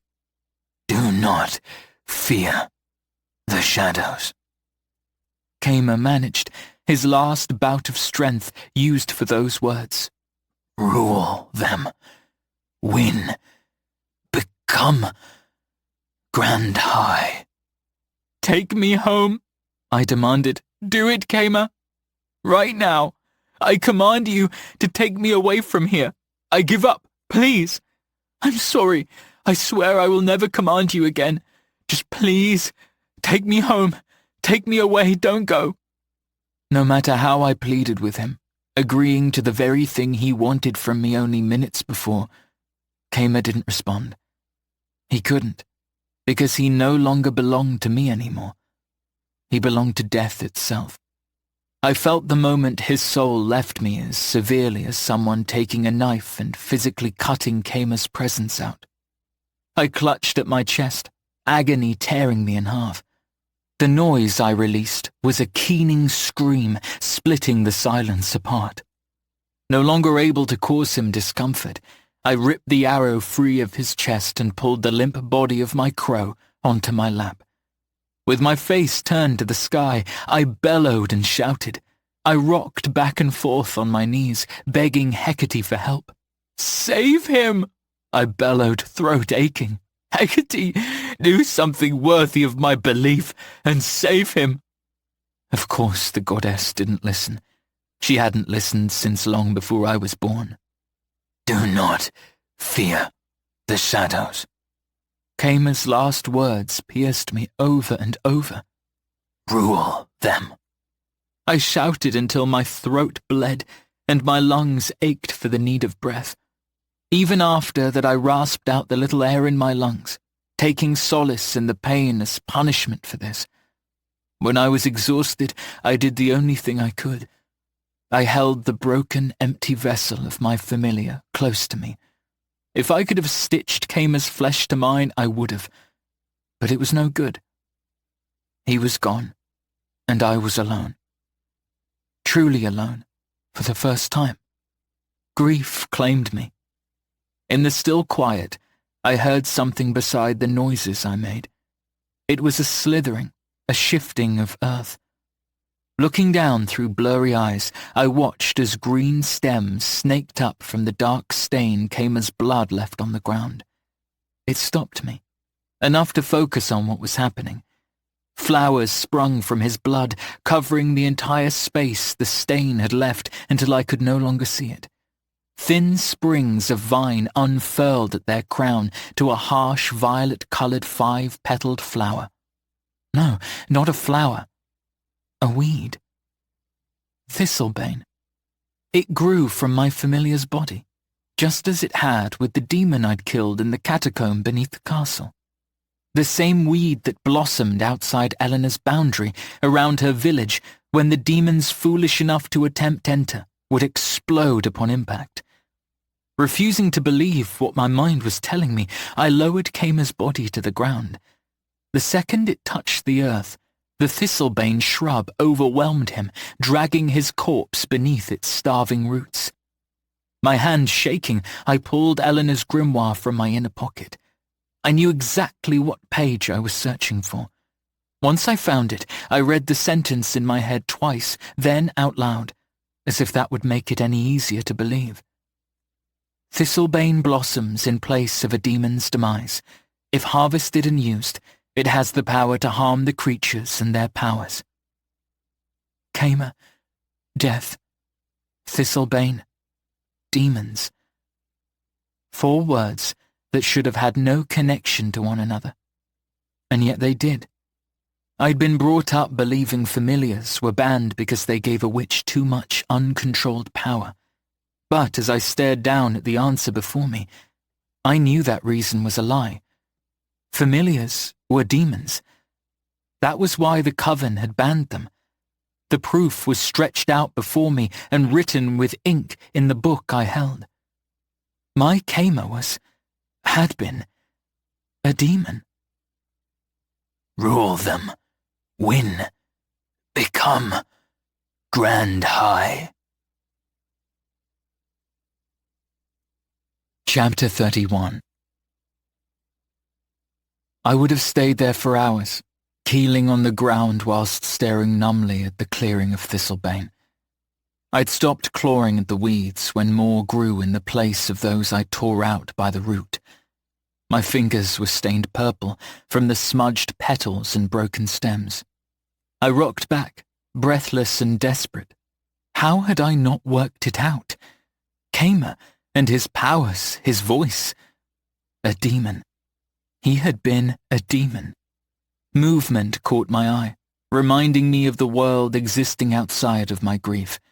I drew my gaze away, looking down the narrow pathway ahead of me. Just as they stepped out of view, I saw a person, and not just anyone. "Romy!" I shouted, pushing myself to standing. My cheeks were slick with tears, my mind captured by the unfathomable realization as to what my familiar had been, the lies and all the questions that came with them. The one that didn't leave me was knowing how Kama came into my life. My mother had summoned him to protect me. That proved that she had, in fact, known of the monsters.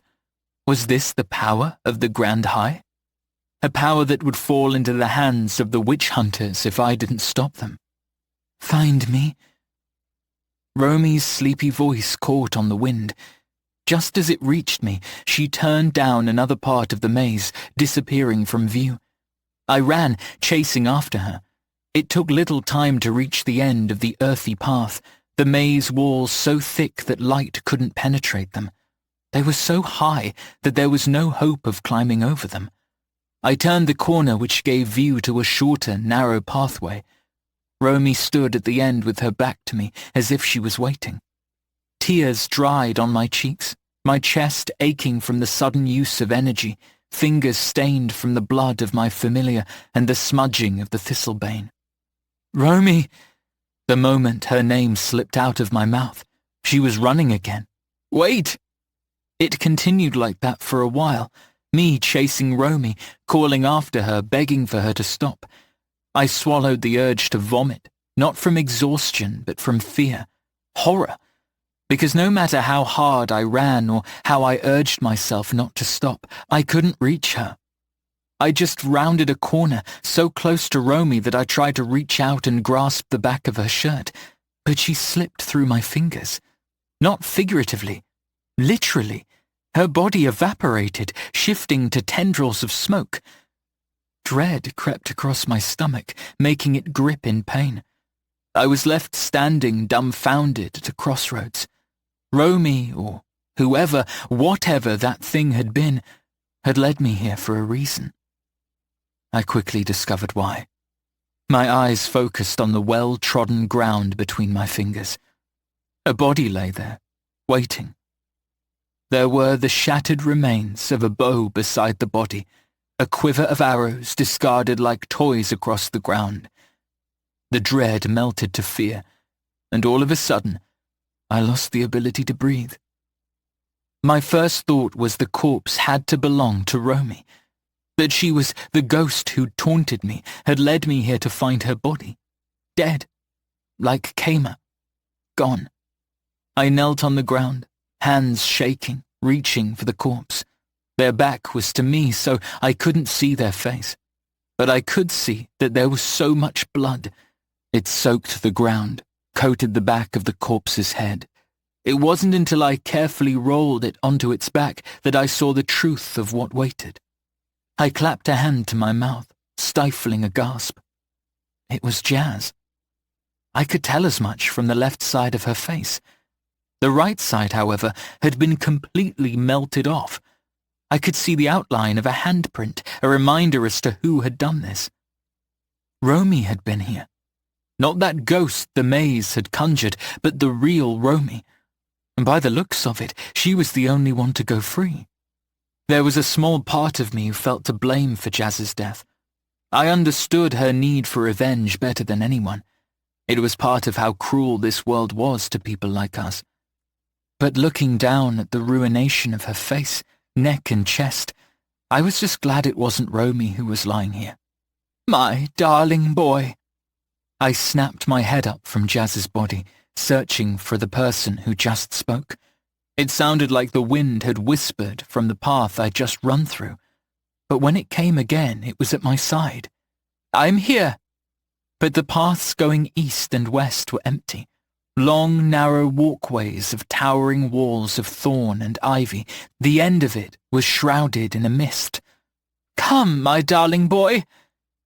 I pinched my eyes closed, pressing the heels of my palms into my eyes. In the dark of my mind, colors and stars burst. The voice was so familiar, yet so distant that I couldn't place it. This isn't real. None of this is real. Yes, my darling boy, it is real. I am real. Come to your mummy. I wish to get a good look at you. It has been so many years. Have you forgotten about me? I felt the shift of something before me, the presence of a shadow passing over light. Slowly, cautiously, I opened my eyes to find both my worst nightmare and my life's only wish kneeling before me. My mother. She was here. Her pale sun-golden hair floated around her shoulders as if she was in a body of water. She wore a blue flowery dress with brown slip-on brogues and a creamy knitted cardigan, the same clothes I had last seen her in. An image which had been engraved in my mind. This isn't real. Mother pouted, tipping her head to the side as her eyes filled with sadness. I did nothing to stop her lifting deft fingers and trailing them down the side of my cheek. Of course I'm real. You know my voice, you remember it, don't you? You'd never dare forget your own mother, would you, my darling? Never, I sobbed. I leaned into her hands, waiting to feel the soft kiss of her skin against mine. All I felt were my tear-sticky cheeks against heavy air. But can't I feel you? Shall we play a game, Hector? Her voice sounded far away. In a blink, she was no longer kneeling before me, but standing at the entrance to the path ahead of me. I got up, body moving without thought, already preparing for what was to come next. Just like we used to do. That is what you want, isn't it? I want you. I want you to be here and alive. She smiled, so bright and beautiful my entire world shattered. Then you must catch me and never let me go. Not like you did all those years ago when you sat back and listened to me die, doing nothing. The fury in her tone chilled me to the core. Anger that no child, no matter how old they were, wanted to hear from their parent. Her disappointment in me was palpable. Before I could justify myself, my mother turned on her heel and ran. I left Jazz's corpse as nothing but a forgotten memory. Although I knew deep down this wasn't real, that this vision of my mother was fake, I still didn't stop running. I needed her more than life itself, because her voice had been the same, the voice I had forgotten after all those years, come back to life. That alone made me run fast and hard. The dulcet tones of my mother's lullaby voice had me ignoring the burning acid in my muscles and the ache in every bone. I didn't have enough air in my lungs to cry out or plead. I didn't dare waste or misplace any energy. My only focus, my only desire, was reaching her again. Whatever game the dreading wanted me to play, I'd play it, just to hear my mother again. If I'd have to run to the ends of the earth for a second more of her, I would. But unfortunately, my body didn't agree with me. One moment I was running down twisted pathways, and the next I hit the ground. My legs gave out, my feet blistered and bleeding within my boots. I smacked into the ground with such a force that the little breath I did have in my chest was forced out. Before the world had even settled, I was clawing at the earth, trying to pull myself forwards. I could see my mother at a distance, her body outlined with an unnatural wave of shadows. Even with the space between us, I could see the ever-growing disappointment in her eyes. She just stood, looking down at me, shaking her head. I tried to get up, but I fell down again. Then Mother turned her back on me and walked away. "Wait!" I screamed, but the sound came out raspy and small. Dirt caked beneath my nails, thorns and small stones digging into my palms. "Mum, please, come back." But she was gone. Her voice was gone, and I was alone. That was what the dreading was teaching me. My greatest fear. I leaned back on my haunches and yelled at the red-washed sky. "I don't fucking understand. What do you want from me?" The dreading was meant to make you face your greatest fear. How was this remotely a fear? Seeing my mother was torture, but it gave me hope. I'd already lost her. That had been my greatest fear, and I'd been living it for 18 years. And Romy, I couldn't understand how she played a part in this. Couldn't the maze make me face spiders or deep oceans or something rational? Whatever it wanted me to overcome wasn't fucking clear. Is this the best you can do? I screamed, unsure who I spoke to anymore.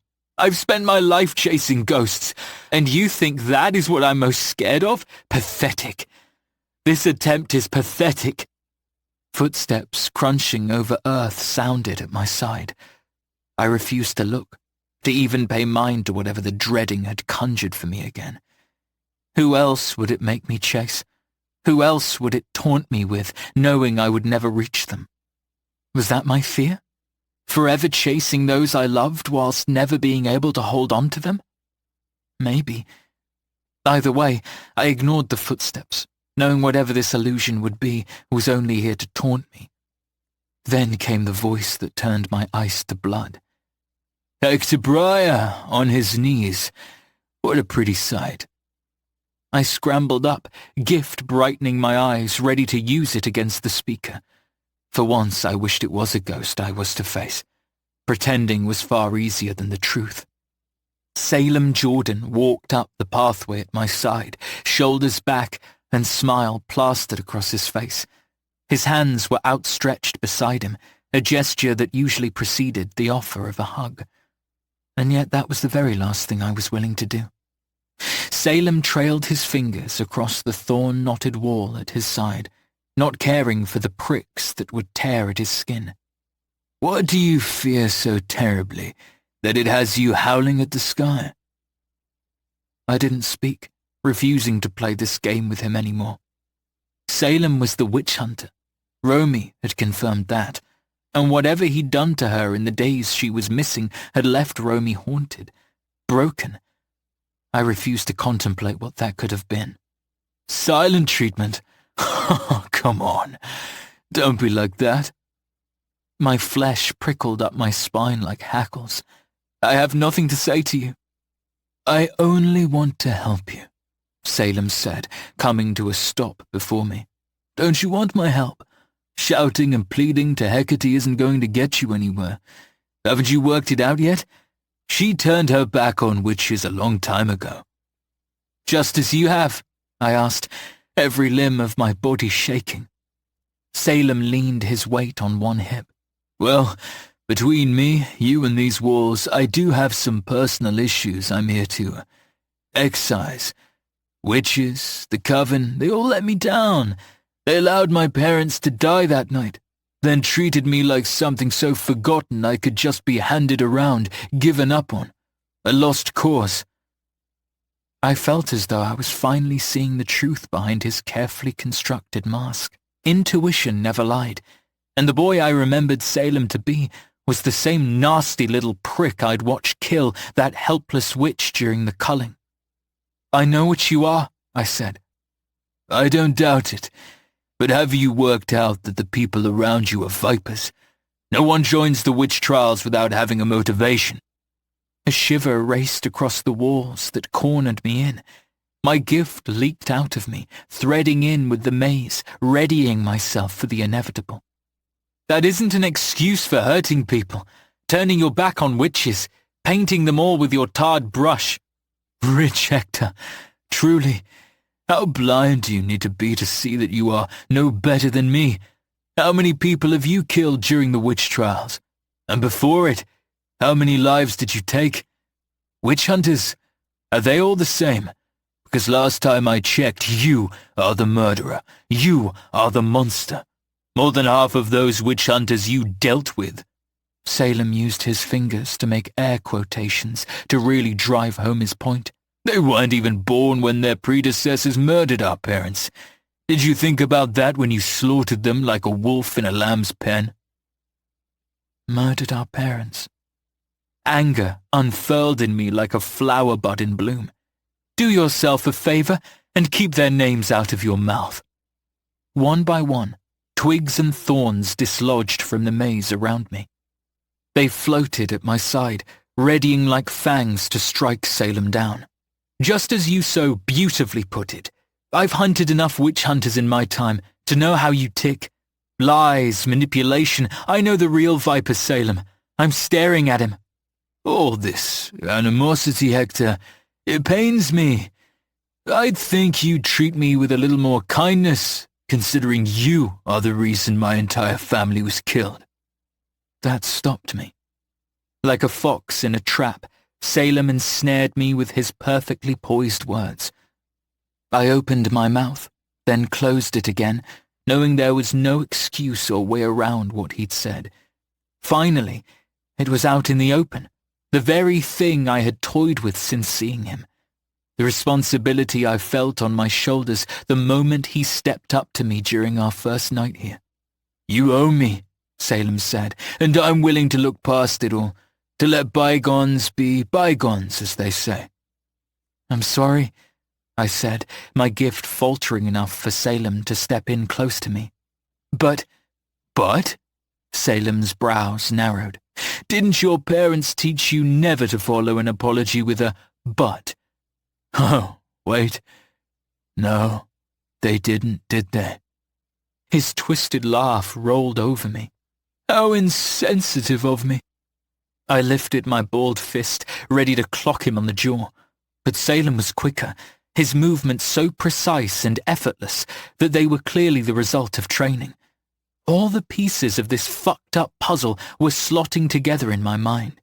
I owe you nothing, I spat, but the freedom from your fucked-up brotherhood. You take my family from me again. His admission was sour and sweet, and clearly Salem enjoyed this back and forth. He looked alive, bright-eyed like a child enjoying the thrill, just the same as he had all those years ago, pinching and pushing, playing with me like some toy he could break. For a second, I was back in the school playground, knee bleeding as Salem towered over me. They are not your family. We are. We, as in the witches.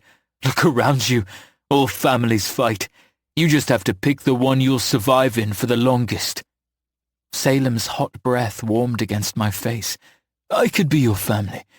If you decided we could do well together, you and I. It was my turn to laugh. I'd rather die. Careful what you wish for, Hector. Shut the fuck up, I hissed, the monster inside of me thirsting for his blood. I tried to pull free, but the spark of electricity itched beneath his palm and over my skin. Don't fight me, he drawled. Remember, you owe me. I lost everything because of you. And what do you want me to do about it, Salem? Do you want me to bring them back? Do you want me to drop to the ground and grovel for your acceptance? I leaned in, teeth bared. Because that's not in my power, is it? Actually, you're right, Salem said plainly. I think getting you back on your knees is exactly what I want. A rush of sharp power crested over my body. It was a burst of electricity which didn't scorch through me, but found the nerves in my body and manipulated them. For the second time since this trial began, my legs gave out. Salem didn't release my wrist, so my arm ached in its socket. I reached out with my gift, snatching the severed thorns from the ground. Salem twisted my arm, wrenching it from the socket completely with a pop. The pain was so sharp, I hissed in a breath and the world went black. When I opened my eyes again, it was to find two devilish eyes glaring at me, inches from mine. He'd opened the eye with the scar running through it, revealing a milky white color coating a faded iris. We don't need to hurt each other, Hector. We can walk out of this trial, both victors in our own right. But it's important we do it together, okay? I nodded, giving in to him, pretending to play along. If I could manipulate him, make him think I was giving in to his power, then I'd hope I got the chance to hurt him in return. I don't want to hurt you either. I want to destroy you. Can I tell you a secret? Salem asked, but left me no time to answer before he continued. I've always wanted you, Hector. I don't enjoy seeing how others have wormed their way into your life when I'm the one who has known you for the longest time. What surprised me next was not more pain. It was Salem crying. It was a strange sight to see. His single good eye filled with tears, and I couldn't understand how a monster was capable of such emotion. "You can make me wait. You can play with my emotions and try to make me jealous, but you cannot deny that there is something between us, a tension that has only thickened in all the years we were kept apart."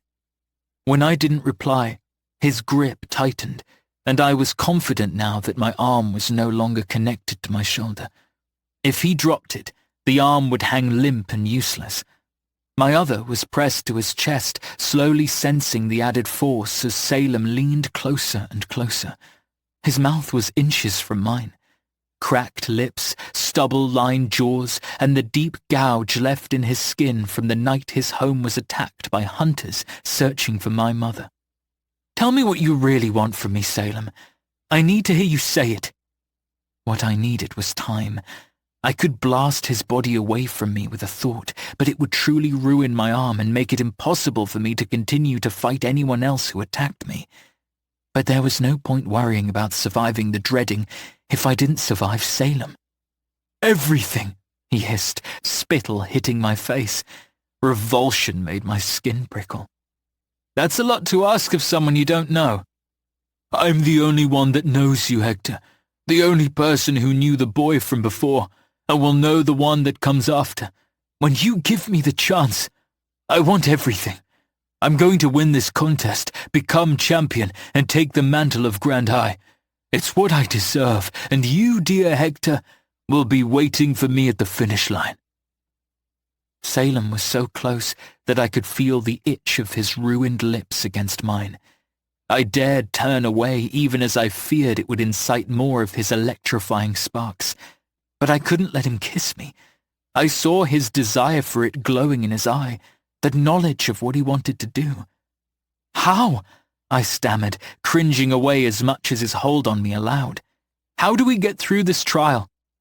He traced a nail down my face, brushing it over my jaw and down my neck. I bit down on the inside of my lip until all I could taste was blood. "Face your fears. The dreading looks inside your mind and plucks out your deepest fear. Instead of giving into it, play along. Prove to the dreading that you are more than what rules you." Face your fears. Don't play along. All this time I'd been running after the conjurations of those I loved, when I had to prove to the entity behind this trial that I was stronger than it was. My fear was being alone, having everyone I loved taken from me. But how could I be scared of my reality now? "Hector," Salem exhaled against my mouth, "how about we give in to our desires before beating this trial together?" Panic overwhelmed me, so thick and fast I thrust my skull up and cracked it into Salem's nose. It shattered upon impact, and the sound was beautiful. Although my arm was numb, I relied on the heavy flop of it against my lap to prove Salem had released it. Then, as blood gushed down his face, I threw my free hand up, casting a wave of energy outwards. It tore Salem off the ground, throwing his body into the waiting wall of the maze. With the help of my gift, I rose to standing, clutching my limp arm. It was dislocated, but not broken, thank fuck. Energy pulsed off me in undulant waves, keeping Salem pinned to the wall like a butterfly to a corkboard. "I'm not yours to touch, Salem Tanner. I wasn't before, and I'm sure as fuck not now." "Then who do you belong to, if not the boy you owe, the boy whose life you destroyed?" "Me," came a deep baritone voice from our side. I followed it, eyes tracing across the ground to where Arwen stood. He was breathing heavily, his cheeks flushed red. His tense body took up most of the path, one hand fisted at his side, the other holding a familiar athame, its metal blade coated in fresh blood. Salem spared a glance over his shoulder, directly to him, snarling and hissing as bolts of lightning lanced off his skin and charred the shrubbery around him. I silently begged for Arwen to look at me, but he refused to take his eyes off Salem. "Like the mutt you are, brother, you never do stray far from your bone," Salem spat, eyes wide, his demeanor frantic. It's why you couldn't be trusted alone. You don't get to speak to him. My good hand tightened, encouraging my grasp on Salem's body to do the same. I closed the space between us, refusing to allow such a sick and twisted prick get the last word. You're no one's champion but death itself.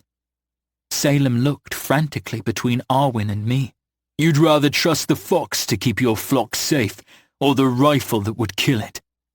He was desperate and making little sense. I didn't know who he spoke to, or what it meant. None of it mattered. When Arwen spoke again, his words were so tempered, so hot, that I was surprised the very air didn't combust beyond his lips. I froze to the spot, inches from Salem, allowing Arwen's words to bore deep into me. Lay another finger on what is mine, and you'll die. Chapter 32. Salem threw his head back to the sky in a fit of hysterics.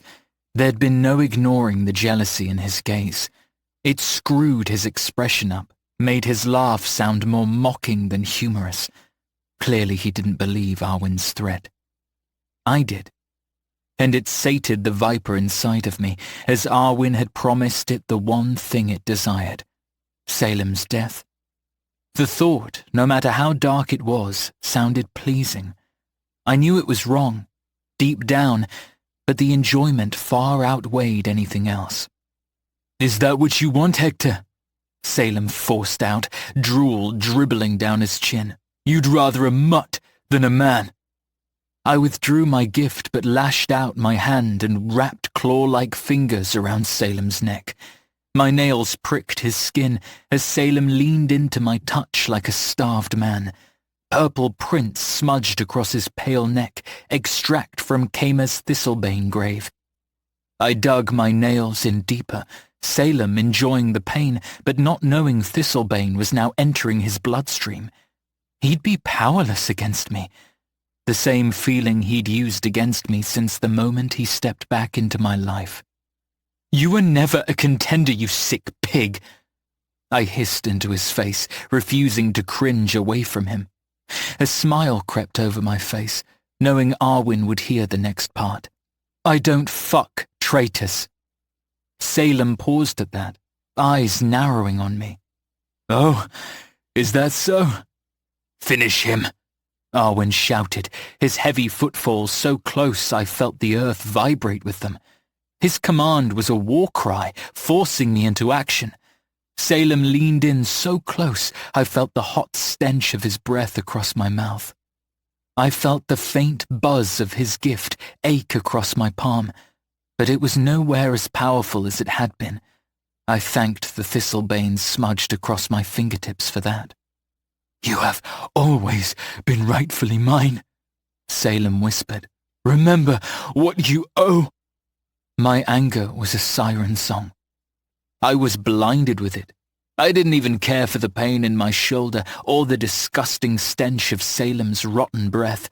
He was so close I could have snapped my teeth into his skin and torn his flesh free. You're fucking delusional. Am I? Salem said, eyes flickering between mine and my mouth. Yes, I suppose I am. Then he struck forwards with little effort and dragged his rough tongue across my mouth. Saliva coated my face from my chin to my nose. I felt the slimy presence of Salem's tongue even after I pushed myself back, eyes pinched closed, the floor jarring my spine as I fell to it. Beyond the darkness, Salem was laughing. The noise was feral and loud, all demanding as I scrubbed my mouth with my sleeve, longing to remove him from me. My mother had been the last person to kiss me. I'd vowed never to kiss another. And then Salem had come and stolen that one thing from me. It was a violation, but more so, it was like he'd been the person to clear the last part of my mother's memory with one swipe of his greedy tongue. Silence came so suddenly, I opened my eyes, fearful that Salem would be on me again, taking more from me. But the truth of it was far darker. I did warn you, Arwen said, calm as a sea after a storm. But the true storm had only just begun. Arwen smashed a fist into Salem's face, shattering bone. Before my defiler could fight back, Arwen forced his fingers into Salem's mouth and drew out his tongue. Swiftly, he lifted the blood-slick Athame up and severed the pink muscle with ease. I couldn't do anything but watch. Arwen was silent, but his actions spoke a million words. The brutality of it should have scared me, but the effect it had on me was the complete opposite. It made me crave him more than I could say. Arwen was claiming me, protecting me, just as Kamer had. He was ridding the demons from my life without making me feel like I owed him anything. And yet I would have given it all to him. I knew that now. Salem released a scream so deranged it cracked in his throat. But that sound didn't last as Arwen forced the severed tongue back into Salem's mouth. Arwen fucking fed it to him. Then Arwen clamped Salem's mouth closed with one large hand and held it firm. Salem was choking, convulsing. The whites of his eyes bulged. The skin I could see around his blood-coated mouth had turned blue. It could have taken seconds to end, but it felt like hours. All the while I scrubbed at my mouth, pleading for Salem's taste to leave me. But long after he died in Arwen's arms, long after, he dropped to the floor like a sack of shit. I couldn't rid the taste of him from me. Salem, the hunter, Tommen's champion, was dead. I've got you. I'm here. Arwen was before me in a blink, kneeling on the ground, steady hands checking me over.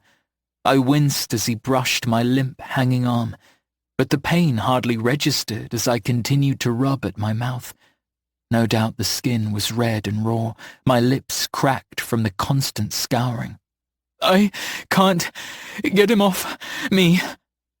Arwen, no matter how he tried to calm me, couldn't. I looked beyond him to the heap of Salem's body, his all-seeing eye fixed where I sat. Even in death, he looked like he was smiling at me, taunting me. He took something sacred from you. Arwen spoke my feelings of turmoil aloud. But his actions cannot rid the memory of your mother. You will not give him that power. On and on I polished and cleaned my mouth, and yet all I could taste was the vile rot of Salem's spit. It worried my skin, inked over my mouth like tar that wouldn't budge. Nothing could save me. Nothing had the power to rid the evil from me. I felt dirty, violated. Not even fire could burn away the sin left on my mouth. Except I was wrong. Because my greatest sin could. Take it away. I gasped, fixing my stare on Arwen's bright, helpless eyes. Please, I choose you. Help me. Arwen didn't need to be told twice, nor did he request more explicit instruction as to what I wanted. There was only one thing that would take Salem's defilement away, and that was the blessing of Arwen's mouth on mine. This was more than the want of a distraction. Are you sure this is what you want? Arwen asked, red sky billowing behind him, the maze groaning as it shifted once again, making new pathways. Kiss me! My shout was desperate and pleading. Kiss me, Arwen! That was it. Arwen stabbed the Athame into the ground beside me, then took both his free hands and cupped my jaw. One after the other, his thumb brushed my top lip and then my lower lip. Even that alone was enough to wear through the remnants of Salem, and yet I still wanted more. I'm undeserving of you, Arwen said as he lowered his mouth to mine. I'll determine that, I said softly. Yes, Arwen said, just before his lips brushed against mine. You will. The feeling that followed was a full-body rush of euphoria. It started where his lips pressed into mine, then quickly rushed over my entire body, cleansing me of all the negative feelings I had just been captive to. I leaned into him, his cool exhale singing a song of his desire for me. Without taking my mouth from his, I knelt up and leaned into him. My chest pressed to his chest until I felt his heartbeat. In fact, I could feel the quickening pace of his heart through the tips of his fingers, his chest, his mouth. Mine seemed to catch it, joining in tandem until we were one. Arwen was careful, taking the kiss slowly, although his eyes were closed. I kept mine open. I wanted to take in his reactions, wanted to memorize this moment, because he was my choice. My mouth parted, allowing enough room for my tongue to enter the fray. It pressed against Arwen's closed-mouth kiss. He required little encouragement to copy. Everything about him was careful and poised, as though he followed my lead out of respect, although I knew the true beast that lurked beneath. In a sense, I wanted all of him now. He could take me in the middle of this trial and I wouldn't stop him. But there was a peace that came from the soft kiss, the tangle of tongues, and the way our heads tightened to accommodate the deepening pressure of our mouths against each other. It was everything. He was everything. I drew back for breath, lips tingling. "Better?" Arwen said, his expression almost nervous. "Much." "Good. I'm glad you can find service in me," Arwen said, although his expression suggested otherwise. He didn't smile, not as I did. Instead, he looked down to his hands as though he regretted the moment. "I don't believe you," I said, clutching my limp arm. Arwen pushed himself to standing, leaving me kneeling on the ground. He plucked the athame from the ground, focusing on cleaning the blade more than me. "We need to get out of this maze, Hector. Then we can talk more about it afterwards." "About what?" My hackles rose as I struggled to get up. "How is it that every time we share a moment of intimacy, you treat me like a regret afterwards? Because, forgive me, Arwen, I see through your bullshit. You act distant, but you can't hide your true emotions from me. I can read them in the intensity of your eyes, or how whenever you touch me, it's like you're holding on to something that could blow away at any moment." "That's because you will," Arwen snapped, regret hanging heavy in his eyes. He took a few deep breaths, steadying himself, this time refusing to break our eye contact. "There's a tempest coming, Hector, one that I'll not be able to protect you from." "I can look after myself," I said. "That isn't what I want from you." "Then what do you want from me?" I said the very same thing Arwen had said to me. The word Salem ruined for me. But this was me taking back that power. Everything. I'd backed him into a corner. Arwen knew that I used his words against him. What I want and what I deserve are two completely different things. How about I be the one to determine if you deserve me or not? Arwen swallowed deep. I could see that he wrestled with a response, but instead of offering me one, his eyes fell on my arm. "I can help with that." He swept behind me, moving quickly, too quickly so I couldn't refuse him. "You cannot run from this conversation forever, Arwen." "I know," he said.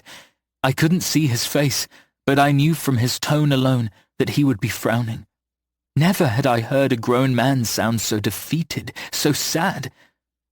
Before I could press further, Arwen grasped my arm and twisted it back into place. The pain was sudden and hot, like an inferno that swept over me. But the relief was stronger.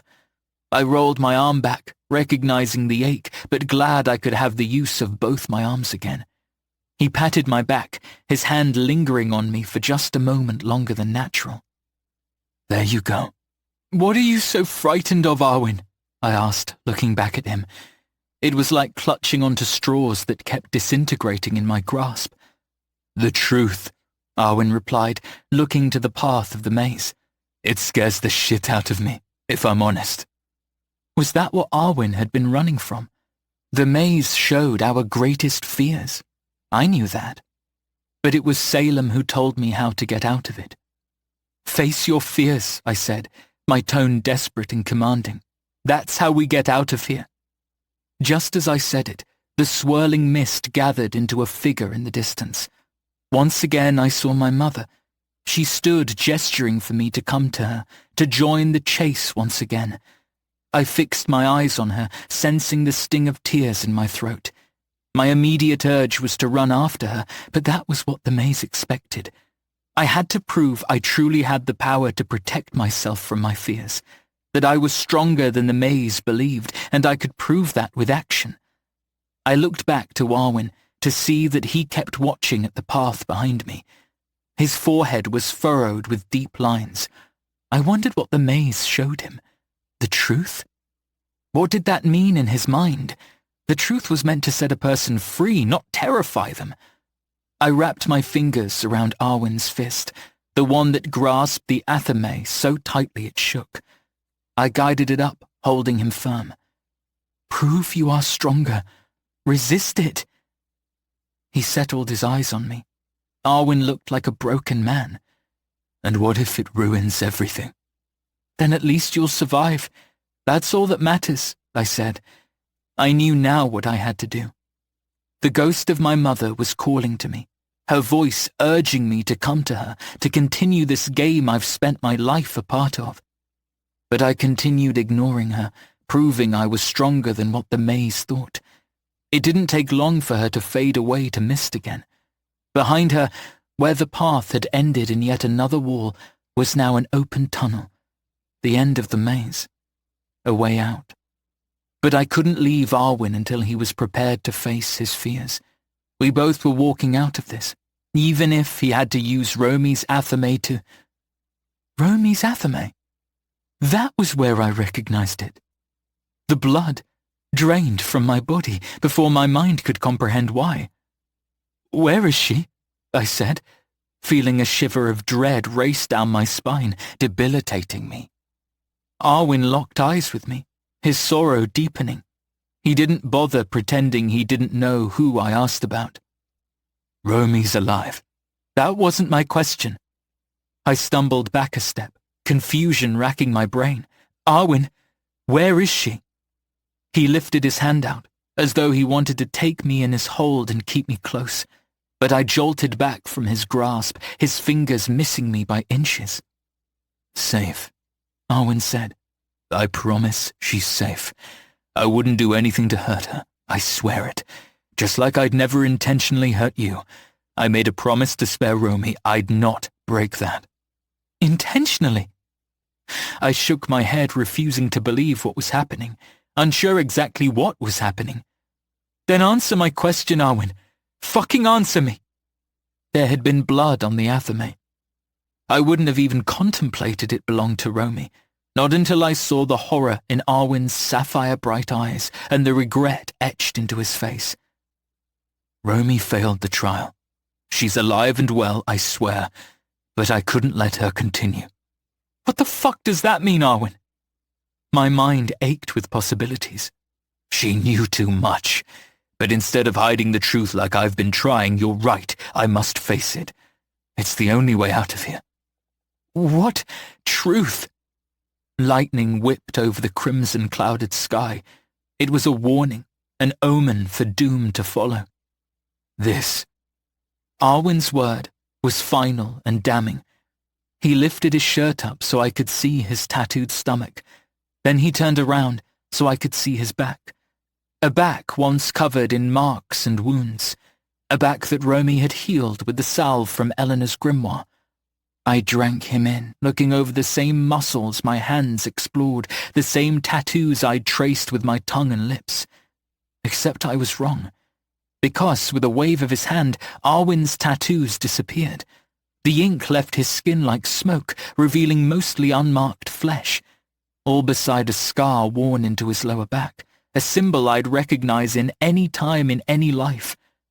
A cross caught in a circle. The symbol of a witch hunter. How? I gasped, choosing to believe this was some new conjuration the maze was making me face. Illusions. Arwen's voice cracked as he said it. Blue fire sparked across his hand, the same as I'd seen it before. But in the blink of an eye it changed. The fire rippled to ice, then to the image of a moving night sky. Scene after scene it changed, all while Arwen's eyes glowed like beacons. My gift suits me, because what else should I control than the very personification of lies? There is so much I've lied to you about. Don't, I snapped, my mind breaking down. I was so overwhelmed. Don't come near me. My finger was shaking violently as I pointed towards him. Hell, my entire body was trembling. I'm not your enemy. Then what exactly are you? I bellowed, splitting the blood-stained sky with my cry. Although my words held meaning, I couldn't quite grasp it. There was so much I wanted to say, and yet I couldn't make another sound. Words failed me. Nothing made sense. My mind was a maelstrom that I couldn't grasp the reality of this moment, because I discovered a new fear, one that outweighed any other, and I could do nothing but face it. A bell rang across the crimson sky. The dreading had ended. Around us the maze walls fell, disappearing into the earth as though they never existed, and I was left to stare at the truth scarred into Arwen's stomach. Arwen feared the truth, so he faced it and revealed it to me. Salem wasn't the only hunter. He was merely a scapegoat. Arwen was the champion. Arwen was the lie. My enemy was Arwen. My enemy had always been Arwen. Chapter 33. I didn't want to look away from Arwen, but when I did, it was to see the familiar stone hall from the castle. We were back, except this time, we were alone. No other witches were around us. One look to the chalkboard, and I could see why. Only 2 names remained. Hector Briar, Arwen Hopkin. Not Morgan, as the chalkboard had revealed before. The surname of Father Tommen. Arwen was Tommen's son. How many illusions had Arwen knotted over this place, keeping the truth hidden from me? I gathered the answer was an inconsolable number. The rest of the names had been scored out with a harsh line or completely removed from the board. I choked on my panic, juggling different anxieties all at once as I searched for the only name I cared about. And there it was, written in bold letters, but scored out rather than rubbed out. Romy Bailey. She was alive, but my relief was short-lived. As I told you, I'd never hurt her. Arwen refused to look away from me as he spoke. We were both kneeling on the floor, as if the dreading's maze had literally melted away, planting us back inside of the castle. Regardless of what you think of me, I am a man of my words. You are no man. I don't even know what I think of you, I choked out, knowing I should hate Arwen, but being useless at grasping that emotion. I don't even know who I'm looking at. Arwen hung his head in shame. I'm the person you've grown to trust. You're a witch hunter, Arwen. The accusation came out with such vigor, it was a surprise my gift didn't rear its head. Whatever version of the person I thought I'd come to know was no different than your illusions. If I began picking apart of the possible lies he'd conjured, it would destroy me. I had to focus, now more so than ever. We were the last 2 witches in the trials. I found my mind racing through our weeks together. How much had been real? It was easier to think backwards, first to when Romy pointed at Salem and accused him of being the hunter. But in the same second, I'd spotted Salem across the battlefield. What if Salem was nothing but a conjured image used to throw me off? Romy knew. She knew about Arwen. She never left us, did she? I asked, body so tense my muscles were trembling. He lifted his head up to me, not a hint of a smile across his face. No, she never left. I'd seen her in our bedroom window. Her handprint had been on the glass. No point in dancing around the truth anymore, Arwen. What did you do? What I had to. he replied plainly. Romy, when she was healing me, found my witch hunter's mark. I was too weak to hold the illusion concealing it, and in that drop of concentration, she discovered my secret. It was a surprise when steam didn't pour out of my ears. And what next? I cast an illusion across the room. But she was always there with us, Hector. I know you think I'm a monster, and it's something I won't dispute. But I swear I kept her fed and watered. I had to ensure she was separate from you. You say it like she was some animal to lock away.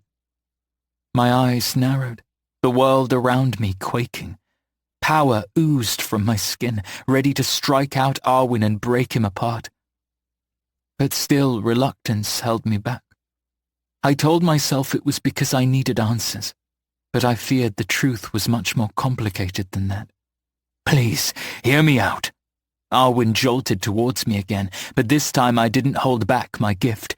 I sliced out the back of my hand, sending a blast of pure, undiluted energy into Arwen's body. The force tore him from his feet. He landed feet away, rolling to a stop beneath the chalkboard. Don't fucking touch me! I didn't think he was capable of hurting me. Arwen had many chances to do that, but right now, all that mattered was holding on to reality before Arwen manipulated it again. How much of it was a lie, Arwen? The story about your mother, the perfectly painted picture you've given me of your life outside of the witch trials. She was real. Arwen pushed himself off the floor. A trickle of blood ran down the corner of his mouth, which he didn't bother to clean up. I only noticed he dropped the athame when his eyes snapped to the knife where it rested on the ground. Before he could make a move for it, I called the athame into my hand. The press of the warm handle comforted me somewhat. I swear to you, everything I've told you about my life is real. Perhaps it wasn't all the details, but I gave you what I could without jeopardizing my position here. I laughed, barking like a deranged dog. So, help me understand how you go from telling me your mother was executed by witch hunters to you working for them. Make that make sense, because Hecate knows I don't understand. Arwen snarled, his lip curling over blood-stained teeth. It's complicated. Well, I snapped, gesturing to the empty hall around us. We're all alone. Look around you. Just me and you left. We have plenty of time to reacquaint ourselves. Before what? Arwen asked, gaze flickering between me and the athame. In a blink, Arwen gathered his confidence and walked back towards me.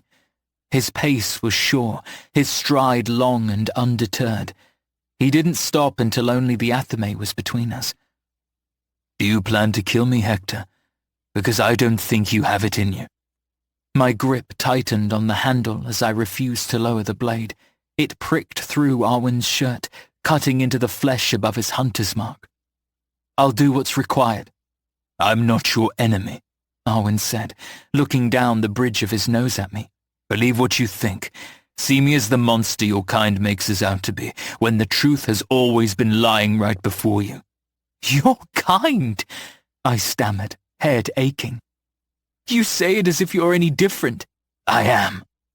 It was my turn to snarl at him. Deep in the pit of my throat a growl emanated, spilling out through my clenched teeth. Your kind killed my parents and your mother. Arwen rocked back at that, as if he forgot, although from the way his haunted eyes darkened I could tell that wasn't the case. Not everything is as it seems. Witches, witch hunters, these trials, we're all pawns in a much bigger, darker picture. One that would turn your world upside down if you knew. You're trying to distract me, disarm me enough to get rid of me and win. He shook his head. No, Hector. I will win because I vowed to protect you. From what? I bellowed, the two words echoing around the hall. I almost believed Arwen's silence was a way of proving he was not going to reply, not going to answer me. But instead, when he opened his mouth, he spoke a name that chilled me to the core. Bahamut. The name rang clear. The one Eleanor had called out as the fire ate away at her flesh. You lied. You told me you didn't hear what Eleanor said. I was protecting you, Arwen pleaded. You couldn't say the name, and I didn't want to remind you. And yet I remembered.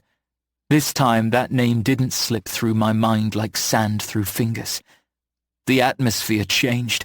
I couldn't place it, but it felt as though we were no longer alone, as if something else was in the room with us, watching from somewhere unseen, as if speaking the name aloud conjured it.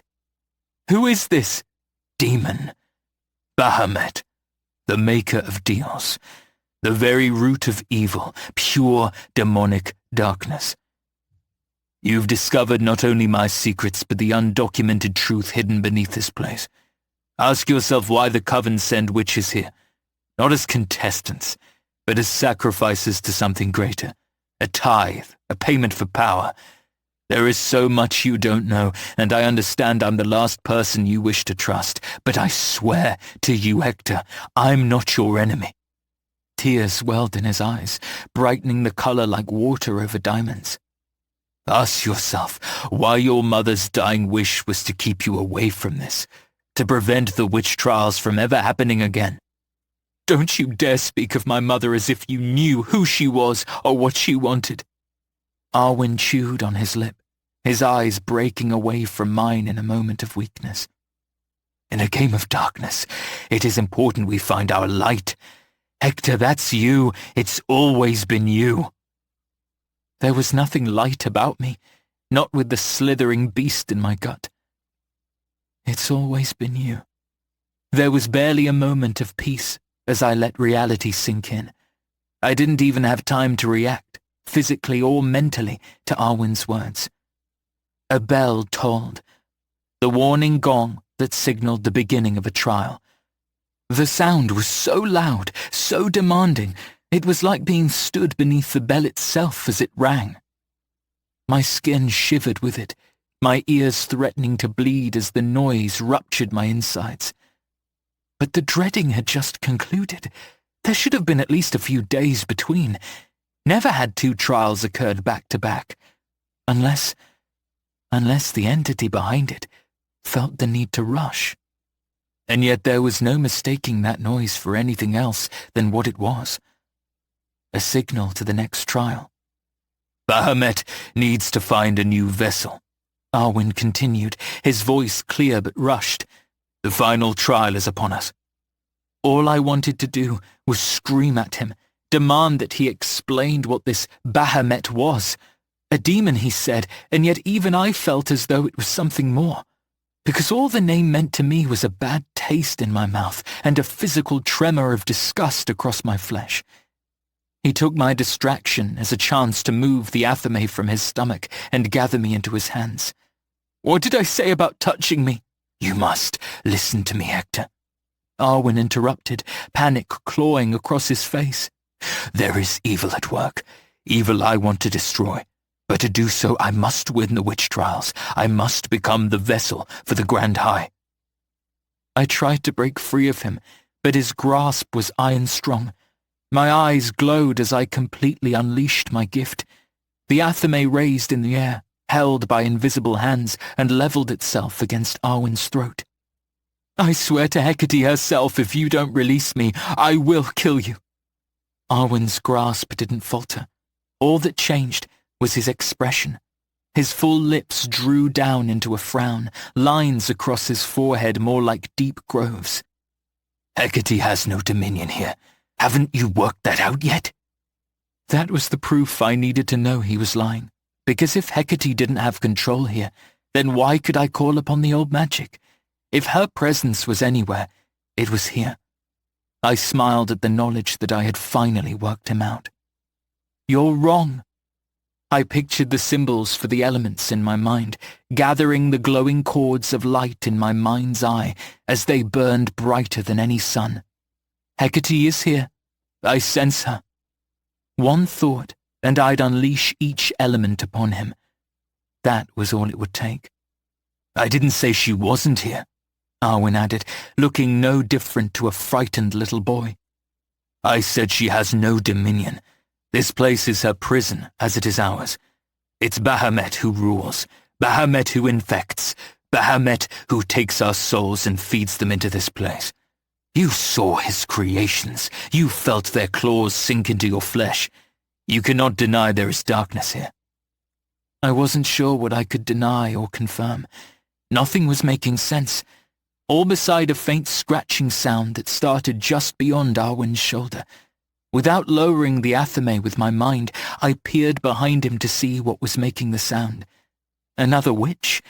Had someone else survived the dreading? No. What I found was something other. An unseen presence was writing on the chalkboard. Over and over, they scrawled 2 words in harsh, knife-sharp lines. The rewarding, the rewarding, the rewarding. But no one was there. At least that was what I thought as the chalk moved on its own, as if my power controlled it. But the truth was much darker. As my gaze settled on the dark corner of the room, just beside the chalkboard, I saw a figure concealed in the shadows. I first caught the orange glowing eyes, as though hell itself burned within them. They were set into an animalistic face of a ram or goat. It was too dark to tell which. Large curled horns waited on either side of its head. It was connected to the unnatural body of a man, with legs of a satyr from ancient Greek mythology. I blinked, expecting the apparition to disappear. But the opposite occurred. Its outlines grew stronger, its presence so real I felt its burning eyes drink me up and down. Fear immobilized me. "What is it?" Arwen asked, his voice soft. Even with the thorns between us, it was still natural for him to take the position of protector. It was the same for me too.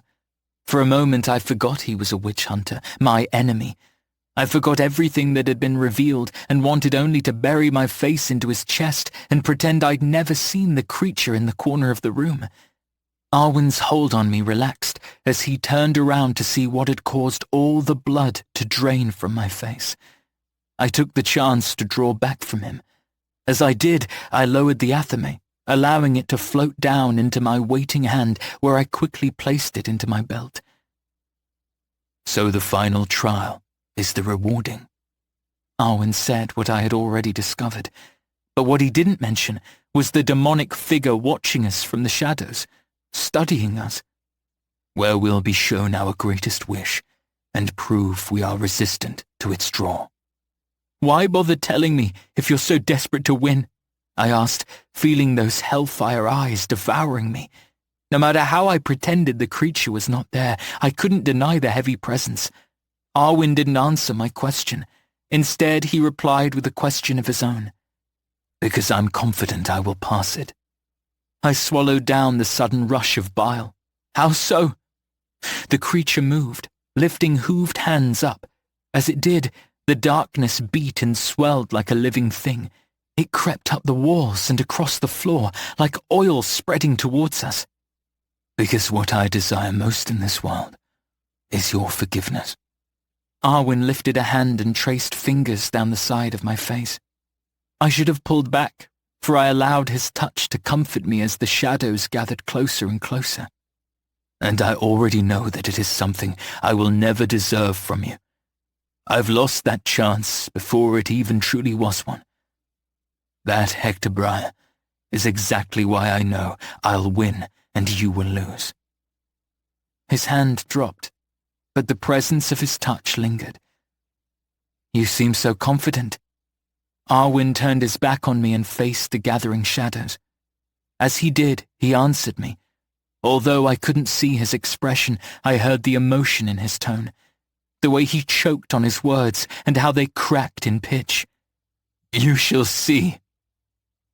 Then the darkness was on us, and this time I didn't run from it, fight it, or resist it. I welcomed it. Trial 4. The Rewarding. Chapter 34. I listened to the clip of hooves against stone somewhere in the darkness. I couldn't see the creature, but that didn't mean I couldn't sense its closeness.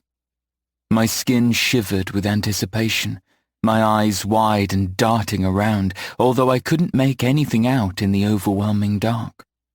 I wrapped my arms around my body, wishing for nothing more than to curl into a ball and pretend this wasn't happening. Never had I faced the dark with such fear, but I suppose that was because I never really knew what lurked inside it. Bahamut. The name itself was violent and disgusting. My body reacted negatively to simply thinking it, but here in the dark, it is as if the name finally made sense. The word encompassed darkness. It was all things terrible and frightening, and yet I didn't know what it was. But I knew it was evil, because no word should incite revulsion without a clear meaning. Against my better judgment, I found myself calling out to my enemy. "Arwen!" His name came out as a rasped whisper. "Arwen, can you hear me?" "Say something, please." But it wasn't his voice that replied. It was another, darker and tampered, as though I could sense the age of the speaker from the tone alone. "Hello again." I clamped my lips shut, biting down on them to keep them from opening. If I just kept quiet, I could pretend that I was lost to the shadows for no one to find. And yet the clipping of hooves was gaining, the stench of decay lingering just beyond my nose. Hot air rushed out, spreading the scent in a cloak around me. 2 piercing red eyes flashed inches before me, proving my horrors to be true. The creature stood directly in front of me. I told myself to be strong, that seeing my enemy gave me the power. But without Kama, it no longer felt safe in the dark. Especially when my intuition told me I was about to face the creature that commanded it. "What are you?" I asked the dark. There was more heavy breathing, billowing steam flooding out the head of the beast. All the while, those 2 animalistic burning eyes refused to leave me. They didn't even blink. "I, Hector Briar, am the maker of deals. I am shadow. I am power. I am the beast. Do you not recognize me as I do you?"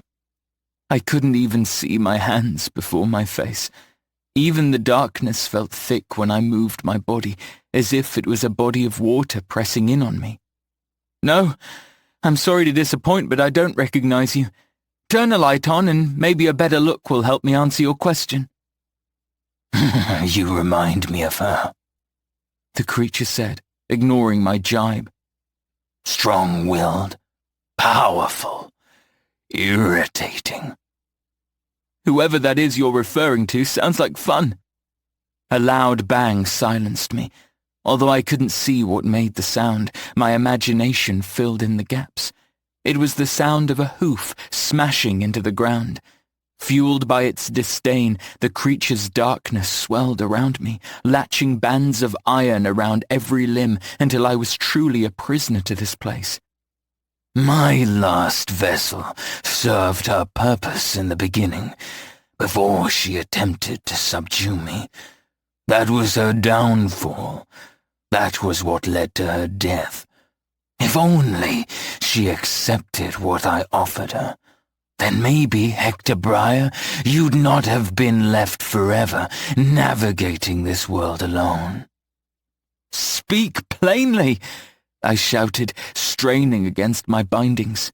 "I've never been a fan of riddles." The dark growled, a visceral, throaty sound, part beast and part man. "Oh, you're a smart boy, Hector. You know exactly who I speak of." "No, I don't."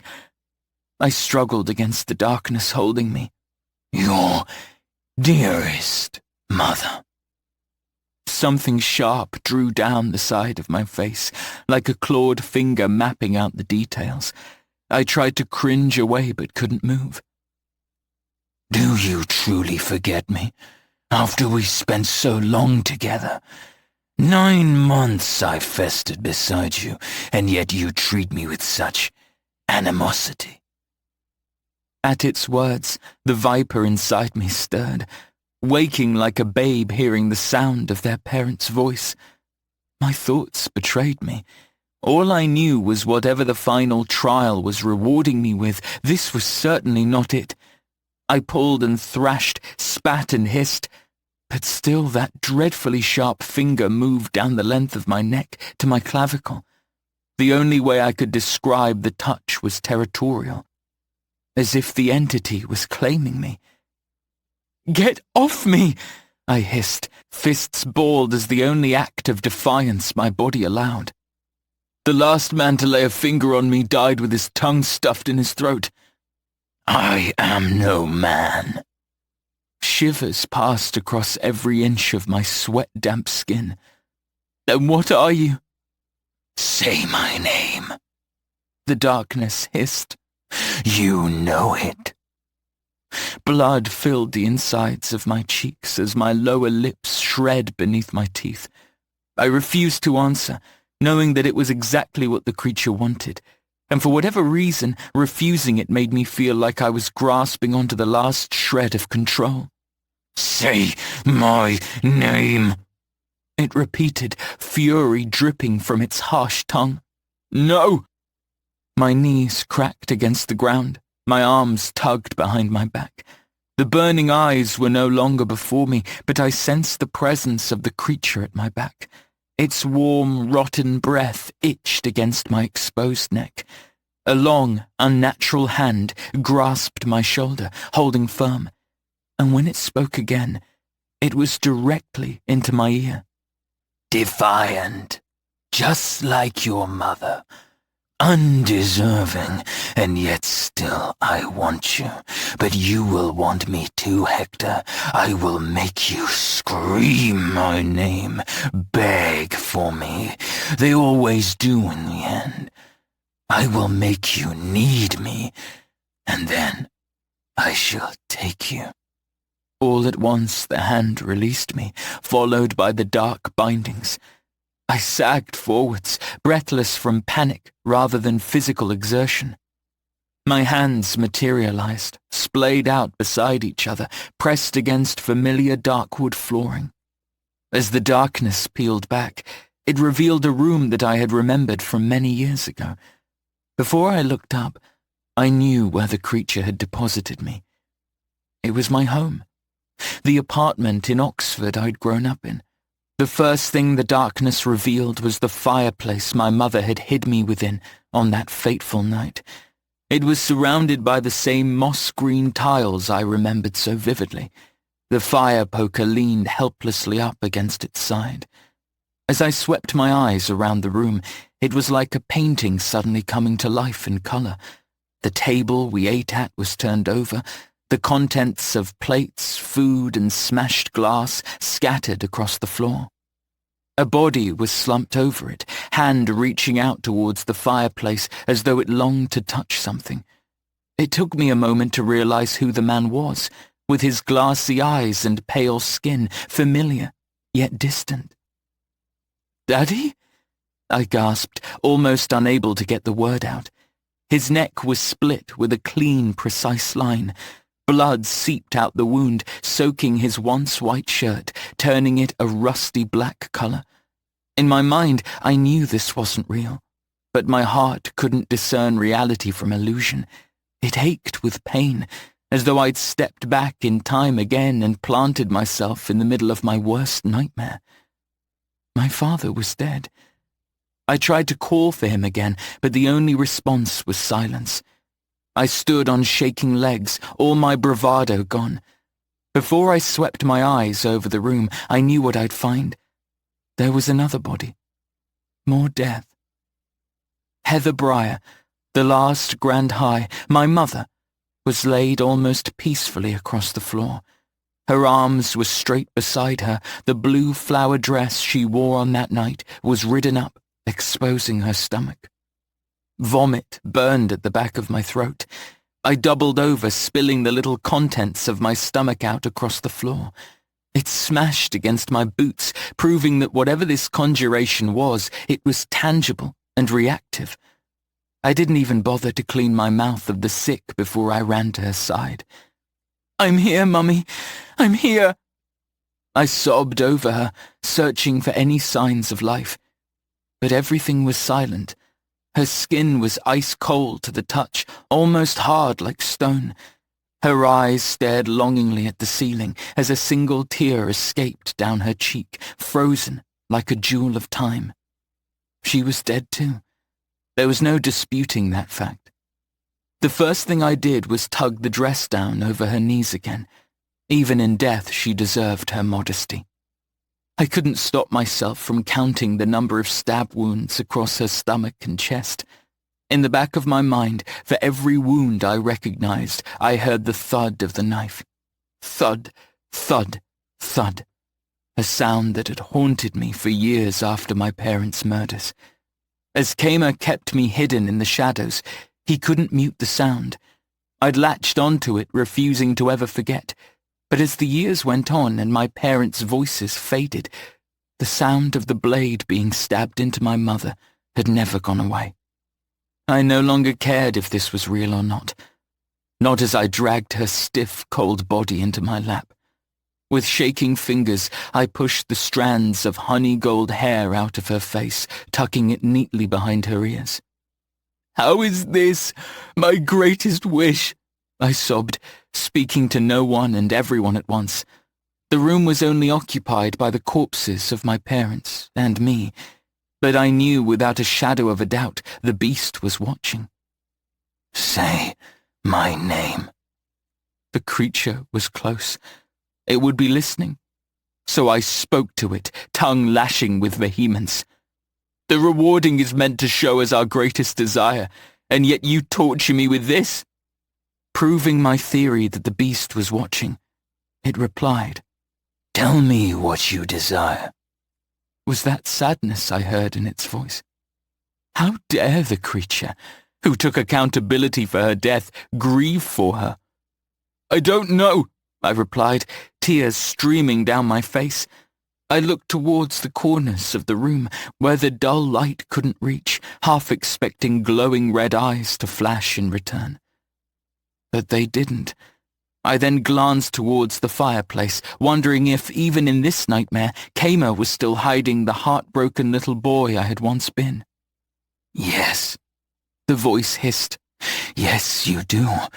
I've seen into your mind. I've seen into your desires. And there is one thing that you have wanted so badly, so terribly, since this night, that it has shaped the very outline of your life."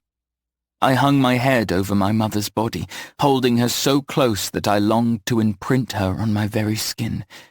My soul. "I've already answered you, beast. I want them back."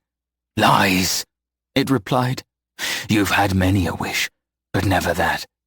Not once did you hope for such a thing, when you have been driven by the thirst of vengeance." "Stop!" I cried out, rocking back and forth, my mother still in my lap. "Stop playing games!" "Think!" I sensed the anger in the creature's voice, as though it belonged to me. Maybe it did. Perhaps this creature was the very same beast I'd felt bubbling inside of me all my life. The instinct that warmed when I was faced with a witch hunter and sated when I took their lives. "I want my parents." "Wrong again, Hector. If that was the case, you would have spent your life searching for a way to get them back. You know if you looked hard enough, you would have discovered that there was a way. There is a power that can grant such things.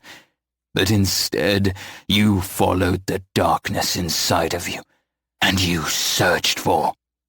The answer came to me, thick and fast. I practically had the words spelled out to me, letter by letter, as if the creature whispered it into my ear. Truth was, it was the beast inside of me that revealed it. "Revenge!" I spat, bubbling with fury, no longer able to control my inner demons. I felt the darkness release a breath. It was long and tempered, singing with relief. Correct. Your one greatest wish is to kill the soul that took the lives of your parents. So this is what I give you. Your reward. Take it or not. The choice is yours. Choose wisely, Hector Briar. The front door to my home creaked open slowly. I heard it then. The slow, methodical footsteps of a man walking into the hallway. Father Tomin Hopkin. It was him. Just the knowledge that I was finally going to face the man who killed my parents made me relax, made breathing easier. The viper in my stomach was no longer waking slowly, but bolt and alert, ready to strike. I looked down, expecting to see the beautiful dead face of my mother. But instead, I found an athame in my hand, the one I'd taken from Arwen. I caught my reflection in the flat face of the bloodied blade, and I was smiling knowing that I was finally going to get the one thing I desired most in the world. This was the rewarding, my reward. Regardless if this was a trial, real or not, it didn't matter, because the blade felt real in my hand. I wondered if Tomin's blood would be warm when I plunged the athame into his chest over and over, just as he did with my mother. I studied the dark corridor ahead of me, buzzing with anticipation. Slowly, the darkness parted, allowing the man to stand before me. I registered the bright blue eyes, the head of short brown hair, the alluring face of evil. I sprung forwards and took my reward. I knew I failed the trial as the thud of the athame drove into Tomin's chest. I was blinded by rage and desire, not caring for details as I made sure the blade disappeared down to the hilt. My focus was on my target, on making sure I didn't miss the heart, so it was only when I was satisfied I pierced it that I looked up into the face of the man who destroyed my life. The face didn't belong to Father Tomin. "No!" I breathed as the darkness swelled and the laughter began. "No, no, no, no!" It was Arwen. My ears filled with the rushing of blood, but that didn't stop me from hearing the toll of the bell signaling the end of the rewarding. And yet all I cared about was seeing the face of Arwen, his mouth agape, my name etched into his lips. I stumbled away from him, hands shaking. As the conjuration fell away, all I knew for a fact was that the blood dribbling over my knuckles was, in fact, warm. Very warm. Very real. Reality slammed into me, as hard and fast as regret. The trial placed me back in the real world, in the center of the great hall of the castle. Arwen was knelt before me, athame buried in his heart, my name incapable of leaving his mouth. Chapter 35. Arwen looked down longingly at the blade in his chest. His hands were held up, hovering inches beside the handle of the athame buried between his ribs. He shook violently, his dark brow pinched in confusion, as if he couldn't quite make out what was wrong. Shocked, almost, at the reality. I stumbled back and watched, helpless and just as confused. It had never been Father Tomin who murdered my mother. It had been the child he'd brought with him, the young boy my juvenile mind had first believed to be Salem. My mind replayed the words, taunting me as I stared down at Arwen. "I'm looking, Father." "And what do you see?" "A monster." "And what do we do to monsters, my boy?" "Hunt them." I swallowed the bile that burned the back of my throat. If I had anything left in my stomach, I would have vomited again. "It was you," I accused, voice meek and numb. Arwen looked up slowly, his skin a sickly pallor. Despite the blood, the fact he was still breathing proved the athame hadn't hit a lung or punctured his heart. But the damage was evident. He wouldn't survive this. It wasn't a quick death, but a slow and torturous. I told myself he deserved it, but it took restraint not to take him in my arms and help him. I told you. Arwen gasped, sagging backwards, the strength leaving his body. He coughed up a splatter of blood that oozed down the side of his mouth. You'd never forgive me if you knew the truth. This was what Arwen feared. All this time, his hesitance and distance was born because he knew what he took from me. Illusions were one thing, but this betrayal was something that took my heart in its careless hands and squeezed. I dropped to my knees, feeling fissures lace my heart. There was so much I should have asked, but only one word was squeezed out of my aching body. Why? One word was all I could manage. Arwen coughed up more blood. The contrast of the red against his skin proved that his end was near.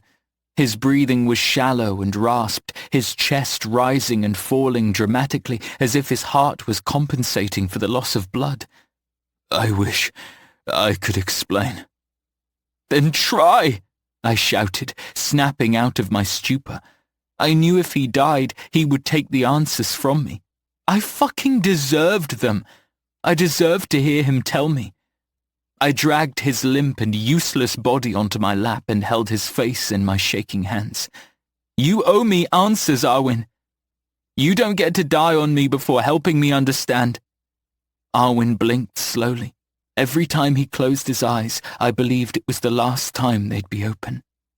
I was a scared 7-year-old boy, longing to make his father proud. Of course, Father Tommen was Arwen's father. Such evil reality only ever occurred when I was involved. If Arwen grew his hair out and manicured a beard, perhaps they'd even have looked alike. But I would never have seen it, not with his gemstone blue eyes, so bright they were enough of a distraction to the dark truth he harbored. His mother's eyes, no doubt. Arwen got a second wind of energy so suddenly it surprised me. He sat up, growling as he reached for the athame. Leave it in, I snapped, understanding the crack in my voice was a side effect of the tears pouring down my face. You'll bleed out. Arwen rolled to the side and spat a mouthful of blood against the flagstone floor. There was so much of it, it dribbled into the groves between the slabs and made small rivers of crimson. I'm dying anyway, Hector. I opened my mouth to tell him he was wrong, but that would have been a lie. Instead, I guided him back onto my lap, heart cracking furiously. I should have hated him, and I did. I hated Arwen for what he took from me, but he had only been a year older than me. I understood how life could turn children into cold-hearted monsters. Look what had become of me. Father Tommen had not only ruined me, but he had also ruined his own child too. I couldn't begin to imagine what the life of a witch was, growing up beneath the man who longed to destroy them all. Suddenly, the story of his mother being killed by witch hunters made sense. We shared something in common. You won, I said, peering down at him, drying the beads of sweat from his forehead. I failed the trial, just as you predicated. Arwen's face screwed up, as if pain lanced through him. But this reaction was not from pain, but the realization that I was right. He had won. No, Hector. Arwen's voice slurred, his full pink lips now blue and thin. I've lost everything. He said everything, but it was the way he looked up at me that told me exactly what he meant by that. A tear slipped from my chin and fell upon the side of Arwen's face. I cleared it with a blood-coated thumb, only to find that he too was crying. Slow, fat tears that slipped into his dark hair. I will never forgive you, I said, as if that was enough for Arwen to sit up simply in defiance to proving me wrong. But he didn't. He smiled, closed his eyes, and replied without opening them again. Remember the man you showed me I could be, not the monster who hid in his shadow. That was a goodbye. Goodbyes never came in the form of the word itself, but a feeling. Kamers had proven that. It was a sense of severance and finality that came with the words provided, and Arwen's practically drowned with both of those tones. "No!" I shouted at him, tears pooling, more tears falling. I took his shoulders and shook him. "You don't get to just go. You don't get to die and leave me like this. You owe me, Arwen Hopkin. Don't you fucking dare die. Not like this. I deserve to ruin you too, to break you. Not this. This is too easy." Arwen kept his mouth closed, his chest rising and falling slowly. I watched it, not daring to look away, as if my eye contact was the only thing keeping his lungs drawing in breath. Only when he spoke again, his voice a small whisper, did I dare return my gaze to his face. I couldn't hear him, so I lowered my ear closer to his mouth, begging him to say it again. "Please, Arwen." It was my turn to beg, to try a different tactic at keeping him alive.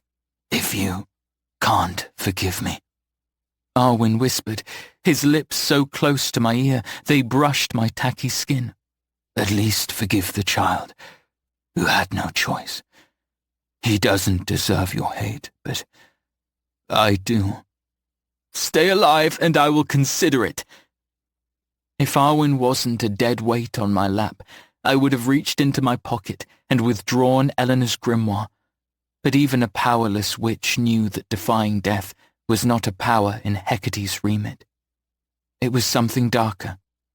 My head snapped up, already knowing what I was looking for.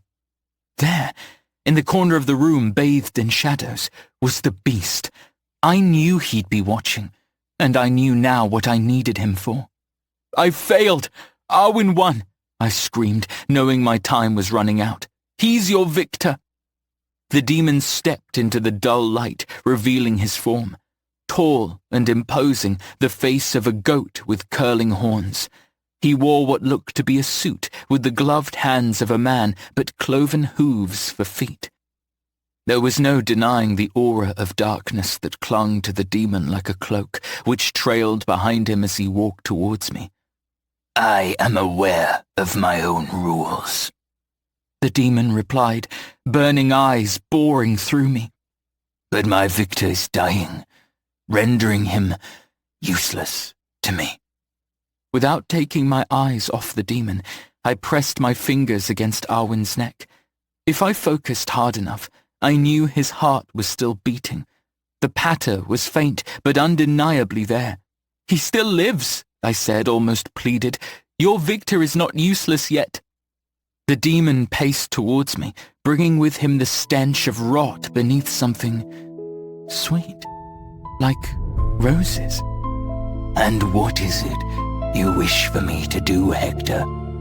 This demon had been inside my mother.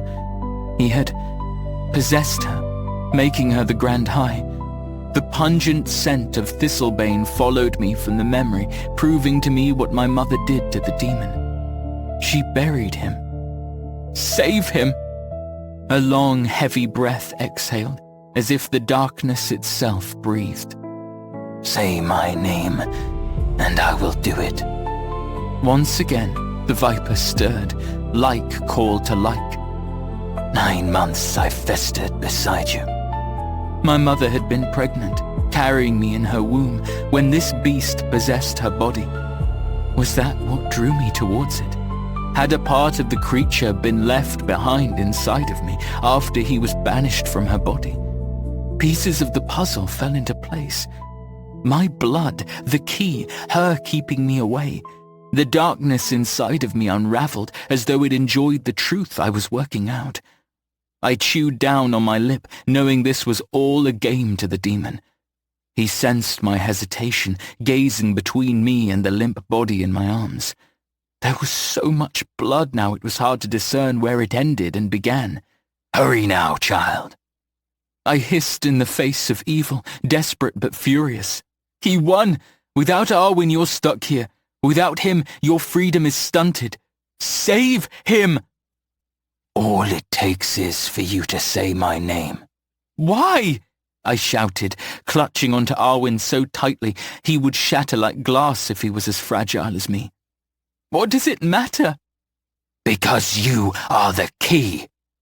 There was anger in the demon's tone, a sense that he was displeased with this fact, and it irked him to reveal it. The key. The same thing my mother had said to Kama as she conjured him. My blood had opened the portal to the witch trials. This was why Kama was adamant about getting me out of the trials, because he knew, as well as my mother, that the only way of keeping this demon locked away for good was keeping me away. For the first time in my life, I longed to defy my mother's dying wish, all for a man who likely didn't deserve it. "Say it," the beast sang. "One word, and I will save him." I screwed my eyes closed, watching stars dance in the dark. I refused my better judgment, telling myself that this was the only option. Because I was selfish. I hated Arwen, but that didn't mean I wanted to lose him. Weak hands clutched at me, barely able to grasp onto my shirt. "Don't do it. Let me go." "Bahamut!" I shouted to the dark, above Arwen's final plea. As if it wasn't enough the first time, I bellowed the name out of my throat as though I spat flames. A cold, steady peace folded over me. It was as if the atmosphere paused, drew outwards, and then flooded back towards me like the destruction of a black hole. "Good boy," Bahamut praised, 2 words soft as a father's admiration. I refused to open my eyes, to face the possible realities. It was easier to face the dark in my mind, familiar. But when Arwen shifted in my grip, I forgot all of it. My eyes flew open. I peered down at him, holding my breath in anticipation. Arwen sat up silently. He tugged the athame from his chest with steady hands, discarded the blade on the floor. I was speechless as I watched dark veins stitch the wound in his chest together. Arwen glanced down at himself too, silently pondering the possibilities. Or at least I thought that was what his silence was born from. Until he looked back at me, with glowing red eyes. He pulled himself out of my arms, but I did little to try and stop him. I was left, dumbfounded and frozen, as Arwen defied death and stood tall above me. "Look at what you have done," Arwen spat, clutching the side of his head. He pinched his eyes closed, stumbling back, as though he waged a war. Which he did, with the demon now possessing his body. "Congratulations," I said, getting up and putting distance between us, unsure if I should give in to relief or the hate that still lingered in me. "You won. You are the new Grand High." When Arwen opened his eyes, it was to show the beautiful blue I had become so powerless in the face of.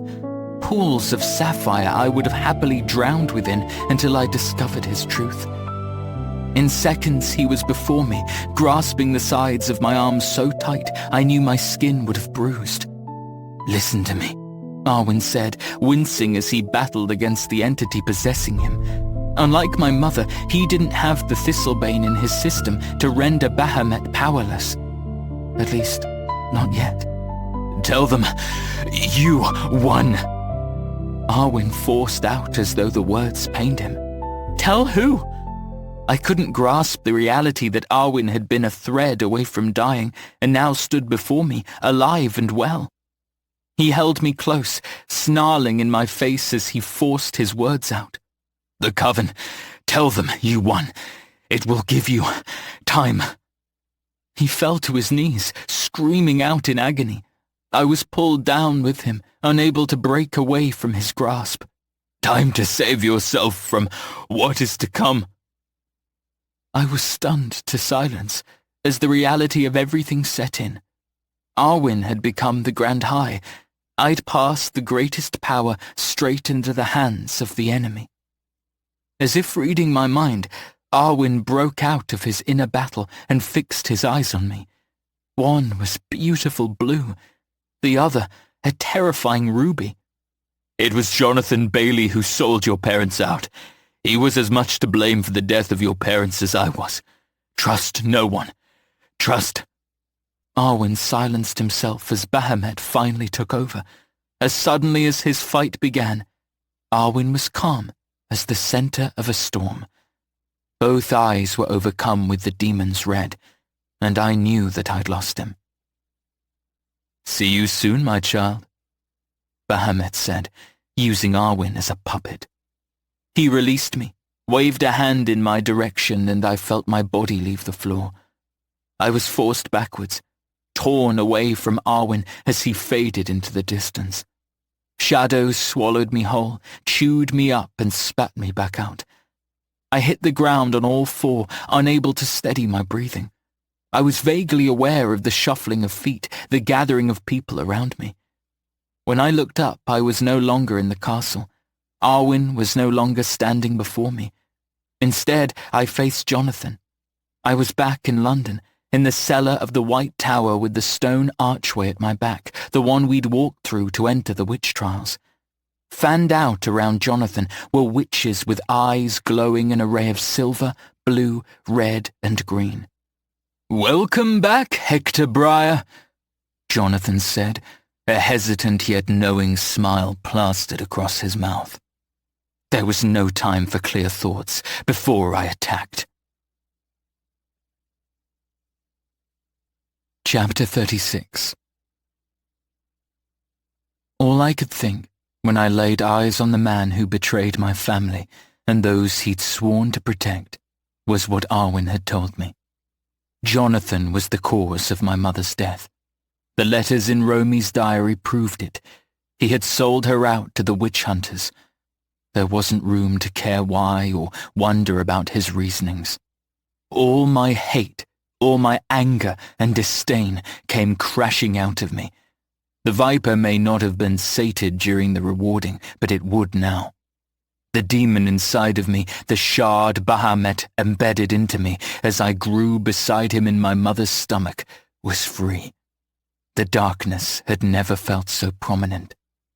Knowledge was the greatest power, and I'd come out of the witch trials brimming with it. I jolted forwards, nails outstretched, my gift striking out like a viper. One witch closest to me slammed into the stone archway, their skull cracking upon impact. I didn't care for the life lost, not when these people had sent us into the trials, knowing what was behind it. Jonathan didn't step back.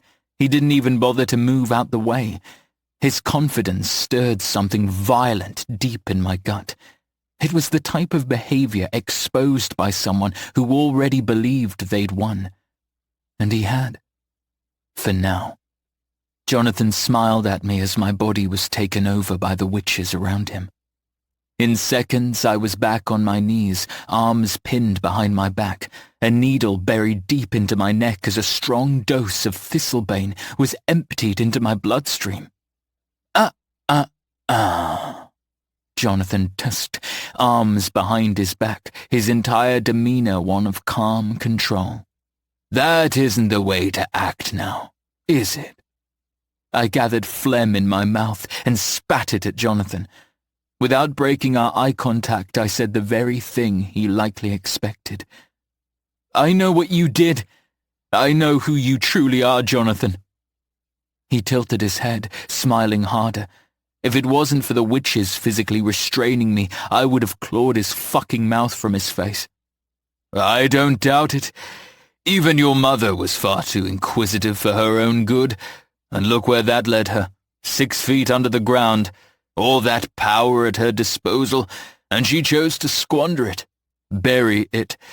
Maybe if she kept Bahamut free, she would have been able to save herself." A symbol painted behind my eyes. It was as clear as day, so powerful the lines of the symbol were solid and demanding.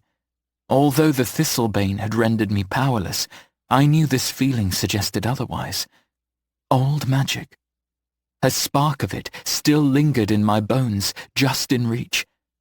There wasn't a moment to wonder why, without thinking about the repercussions, before Jonathan could say another word or the 20 or so witches around him could hurt me. I grasped onto it, sinking the claws of my mind deep into the heart of the power. It was like peeling back the skin of a ripe, sweet fruit. except Jonathan's demise would be sweeter. When I opened my mouth, it wasn't to reply with words. Fire spilled out of my throat, a wall of boiling of flame. Heat rippled across my skin, a warm kiss of summer. The blast sent the hair off my face, giving me the perfect view of the destruction. I caught the shock in Jonathan's eyes, the disbelief as the wave of fire met him. It swept out, devouring him whole. Flesh melted, bones charred, and blood hissed. Silence reigned around me as everyone witnessed what I did. By the time the fire dwindled to natural tongues, the room was empty of Jonathan's presence. Dead like my parents, like Salem's parents, like every witch he'd knowingly sent into the witch trials as a sacrifice to a dark demon. He deserved this. It was justice, I told myself. I stood looking around at the ruined remains of my true enemy, the old magic dwindling but close enough if I needed it. Jonathan's corpse was frozen in his last act, a burned husk oozing grey snakes of smoke as he fell to the ground and shattered. All the witches around me paused, eyeing me with suspicion. Then, without word, they bowed. The hands holding me down released me, the witches putting space between us. Out of trepidation and fear as to what I'd do next, what I'd just achieved was impossible with the Thistlebane dampening my gift. It proved one thing, or at least suggested that I'd come out of the witch trials a victor, a perfectly crafted lie given to me by the master of deceits. I heard Arwen's last words to me. "Tell them you won." From the way the room bowed at me, it proved I didn't need to tell them anything of the sort. They made their mind up in that moment, and if it kept me alive long enough to leave this place, I would make Arwen proud. This would be my illusion to cast. In place of the fissure across my heart, it was the dark promise of revenge that held the parts together, the need to finish my mother's mission. "Grand High, we are sorry." It was an elderly witch who spoke, stepping forwards whereas the rest kept their distance. He was old, balding at the top of his head as he bowed dramatically. "We were simply following Jonathan's order." I lifted a hand, silencing the man who spoke. Jonathan's bones shattered to shards beneath my boots as I carelessly stepped over him. "Take me to Romy Bailey." "Certainly. She is in the infirmary. Please, follow me."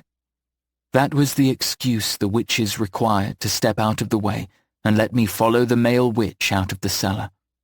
I didn't look back. Not once. Only forwards. As I was guided through the corridors of the White Tower, passing witches who stopped and stared at me, noticing the blood on my body and the scent of burned flesh following behind me, I kept my focus ahead. Let them fear me. Let them all cower. No one dared step in my way. Many just stood aside, whereas others bowed their heads, showing signs of respect to the witch they believed to be the victor, even if that was far from the truth. "Tell them you won." I couldn't rid myself of Arwen's voice. He infected my mind, a parasite that required cleansing. With the taste of destruction on my tongue and the desire for more in my heart, I knew what was to follow. I would find Romy, get far away from here as I could, and finish the task my mother attempted. The destruction of Bahamut, no matter the cost. This has been a Podium Audio production. If this audiobook fulfilled your fantasy, we would love for you to rate and review it. The audiobook might be over, but the heat isn't. Check us out at podiumentertainment.com and join our newsletter for your next love story. Also, don't forget to stalk us on Instagram, TikTok and Facebook. We hate to watch you go, but love to watch you leave. Until next time. You have been listening to The Witch and His Crow, Book 1 of The Witch Trials. Produced by Mitch Rains. Written by Ben Alderson. Performed by John York. Text copyright 2024 by Ben Alderson. Production copyright 2024 by Podium Audio. All rights reserved.